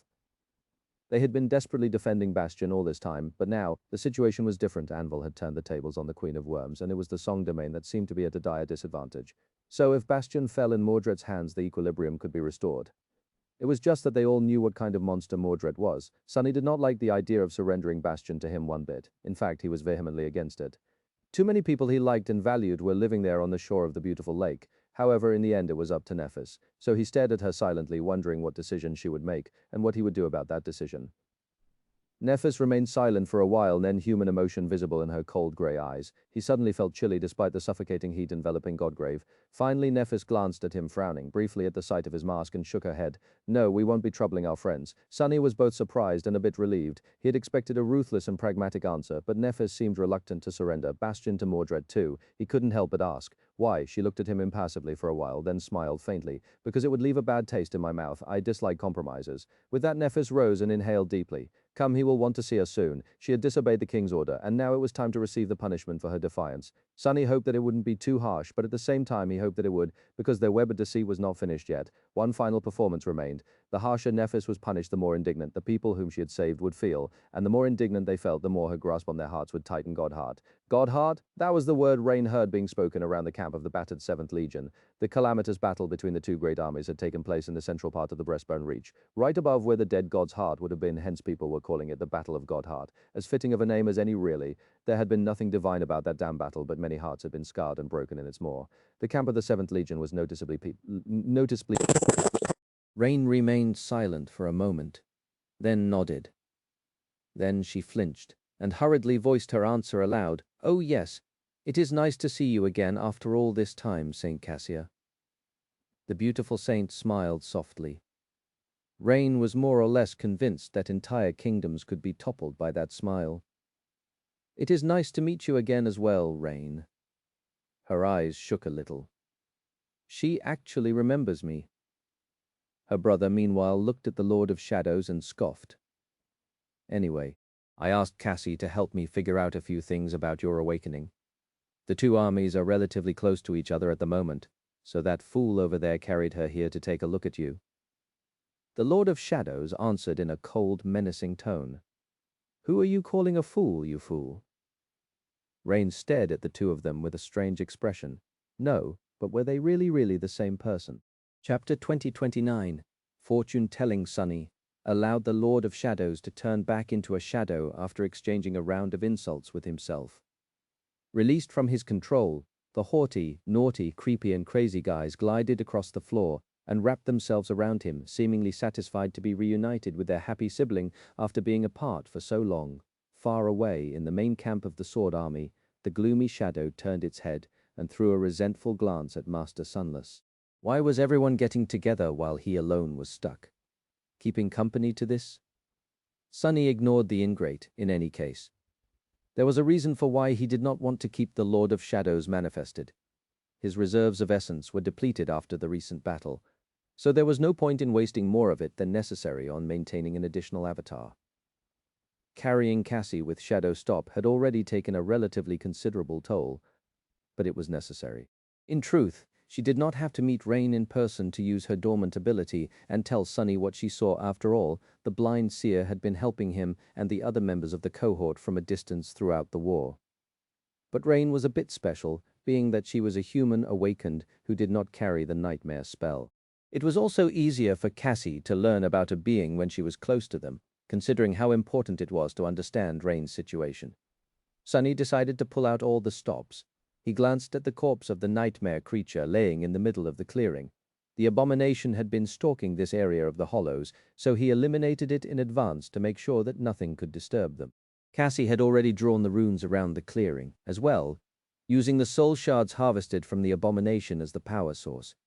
This place was halfway between the Song Camp and the Sword Camp, equally distant from both sovereigns. Hopefully, no one would learn what he was going to hear. Rain, meanwhile, seemed to have. If I was in a better state, I would have remembered that sparing her life meant risking not only my own, but also that of Tamar and others. But, well, I wasn't. All I knew was that I didn't want to kill her, and so I made a choice not to. She sighed again. And to be honest, it felt like the right choice. It still does. Of course, that might just be because Lady Nephis arrived before I could pay for my mistake. Sunny stared at her, thinking. He had witnessed the fight between Rain and Tele as well. More than that, he had been embracing Rain as a shadow throughout the battle, so he had felt everything she had. So, he had his own impression of what had happened, too. Sunny knew Rain. He knew what event had become the catalyst of her flaw. And he also knew how the world usually worked as well. So, if he imagined the worst possible outcome considering all that, his gaze darkened. There was a seed of a very uncomfortable idea taking root in his mind. Sunny hesitated for a few moments, then glanced at Rain and said, "Summon your bow." She seemed confused, but outstretched her hand and called upon the beast of prey. Cassie tilted her head a little, as if confused by his request. Meanwhile, the shadows at the edges of the clearing stirred. Soon there was the sound of buzzing, and an abominable insect that resembled an oversized mosquito flew into the clearing, as if trying to escape something. However, it did not manage to fly far. An inky black hand rose from the ground, catching it between its fingers. Sharp claws cut the creature's wings and pierced its body, just deep enough to prevent the vermin from escaping, but not to kill it. That was Rain's job. Looking at her, Sunny lingered for a moment, then said, "Go on, shoot it." She studied the desperately struggling mosquito, then knocked an arrow on the string of her bow and froze, not doing anything. Sunny frowned. "What are you doing? Hurry up and kill it." But Rain remained motionless, simply holding her bow and looking at the abominable thing. Eventually, she lowered her gaze. "I can't." Sunny's frown deepened. "What do you mean, you can't? Are you still out of sorts because of the battle? Listen, I can understand why you spared Tele. I'm glad that you did, actually. But that was a person. This is an abomination. Rain looked at him, her face terrible pale. No, you don't get it. I can't. She trembled. My hand won't move. I tell it to draw the string, but nothing happens. A moment later, she moved the bow to the side, drew it, and sent the arrow flying. It whistled past the vermin without doing any damage to it, and disappeared into the jungle. Rain looked at her hand, frightened and confused. Sonny stared at his sister with wide eyes, then his face fell. Crap. Chapter 2032. These 3 words Sonny had hoped that his initial guess was wrong. Perhaps there was a limit to Rain's flaw, something like only being unable to kill those who were defenseless, weaker than her, or maybe those who did not represent a fatal threat. Perhaps it was even dependent on whether she believed that the enemy deserved to die, although that one had been disproven almost immediately, since there was no sane reason to show mercy to a nightmare creature. However, after capturing a few more abominations and forcing Rain to confront them, he had to admit the shocking truth. You cannot kill. Sonny was not the nightmare spell, but if he were, he would have described her flaw with these 3 words. As the truth dawned upon the 3 people gathered on the clearing, they remained silent for a while, each trying to cope with the stunning revelation. Sonny felt as if he had been smacked in the head with something heavy. He was dismayed. What kind of flaw is that? He had seen many cruel flaws, but none that were as restrictive and ridiculous as this one. It was one thing to be unable to kill people. It was a completely different thing to be unable to kill anything in this perilous, dying world, where every day was a desperate struggle for survival, where nightmare gates were opening in the middle of peaceful cities, unspeakable horrors stirred at the borders of human enclaves, and the cradle of humanity was being slowly consumed by the dream realm piece by piece. Not to mention that they were in the middle of a damn realm war. Suppressing a desire to groan, he brushed his hair back and forced out a mildly reassuring smile. Don't fret about it. So, you can't kill anything. Who cares? Most people in the world don't go around killing things anyway. Not only mundane people, but many awakened too. Take Aiko, for example. She had not summoned a combat memory in years. Granted, Aiko was only able to stay away from bloodshed because she had already spilled enough blood on the forgotten shore. If she had been sent there while unable to defend herself, she would not have survived long. And she also had him around, which was no small part of it. Rain, who was sitting on the ground with a lost expression, raised her head and stared at him. Aren't you forgetting something? Sonny raised an eyebrow. What? She lingered for a moment, and then gritted her teeth. I'm a damn soldier. I am an awakened member of the Song Army. We're at war. Rain covered her face for a moment. What am I supposed to do now that I can't even shoot my bow? Sonny hesitated, not knowing what to answer. Eventually he said, I can steal you away. You don't need to remain a soldier, you know. Others can't desert, because there's nowhere to run in Godgrave, but you can. Rain pierced him with a heated gaze, making it seem as if he had said something wrong. Damnation. Luckily, Cassie came to his help. She had remained silent before, but now spoke in a soft tone. Rain, you are really asking the wrong person. Rain glanced at her and raised an eyebrow. Oh, how so? Cassie smiled. Did you not see? He is a monster on the battlefield. His power is beyond all reason, so, naturally, he would have had few opportunities to experience being unable to kill something that he really wanted to kill. She pointed to herself. But I have. After all, my aspect is quite unsuitable for combat, and my flaw made me blind. I had to learn how to face adversity despite my flaw, and so I am in a better position to give you advice. Rain lingered for a few moments, looking at her heavily. Then she shifted her gaze to Sonny. Is it true? Does your flaw not restrict you in combat? He smiled wryly. Not usually, no, but you don't have to be polite. You can just ask me what it is. Rain hesitated a little, then couldn't help herself and asked, So, what is it? Sonny stared at her silently for a while. Eventually, he scoffed. It's simple, really. I can't lie. Rain laughed. She even slapped her knee a few times. But under his calm gaze, her laughter slowly died out. No, wait, Really? That is impossible. I mean, all the stuff you told me. No, wait, really? Sunny smiled. It's true, I can't speak a single lie aloud. He pointed to her. However, I managed to fool you into thinking that I was spouting lies, didn't I, and keep the truth from you for many years. Rain stared at him with wide eyes, then nodded. Sunny nodded too. That is how flaws work. They are an insurmountable challenge, however. Climbing over a mountain is not the only way to get to where you want to go. You can also go around the mountain, and you can work around the floor, too. Cassie lowered her hand to the hilt of the quiet dancer and added in soft but confident tone. It just takes time and effort. You will learn how to go where you want to go despite the flaw as well. There are many ways as long as you have the will. For example, although you can't kill a nightmare creature, you can wound it. You can immobilize and debilitate it. With enough foresight, you can win a fight before it even starts, or even avoid it entirely.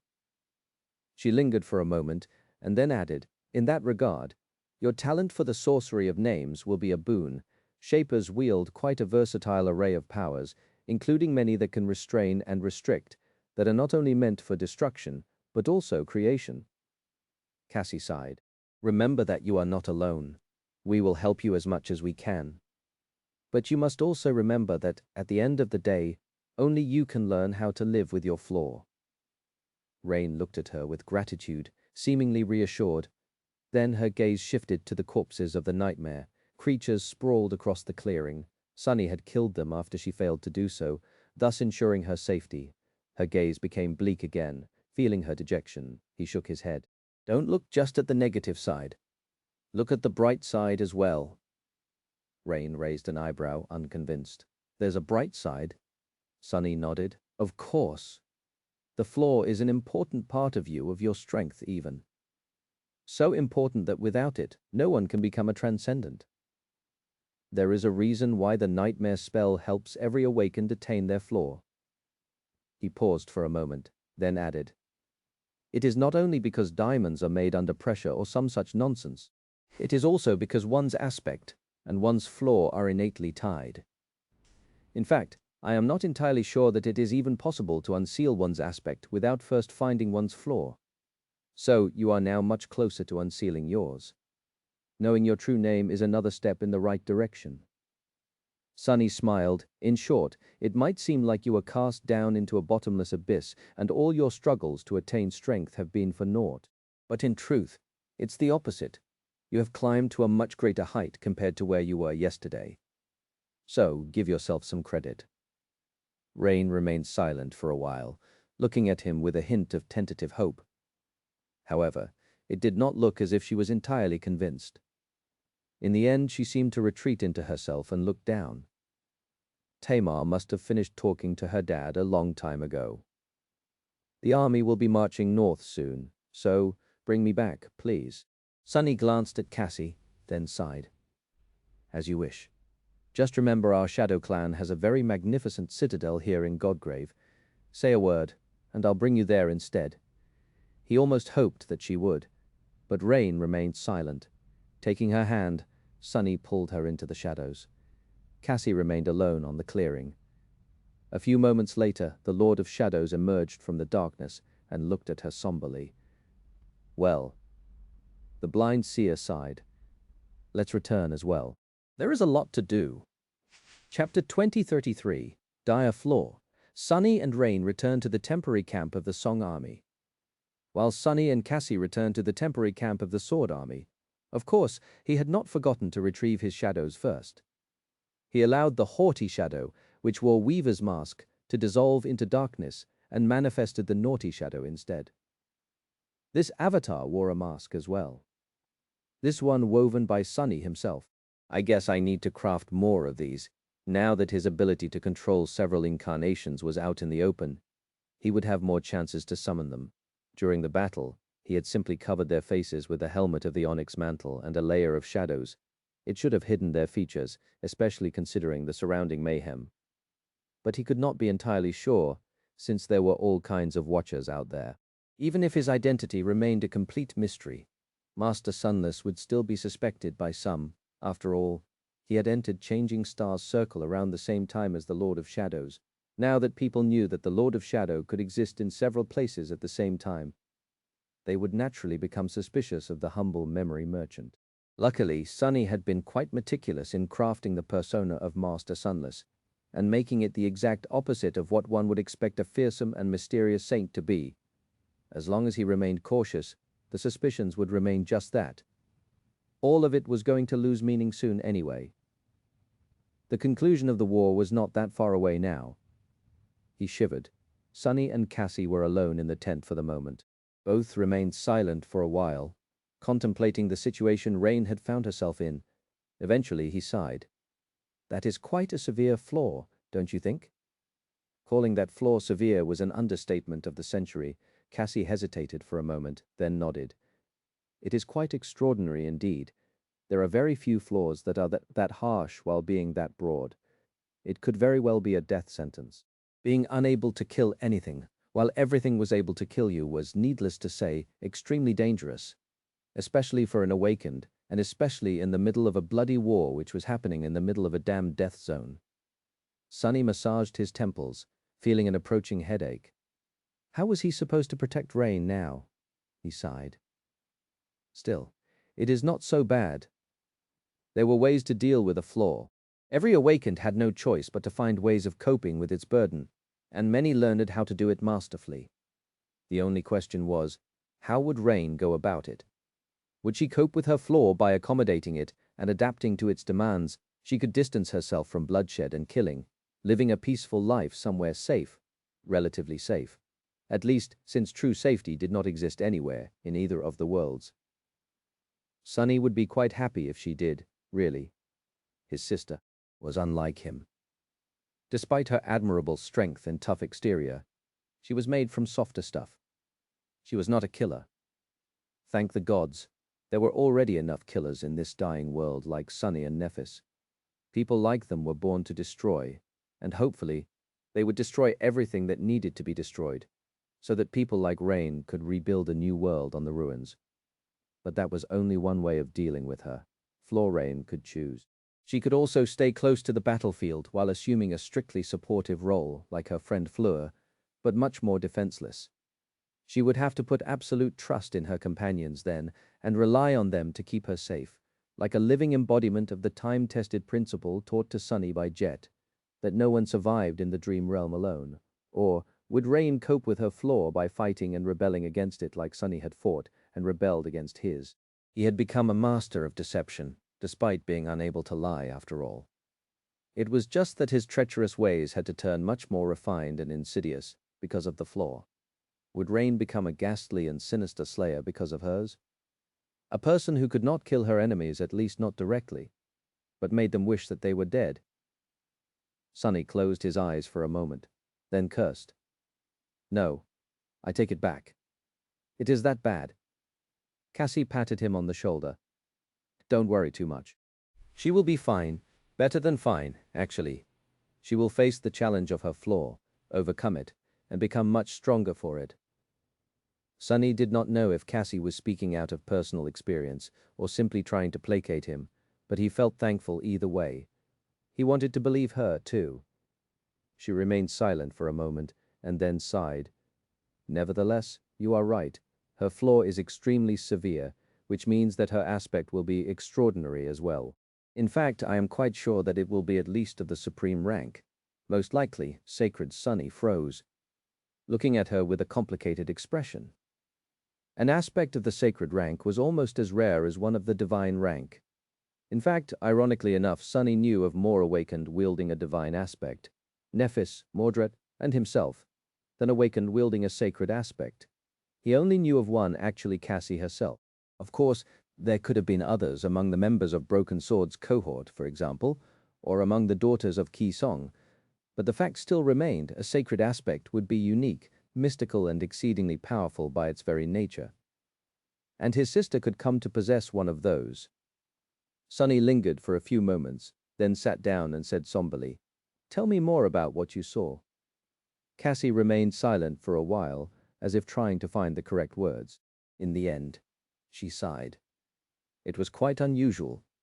I had to decipher what I saw myself. I still do, really.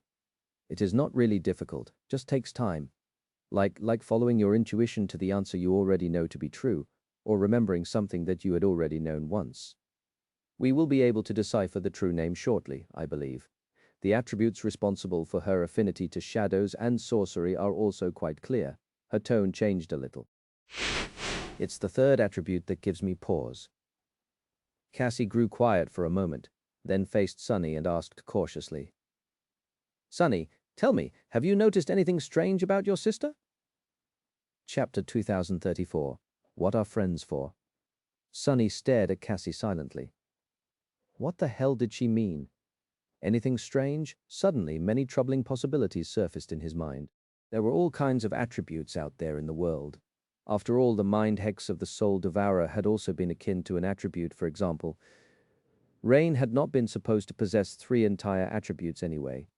The mark of shadows had come from him, was the third attribute foreign to her as well. Finally, he shrugged. Strange. I mean, she is known as that crazy girl back in Ravenheart for a reason. But no, not really. Rain is surprisingly normal. Shockingly normal, even. She is more or less the only normal person I know. He frowned. What exactly do you mean by strange? Cassie contemplated her answer for some time before speaking. I'm not sure myself. Have you seen some inexplicable things happening around her, or patterns of strange events? Like sudden changes in weather, plants wilting or blooming unexpectedly, or maybe nightmare creatures reacting more strongly than expected to her presence? Sunny scratched the back of his head. No, really, what was she going on about? Eventually, he said hesitantly. Well, come to think of it, a huge storm did appear out of nowhere when she was awakening. Why? Cassie remained silent for a moment. That third attribute I spoke about, it is quite unusual. I'll need more time to truly fathom it. But what I do know is that her soul is connected to the world much more deeply than that of a mere awakened should be. Or maybe it is the other way around. So that storm might not have gathered by coincidence, or as a response to her unusual awakening. It could have been a way the world was responding to the intensity of her emotions. Sunny blinked a couple of times. That kind of sounds like presence. The world had a way of responding to saints. However, Rain was definitely not a saint. Cassie nodded. Indeed, in fact, I suspect that Rain already has a presence, much like a transcendent would. It is just that her soul is so much weaker than that of a saint that we have not felt her presence yet. Similarly, I also suspect that she already has a source element. She remained silent for a few moments, as if doubting herself, and then added in a hesitant tone. To be honest, it felt like all elements are her source element, or maybe it's the other way around.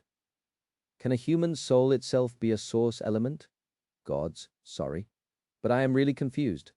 All I can say right now is that her soul is very unique, deeply connected to the world, and inexplicably exhibiting traits similar to those of a transcendent despite being properly weak and fully contained within her body, like any awakened soul should. Sunny stared at her silently. Then he stared some more. No matter how much you are confused, I am confused more. Cassie chuckled, then sighed. Don't worry.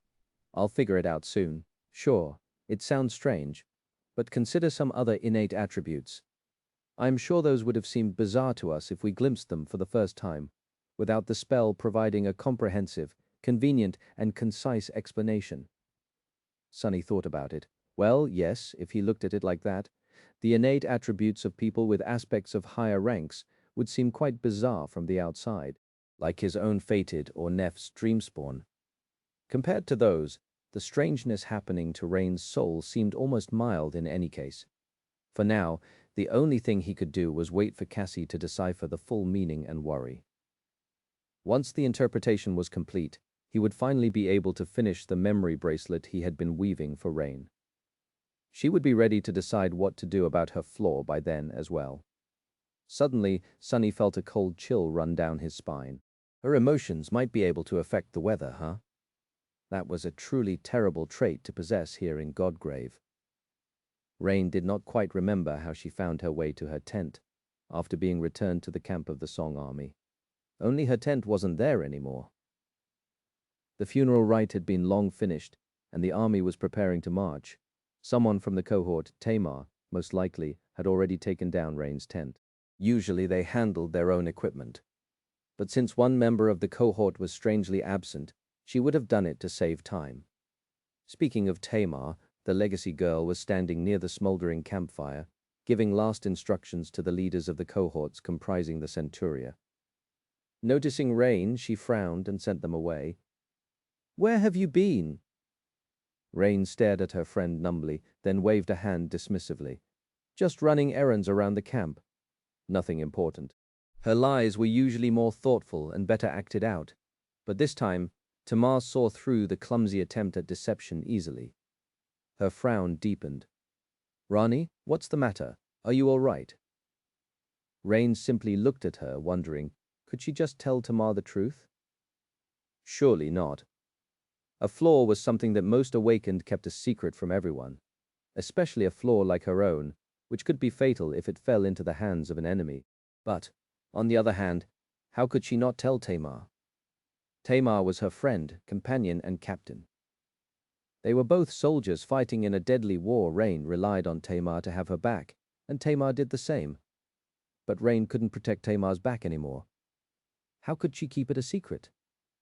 She forced out a smile. "Listen, Tamar." How was she going to explain it? Rain shifted from one foot to another awkwardly. "I thought about it for a while, and I decided to become a pacifist. That was both as good and as terrible of an explanation as any." The legacy girl stared her down with a dark expression. Then she raised an eyebrow slightly. "Have you lost your mind?" "Damn it! Damn it! Damn it!" Rain took a deep breath. What else was she supposed to say? Screw it. Actually, I attained my flaw. My flaw is that I can't kill anyone or anything, not even nightmare creatures. There. I said it. Tamar scowled. No, but why was she frowning and scowling so much? She was going to get wrinkles. Spoiling that face would be a travesty. Failing to distract herself with these childish thoughts, Rain mustered her courage and prepared for the inevitable rebuke. But Tamar just said evenly, "So what?" Rain blinked. "Huh?" I said. But the legacy girl interrupted her. "Yeah, I heard what you said. So what? If you can't kill things, don't kill them. Aim for their eyes, knee joints, sword arms, and any other appendage that doesn't seem vital.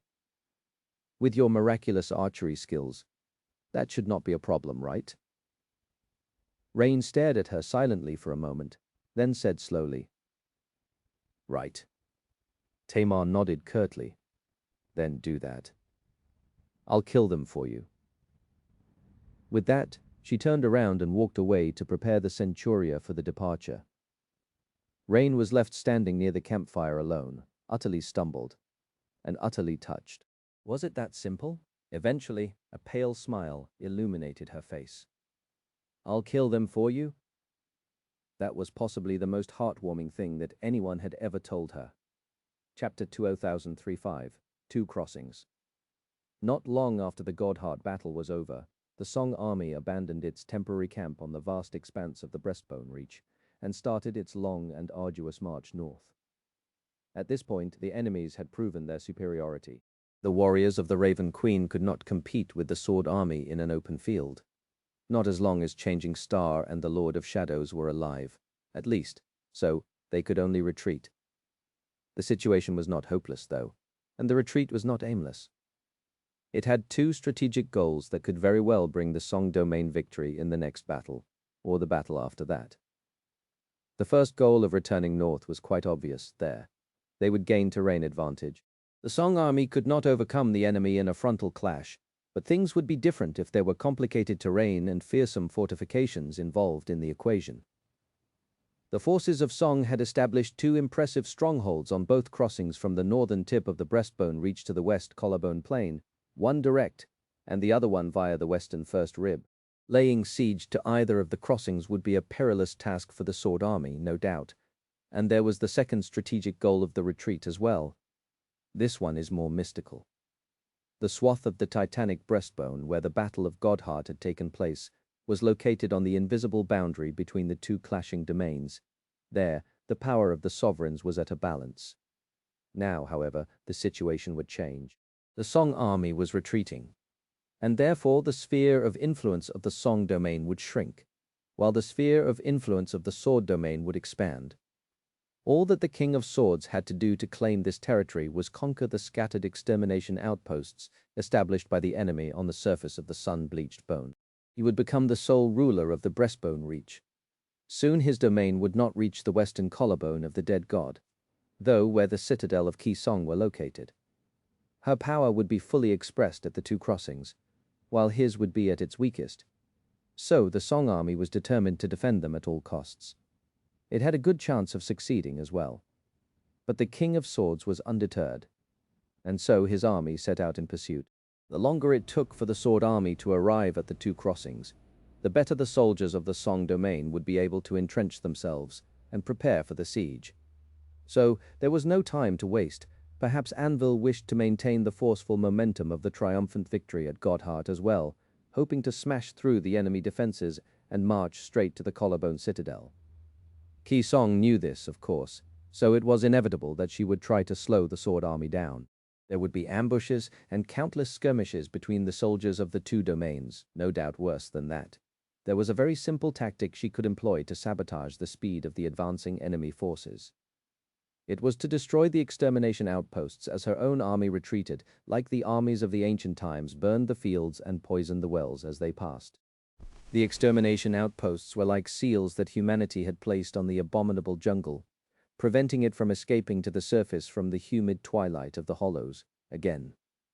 They were fortresses built around the fissures in the ancient bone, garrisoned with soldiers whose task it was to destroy the tendrils of the scarlet infestation every time it reached out from the darkness. As the Song army retreated across the territory it had subjugated in the past, these garrisons were retrieved, and the fortresses were destroyed. With nothing containing the ancient jungle in the depths anymore, it crawled out of the dark fissures to hungrily absorb sunlight and warmth once again. The return of the scarlet infestation was like an explosion of abominable life.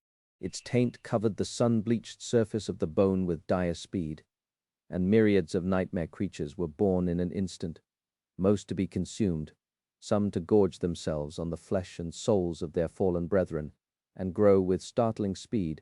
By the time the Sword army reached where the enemy had passed, they were often met by vast fields of thick vermilion growth.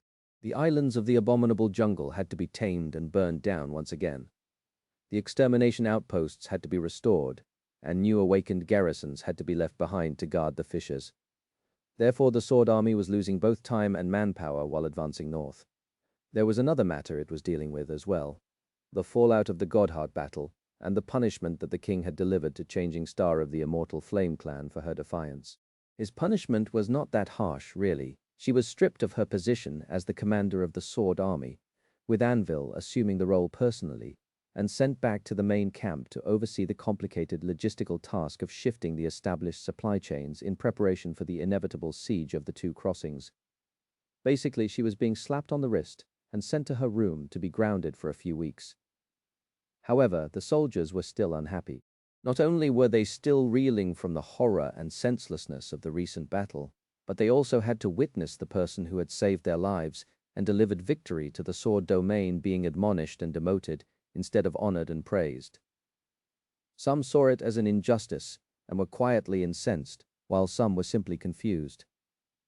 Why was the king sending one of his most powerful warriors away? What would happen if the Queen of Worms decided to turn her army around and attack? Would the Sword army fare well with only the Lord of Shadows standing between it and the superior number of enemy saints? Would the Lord of Shadows even do anything now that the person who had brought him under the banner of the Sword domain was humiliated and punished like that? They were blowing the symbolic punishment out of proportion, of course. But Sunny was not going to dissuade them. In fact, it was exactly what he had wanted to achieve. It was also quite a fortunate turn of events for Nephis to be sent to the main camp with her speed. She would be arriving there quite soon, and when she did, they would be able to decipher Rain's true name away from the prying eyes of the two sovereigns. They would be able to attempt forging her sword, too. Well, and do some other things as well. Honestly, he couldn't wait. Chapter 2037, Spirit Sea. Rain rolled the words on her tongue. Promise of a distant sky. It was a beautiful true name, if not as fierce and fearsome as most other true names were. The name felt unfamiliar, but strangely comforting. Like a piece of the puzzle that she had not known was missing from her soul, and now finally fell into its place, thus making her soul more complete. What a strange feeling. Sunny studied her expression with a hint of curiosity.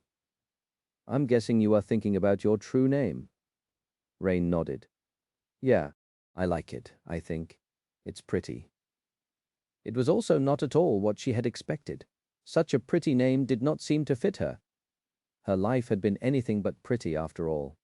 In fact, it had mostly been crawling through mud, slaughtering nightmare creatures, and witnessing indescribable horrors here in Godgrave as of late. Her brother chuckled. Indeed it is. He grew quiet for a few moments, and then added in a more serious tone. Names have power, Rain. A quite literal power. You will learn about it while studying shaping, but a more obscure power as well. A true name is an anchor of one's self, and knowing yourself is the first step of walking the path of ascension. She smiled. What is the next step? Sunny seemed to be surprised by the question. He remained silent for a moment before answering. The next step is imposing yourself upon the world. But you don't have to worry about that just yet. He sighed.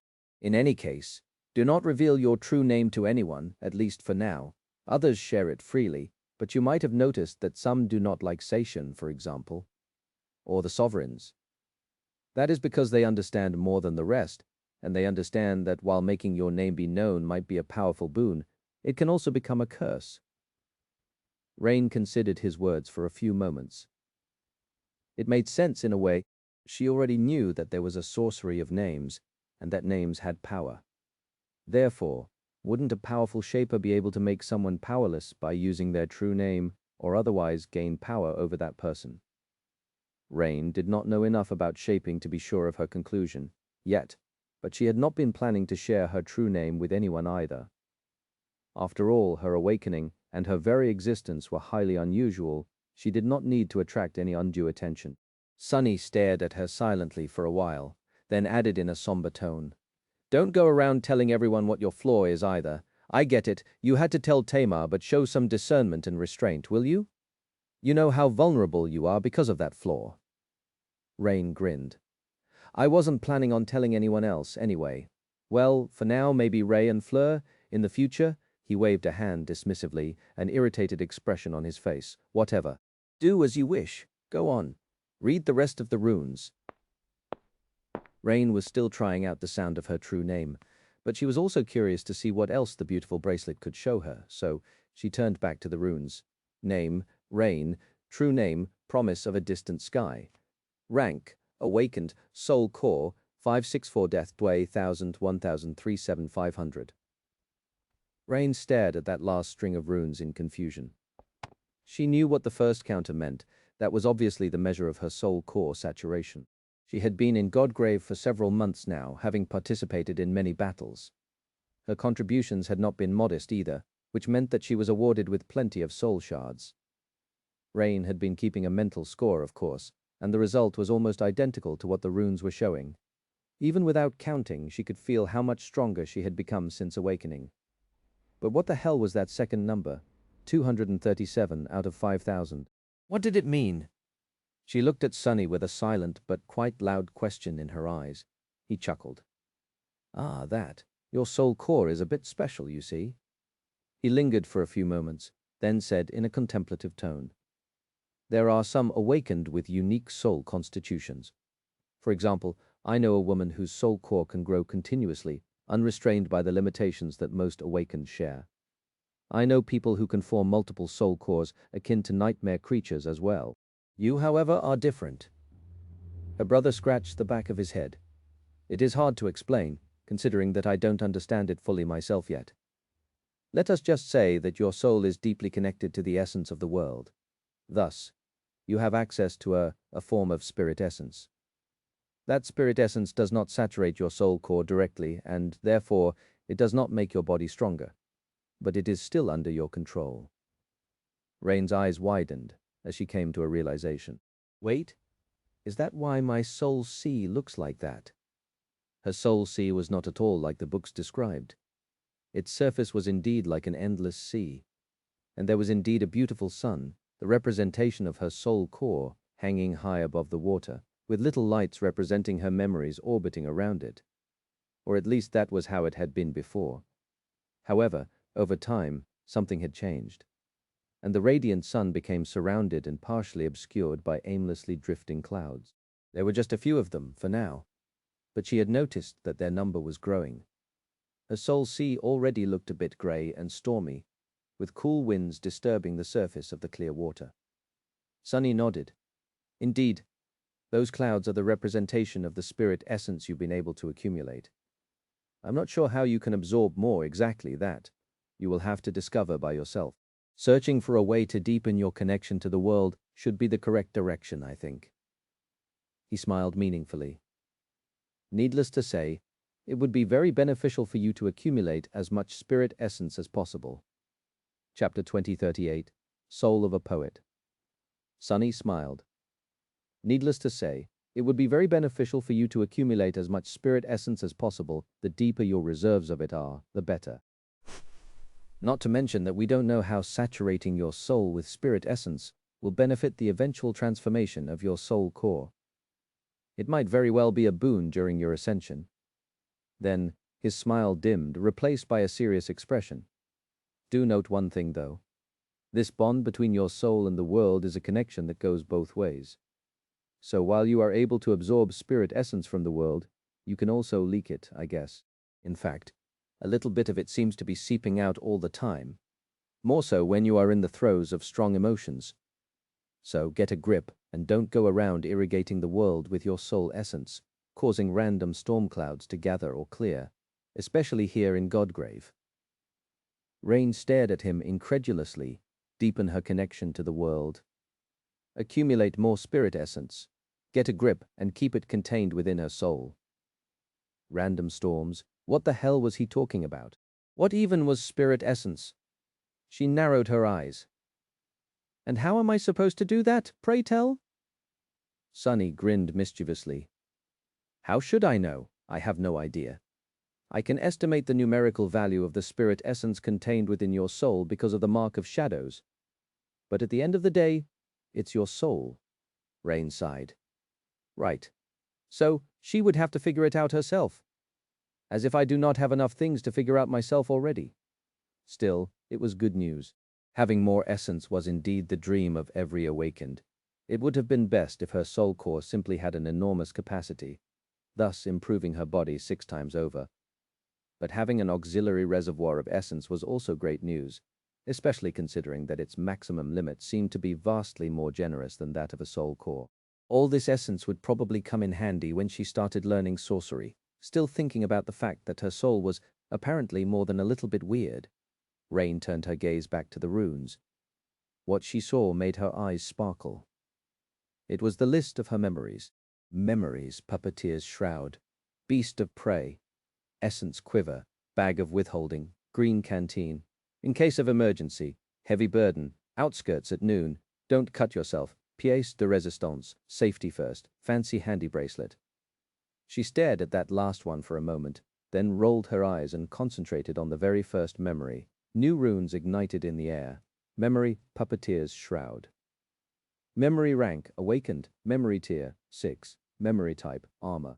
Memory description, a worm of doubt once found its way into a righteous king's heart. With time, the king was devoured from inside and became its puppet. A lifetime later, the puppeteer worm escaped from the king's dead body, leaving behind a cocoon of black silk.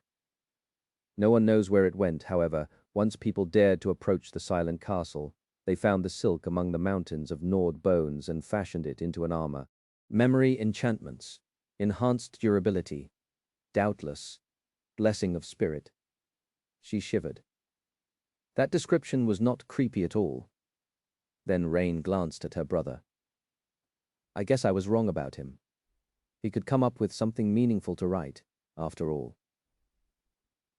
That chilling story about the ancient king was both enthralling and poignant, and she had a great advantage when compared to all other awakened, her fancy-handy bracelet. No, she refused to call it that not only showed her each enchantment a memory possessed, but also described the effects of those enchantments in detail. Trying not to think about giant moths, Rain shifted her gaze to the next memory. Her brow creased a little. Memory. Beast of prey. Memory rank. Awakened memory tier. 3. Memory type. Weapon. Memory. Description. Bespoke enchanted bow, received in exchange for an exclusive memory coupon in the Brilliant Emporium. She remained motionless for a bit, then shifted her gaze further down the list. The crease of her brow deepened. Memory. Essence quiver. Memory rank. Awakened memory tier. 2. Memory type. Tool. Memory description. High-quality enchanted quiver, received as gratuity in the Brilliant Emporium. Rain scowled deeply as she looked at the next memory. Memory. Bag of withholding. Memory description. I've really outdone myself this time, if I do say so myself. Anyway, why am I bothering with these descriptions? It takes essence to weave each letter. Rain sighed deeply, closed her eyes for a few moments, then stared at her brother with a strange expression. He smiled. What? Why are you looking at me like that? She inhaled, slowly counting to 10 in her mind. Then, shaking her head, Rain shifted her gaze away from the list of her memories and tried to concentrate on the rest of the runes. I'll force him to rewrite these descriptions, even if it will be the death of me. The runes read: Echoes, Attributes, Poet, Godheart, Mark of Shadows. Poet Attribute Description. Your soul is attuned to the melody of names. The cadence of your heart gives shape to its will. There was no surprise there. Godheart Attribute Description.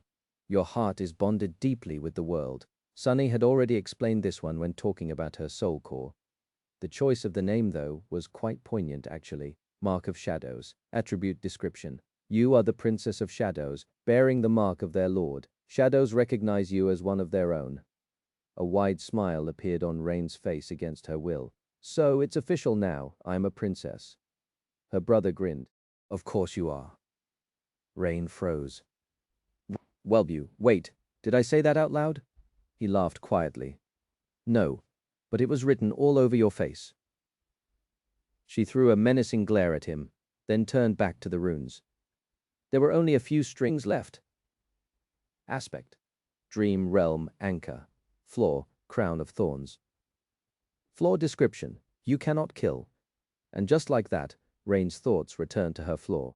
She sighed, covered the beautiful bracelet with the sleeve of the puppeteer's shroud, and lay back down. Looking at the roof of her tent, Rain remained silent for a while, and then asked in a somber tone, Sunny, do you think that it will be all right? The all of it, I mean?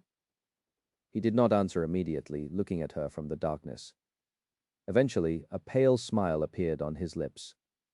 Her brother nodded. Sure it will. That's a promise. The tranquil silence of the ivory tower was disturbed by the clangor of steel. The chilling litany of clashing blades echoed from the pristine white walls, and powerful gusts of wind battered them like siege rams.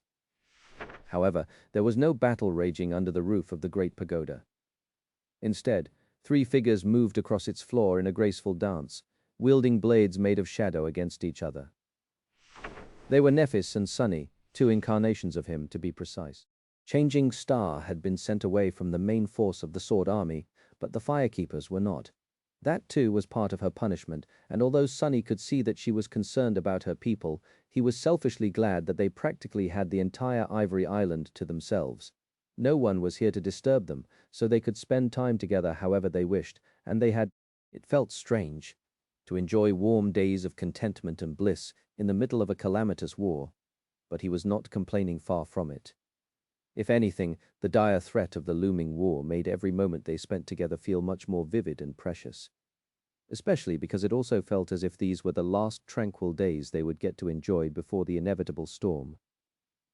There were all kinds of leisurely activities they had been up to since Nephis returned to the main camp. But today they were subjecting themselves to a different kind of physical strain. The battle was subdued, but their transcendent battle arts had enough room to express themselves fully. Sunny was enjoying the feeling of completion, freedom, and endless possibility his art gave him. It was graceful, infinitely adaptable, fearsome, and, most of all, absolutely deadly. He had already tested its daunting potential during the Battle of Godheart, but some of his powers had been restricted then.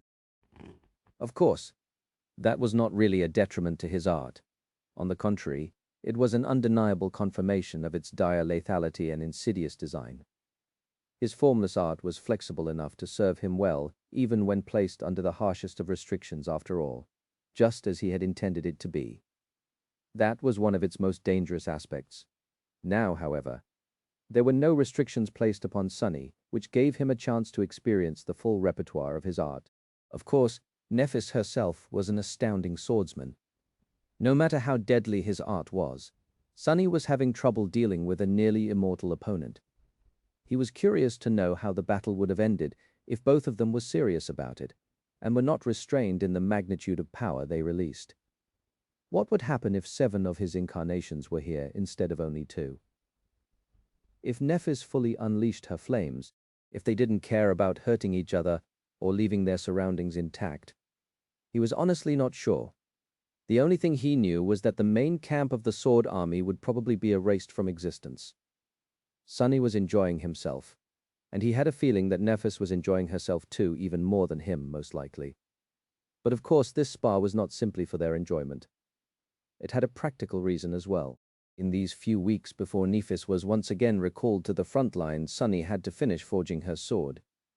He had been preparing for this moment for many months now, and a large part of his preparations had to do with studying how she fought. From spending time in the rented martial halls in Bastion to observing Nephis in actual battle, Sunny had learned a lot.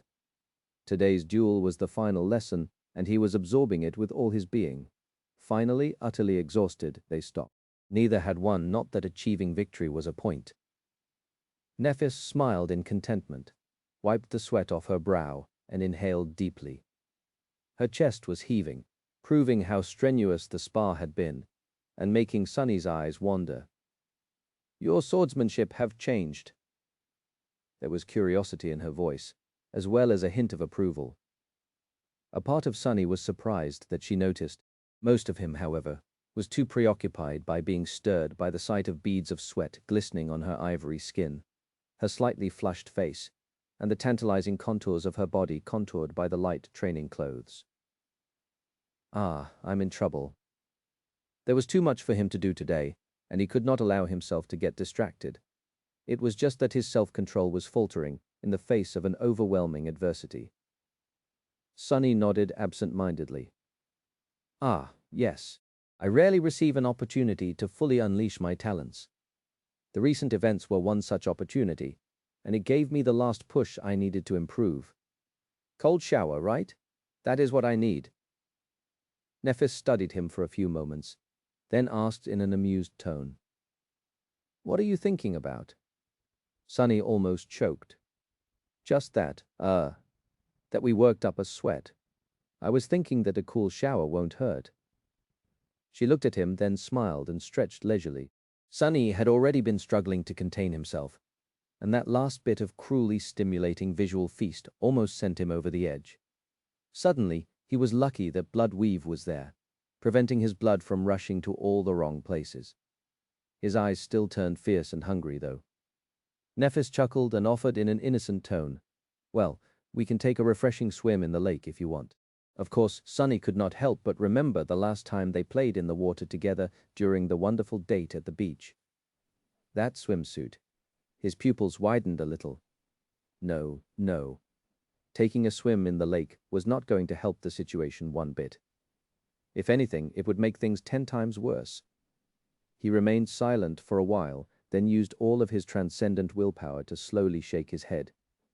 "No, I mean yes, 100 times yes. But let's do it in the evening." Nephis lingered for a moment, then shrugged. She almost looked disappointed. "As you wish. We do indeed have a lot to do today. Regretting all his life choices, Sonny gave her a disheartened nod. Right, for now, let's just grab a quick bite and get to business. The two of them separated briefly to refresh themselves, then met again at the beautiful gazebo behind the great pagoda. This was where the stone arch that had once led to the ebony tower was located. Now that a vast distance separated the two flying islands, the connection between them was severed, and the portal could not be activated anymore. Instead, a tastefully carved stone table was placed in the gazebo, which Sonny now set a light breakfast on.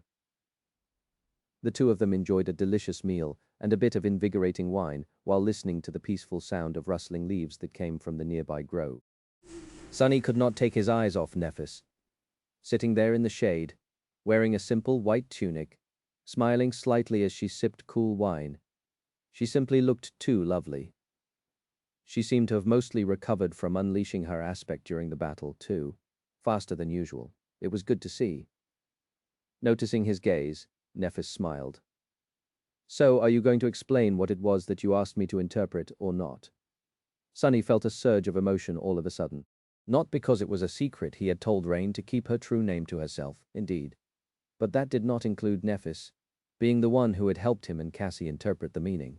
She already knew it after all. No, it was simply because she asked. Recently, Sonny had noticed that Nephis almost never asked him anything. He knew it was partially because she was vaguely aware that he simply could not answer some questions and respected his request to keep some of his secrets.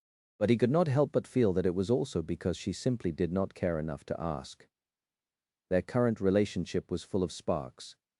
Gods knew they weren't shy with sharing affection.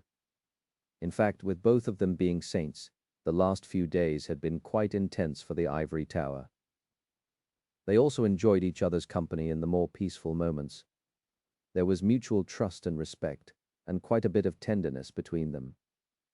It was like a dream come true.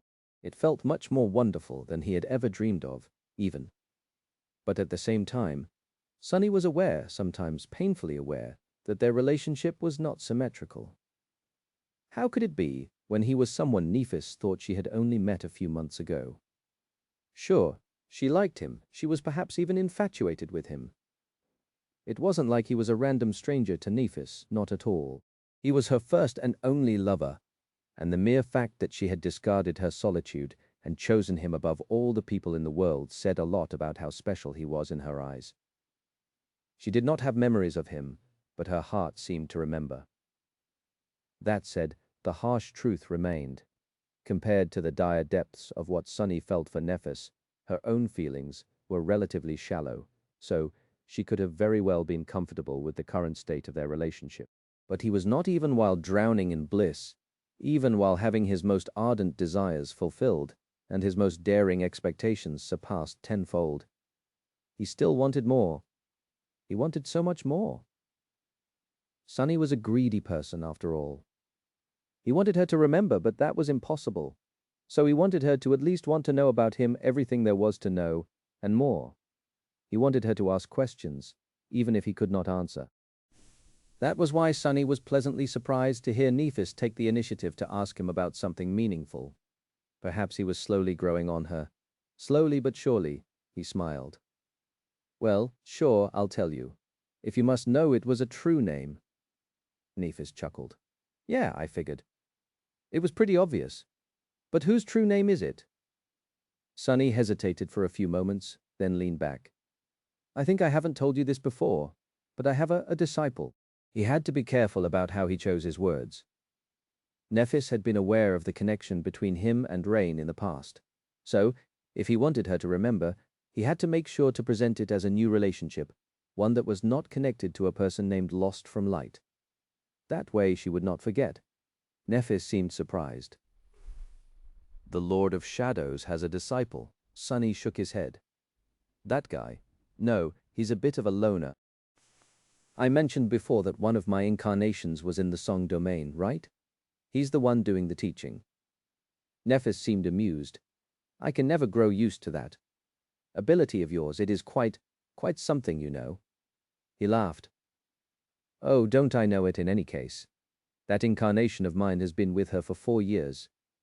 My troublesome disciple finally awakened right before the war, and to my shock and disbelief, decided to join the Song army. So that is where she is right now. And therefore my last incarnation as well. Nephis tilted her head a little.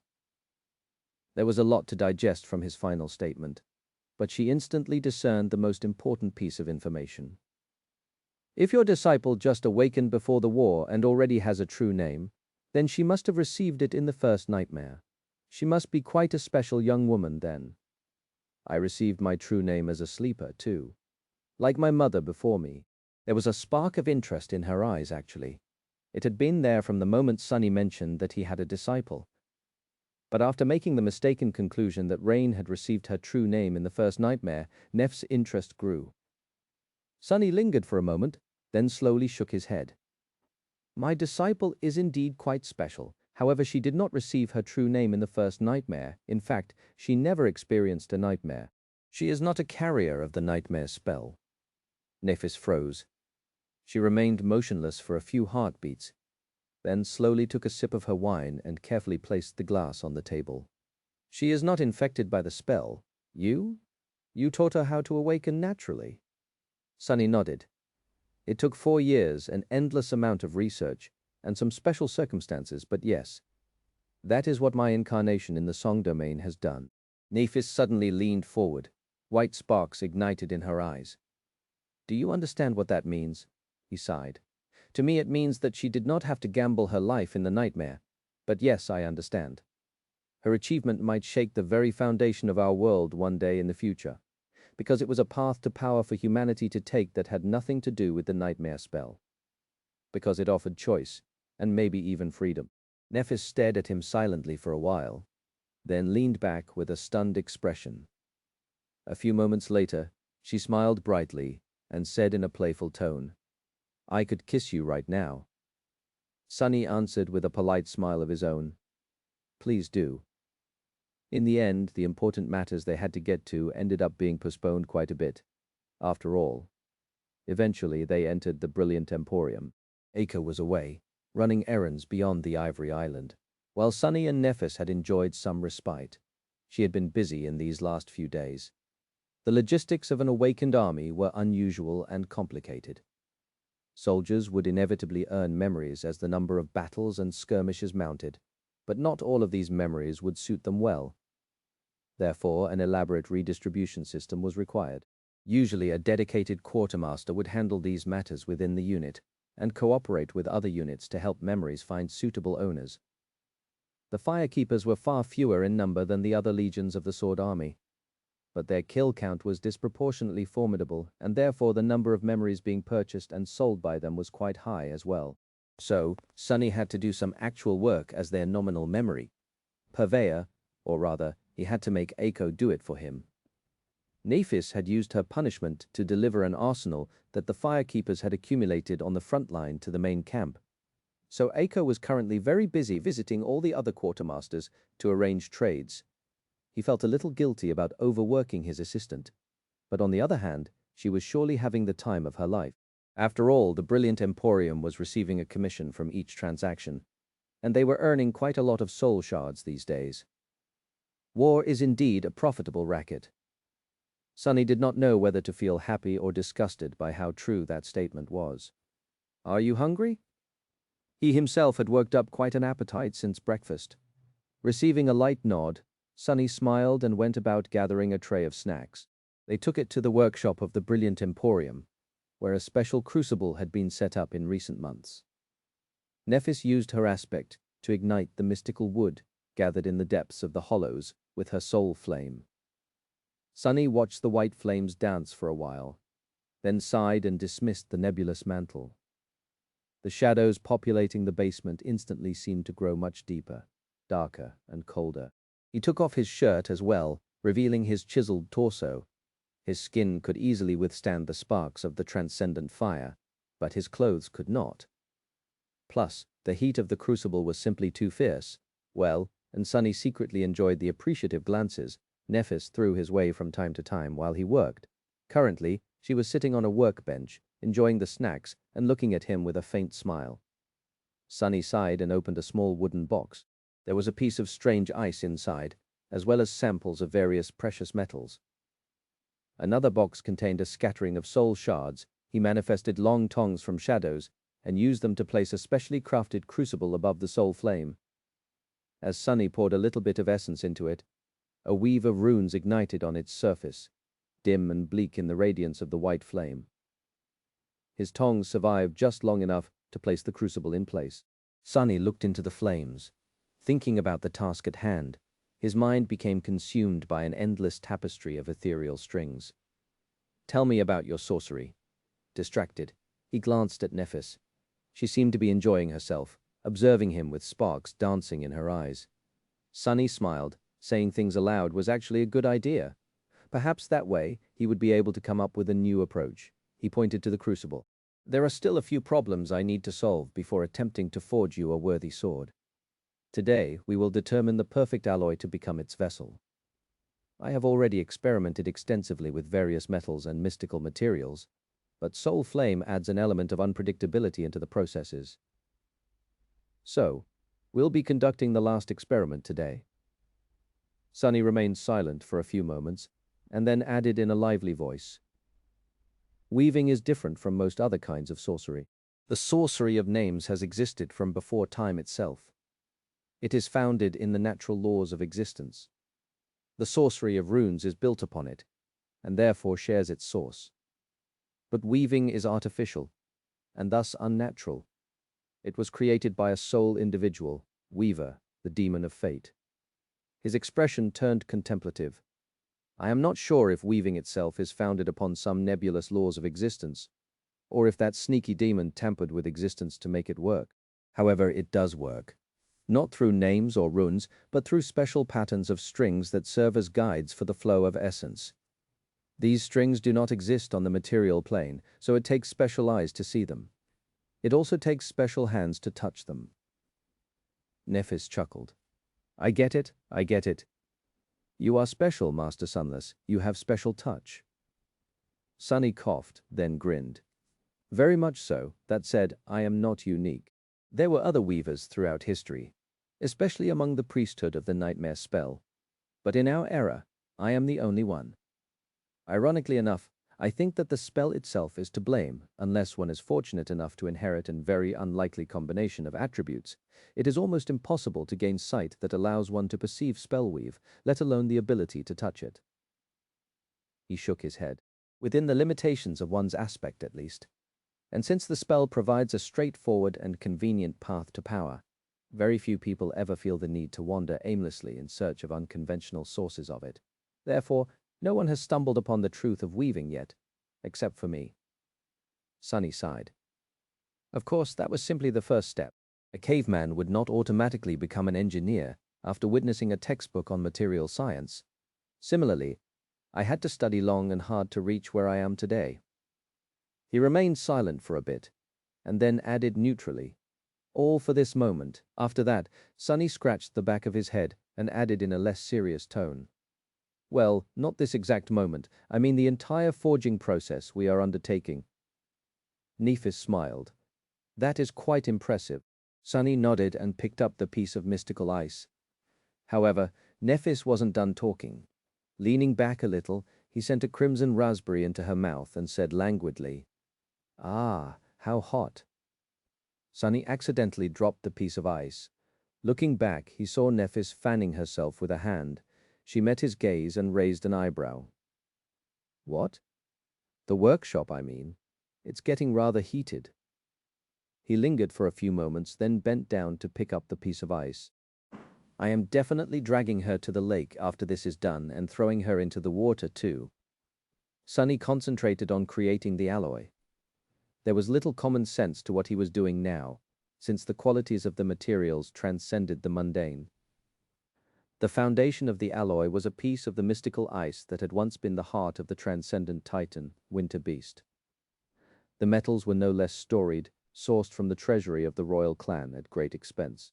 The flame had come from the soul of Changing Star, another transcendent titan. Of course, Sunny was not simply melting the materials by exposing them to the immolating heat of her fire. He had to use a crucible, which seemed to defeat the purpose. So, he had created a special crucible first, one that was both capable of withstanding the destructive power of soul flame and able to channel it instead of simply transferring heat. The first attempt at casting the crucible was a memory, but in the end Sunny had to employ Cassie's help to create a special runic enchantment. That was because there was an inherent problem with using soul flame while weaving. Sunny sighed and explained as metals slowly melted in the incandescent crucible. "We are using your soul flame for forging because, as far as I can tell, personal affinity between the memory and its master plays a great role in binding the two together. That was what I observed when dealing with a soul-bound relic left behind by the Demon of Destiny. At least there was an arduous condition that one had to meet in order to bind it, which I assumed to be a test at first. But later, I started to suspect that it was as much of a necessity as a challenge, meant to foster mutual affinity. In hindsight, it made sense that Nether had been the one to create soul-bound relics. These relics were able to grow and change with their owners after all, almost like living beings. Considering how obsessed the prideful daemon had been with creating life, it was unlikely to be a coincidence. The metals had already turned into incandescent liquid, but the mystical ice still remained, radiating an oppressive feeling of cold. Sunny continued, "Therefore, a memory forged in the fires of your soul would naturally have a high affinity to you. Sadly, there lies the problem. Your flame is simply too tyrannical." Nephis raised an eyebrow. "How is that a problem?" Sunny smiled. Indeed, he had not expected to encounter this particular roadblock either. "Usually I create the vessel first and then enchant it. But this memory is quite special, so forging and enchanting have to happen at the same time. That way the weave will be integrated into the very essence of the sword. Your flames can burn anything, though material or immaterial. They can even burn souls."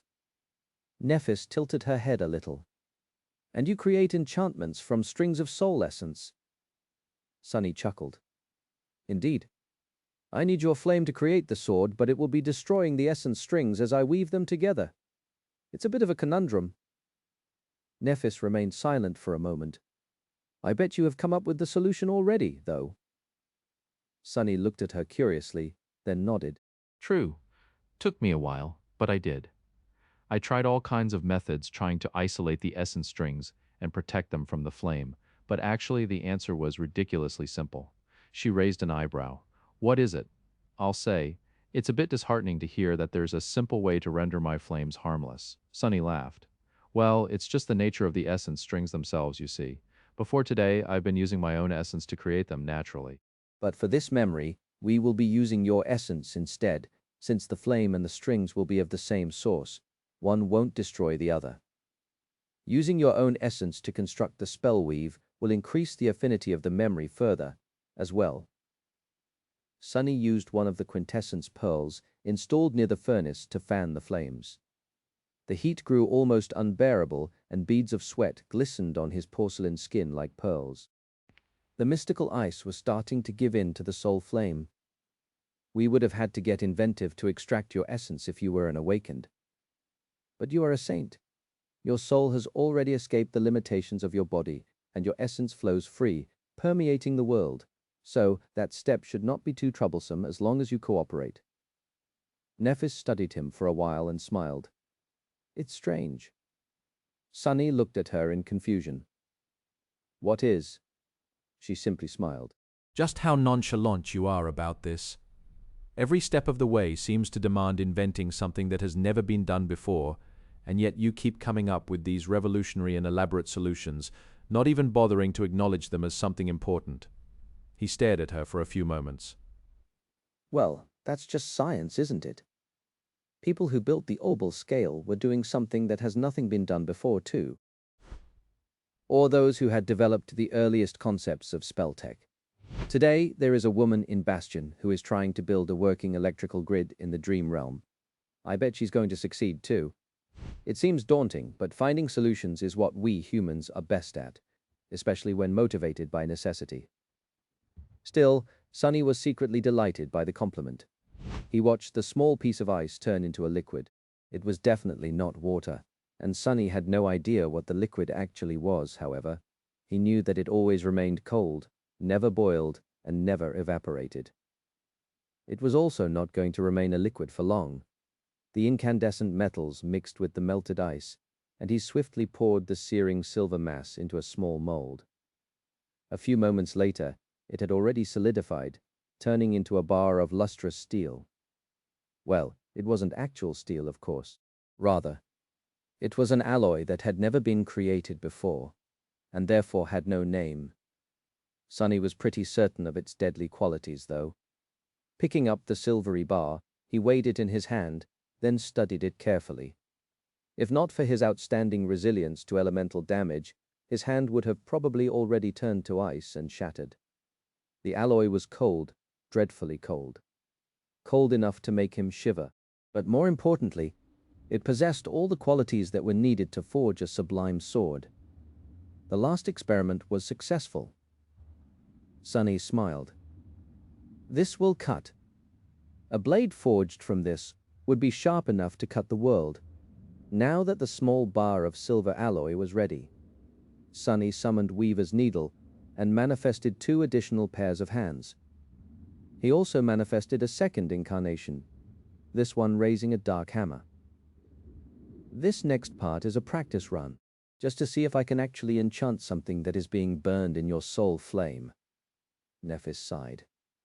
Before, she had only used her aspect to ignite the fire. It continued to burn on its own, so she did not need to use her powers to maintain it. Therefore, she did not have to endure the suffering of her flaw. What do you need me to do? Sonny lingered for a while, then smiled. First, let's try something simple. Just send your essence outward, and don't resist when I try to take control of it. Think of it like healing your followers at a distance, but without intent or target. In reality, all awakened knew how to control their soul essence well enough to just pour it aimlessly into the world.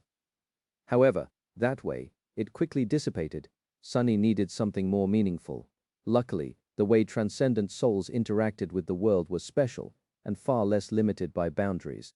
Nephis nodded softly and closed her eyes. In the next moment, Sonny could feel her presence growing stronger.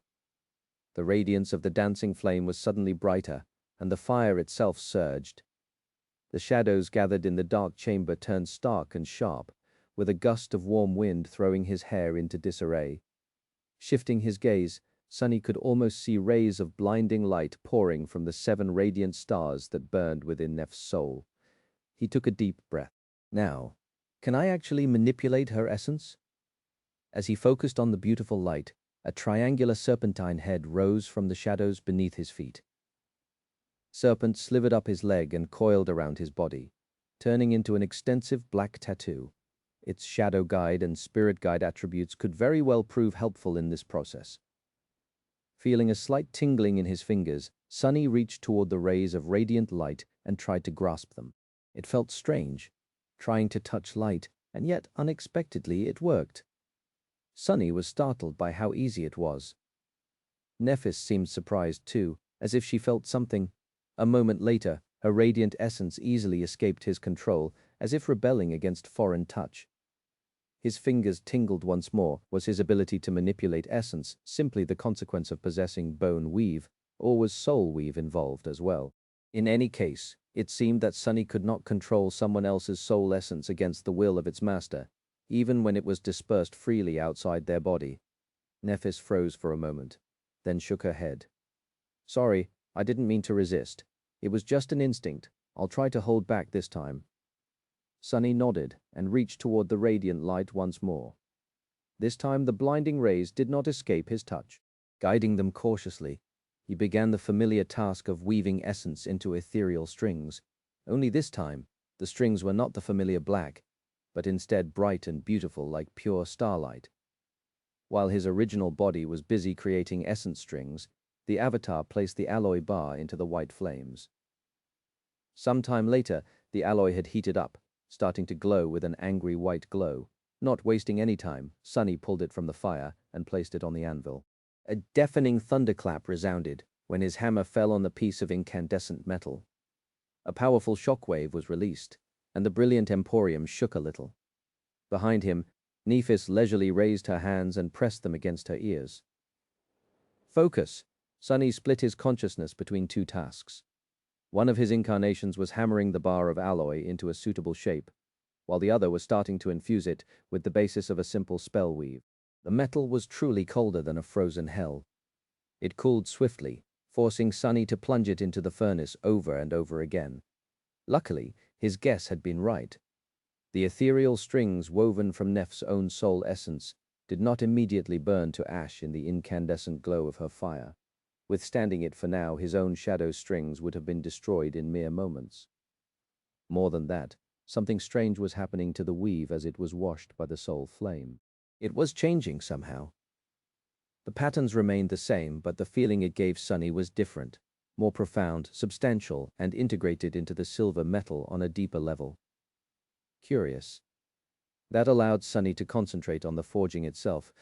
Not that there was a lot for him to do. Usually a smith would face a lot of challenges, depending on their intent and the quality of the materials at their disposal.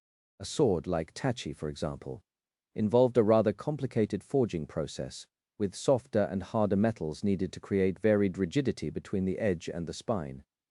A metal of low quality would need to be heated, folded, and hammered countless times to remove impurities and make the blade uniform along all of its length, and so on. But Sunny was using an alloy that was beyond any mundane metal, and the design of the weapon he was forging was rather simple. So, he did not need to think about anything except precision and power. The sublime alloy Sunny had created had to be resilient enough to endure being wielded by Nephis, so it was quite stubborn. Reshaping it with a hammer was no easy task. Sunny had to apply all of his fearsome transcendent strength to each strike, which was a truly harrowing amount of force. With each strike, a deafening thunderclap resounded, and powerful currents of wind were stirred. The marvelous mimic trembled and groaned, as if trying to complain. As Sunny's hand rose and fell, lean muscles rolled under his glistening skin, making him seem like a statue chiseled from white marble.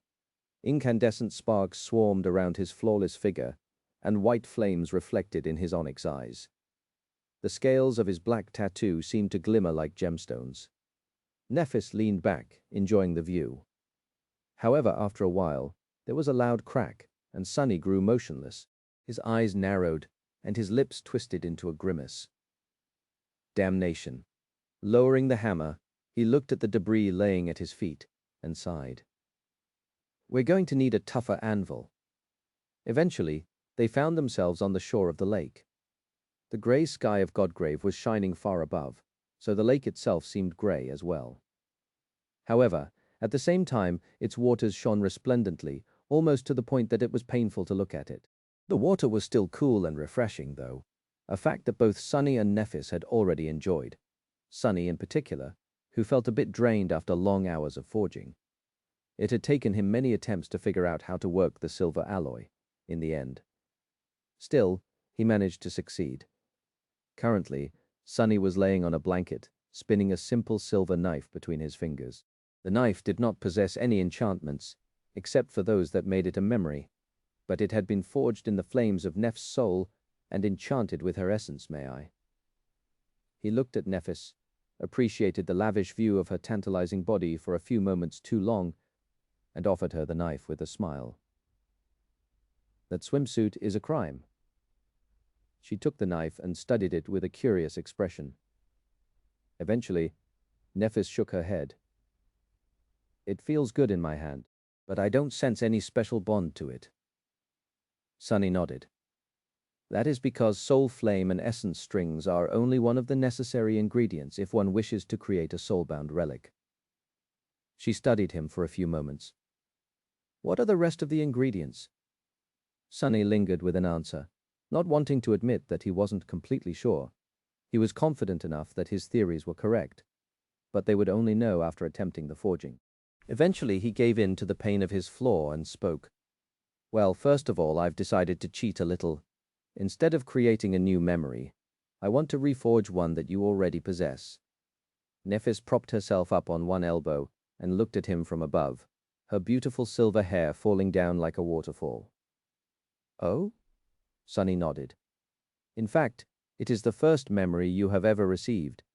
The dream blade, the silver longsword that Nephis had received in her first nightmare, and wielded while wandering the forgotten shore, the nightmare desert, the outskirts of the underworld, and the depths of the second nightmare.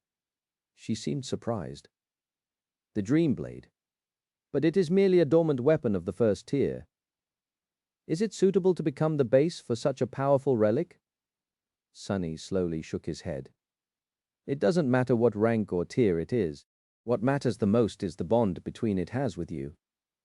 Correct me if I am wrong, but that sword was your companion throughout some of the most dreadful chapters of your life, and it served you well.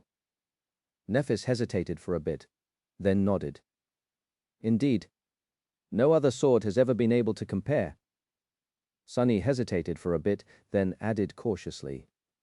There is another reason why I chose the Dream Blade, actually. That sword, it was a bit strange from the very beginning, wasn't it?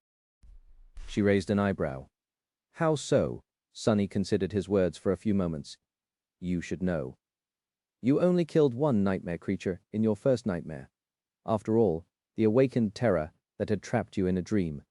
And yet, you brought back two memories. An awakened armor of the 6th tier, which you gave to Cassie on the Forgotten Shore, and the Dream Blade, a dormant weapon of the 1st tier. Where did the second memory come from?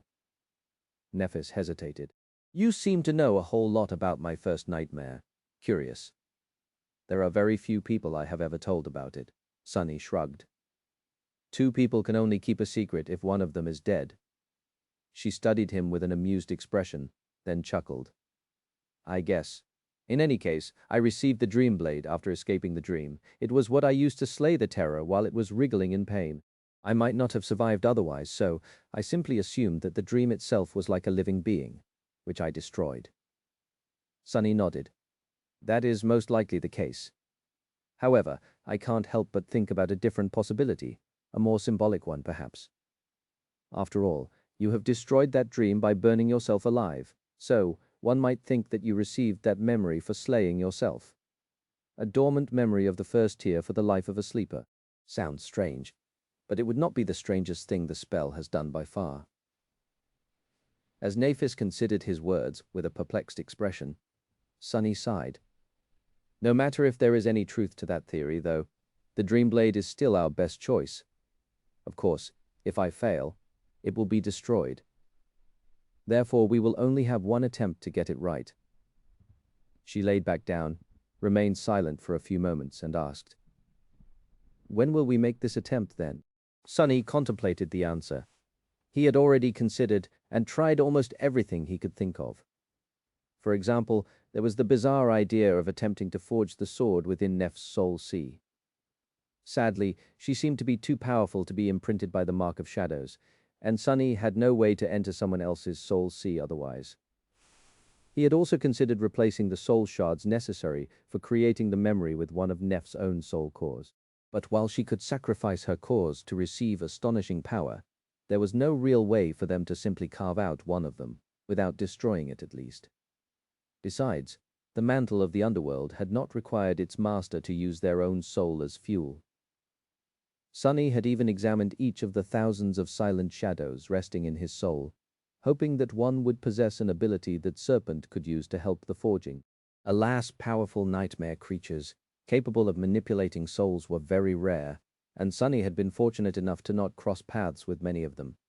So there was no point in postponing the inevitable anymore. He sighed. The day after tomorrow. There won't be a better opportunity later. Sunny turned his head, looked at Nephis, and smiled. In the meantime, though, I am going to need you to pull some strings on my behalf, Princess. There is this one thing I still want to try. She turned her head, too. For a few moments, they were laying side by side, their faces almost too close to each other. Sunny stared into her calm grey eyes silently, feeling content and at peace. Then her eyes grew a little livelier. She smiled with a hint of mirth. Oh, there is a thing you still want to try. Sunny closed his eyes and let out a tortured sigh. All this teasing. When he opened his eyes again, his gaze was quite heated. But what could he do? His flaw compelled him to answer truthfully, so that was what he did. Chapter 2045, Professional Exchange. Even on the last day before attempting to forge the soul-bound sword, Sunny did not feel completely confident. Therefore, he decided to try a far-fetched gamble. If things went well, he could gain an unexpected spark of inspiration. But even if there was no result, it was still something that he had been curious about for a long time.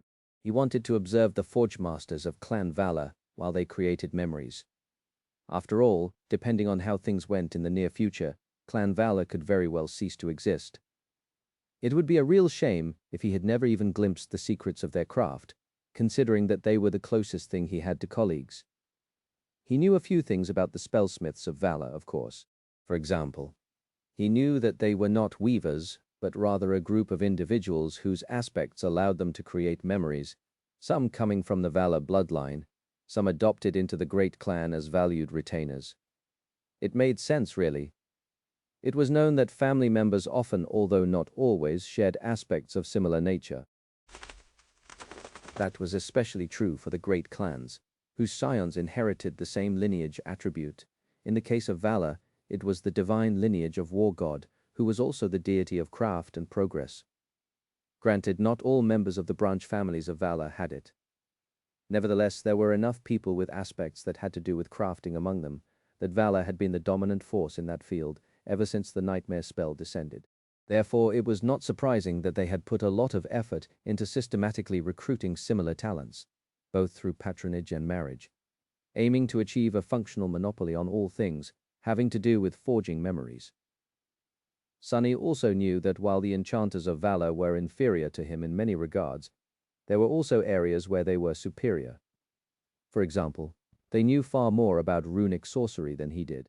They were also able to create echoes, which he had not quite mastered yet, so his hopes were high. The problem, however, was that the royal clan quite understandably guarded its secrets close. Not just anyone could meet the Forgear masters, let alone observe them as they worked. So, Sunny needed Nephis to pull strings and get him an appointment. Fortunately enough, the Forge Masters had followed their king to Godgrave, which also made sense, considering that this was where their skills were needed the most. And since they were too precious to send to the front line, most of them were right here in the main camp of the Sword Army.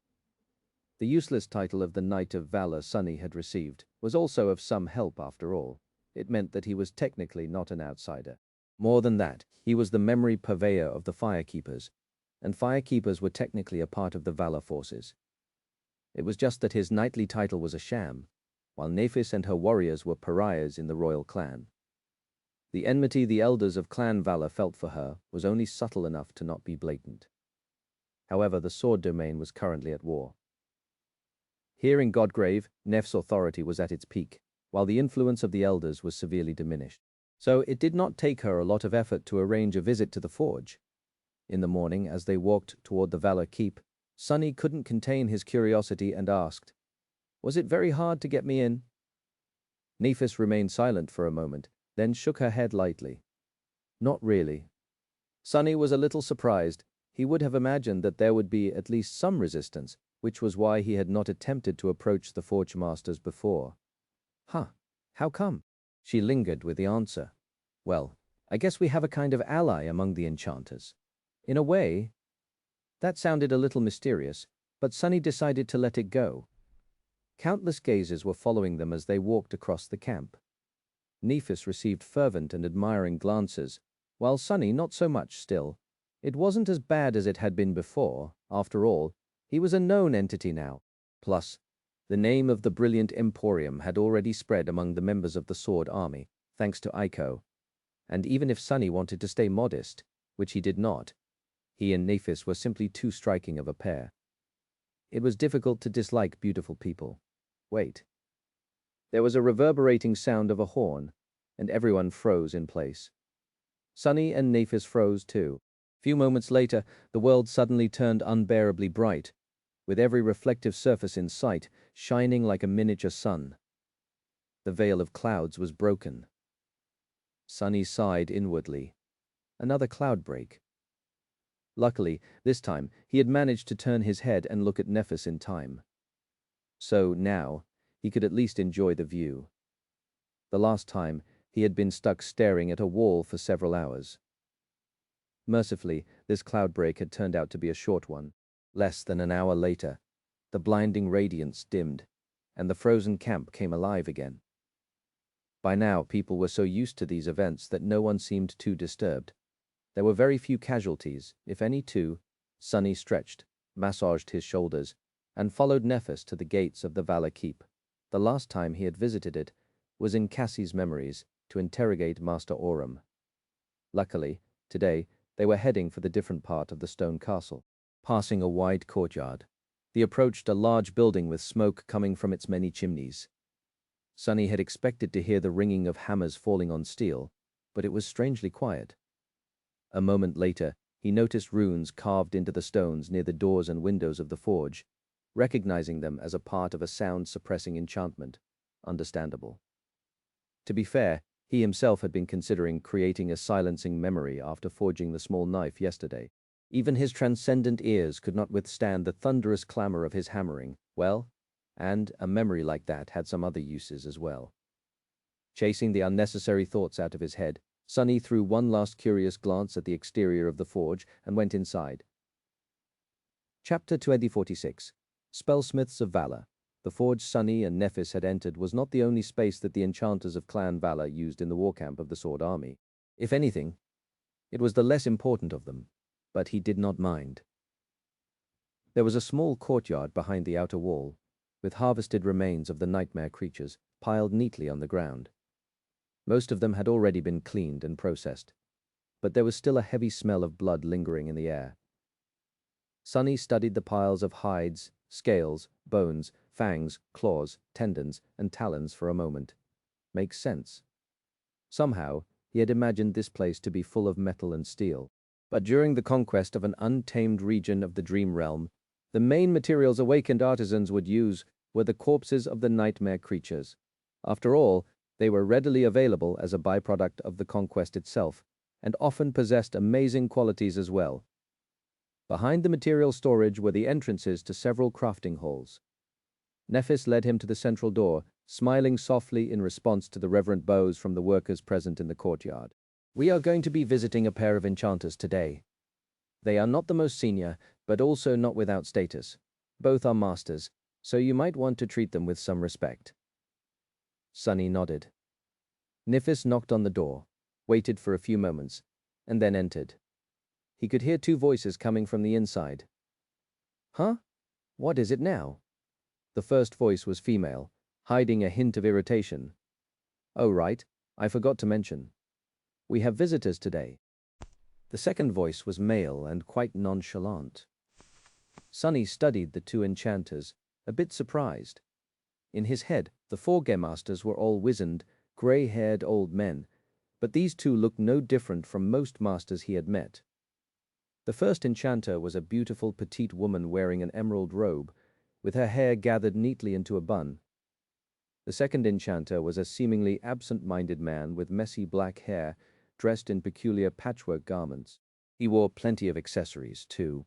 Both the clothes and the accessories seemed to be enchanted and self-made, making Sonny wonder what function each element was meant to play.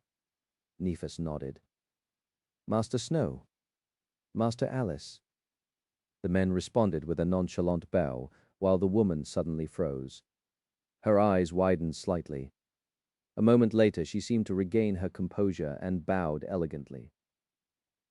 "Lady Changing Star, Master Sunless, it's an honor." Despite her refined manners, Sonny couldn't help but feel like the gazes she threw at them were a little heated. Is this the ally Neph mentioned, perhaps? He wasn't sure, but there was something familiar about these glances. They were strangely similar to how mundane people usually looked at Kai. Back in NQSC, Sonny coughed.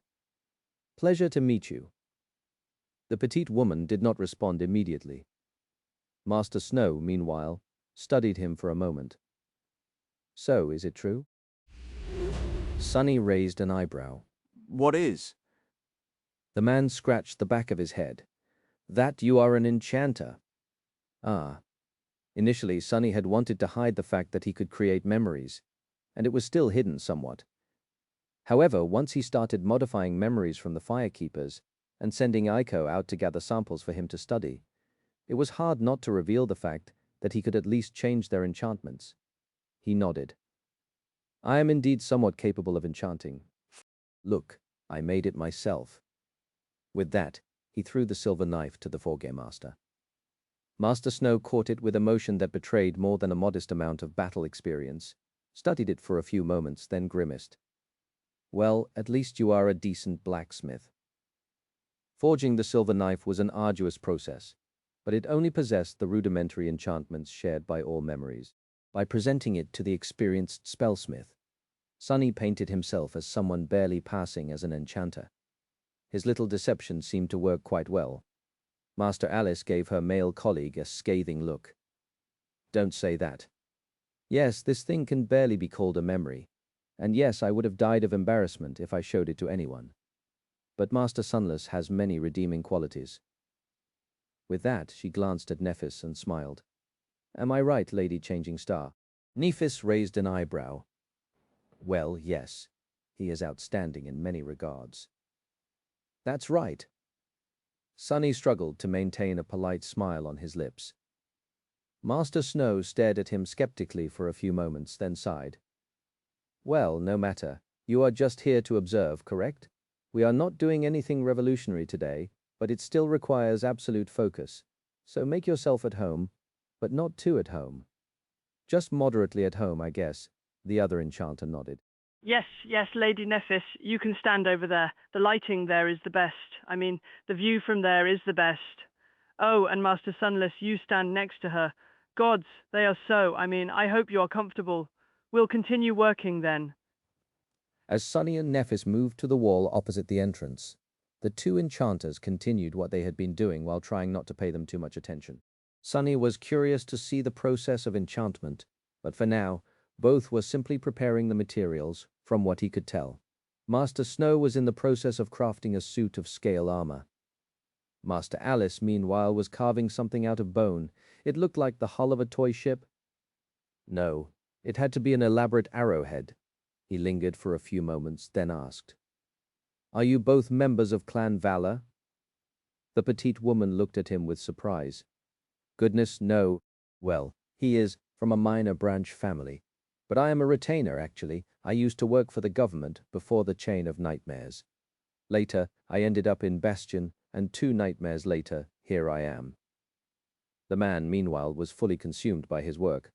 Sonny was not sure if the enchanter had even heard the question. He seemed like the kind of guy who would even forget to eat when obsessing over an interesting challenge. So, Sonny looked back to Master Alice. 2 nightmares in 4 years, you must be quite impressive. It used to be that people spent no less than a decade preparing to challenge the 2nd nightmare. This timeline had shortened somewhat in recent years, but not to that degree. The petite woman looked at him with a mortified expression. Master Sunless? What are you?" "Lady Nephis is right here." He blinked, not catching her meaning. Nephis seemed similarly confused. What did I say?" Sonny forced out a polite smile. "Please forgive me. Then, if you don't mind me asking, how, exactly, do the enchanters of Clan Valor create memories?"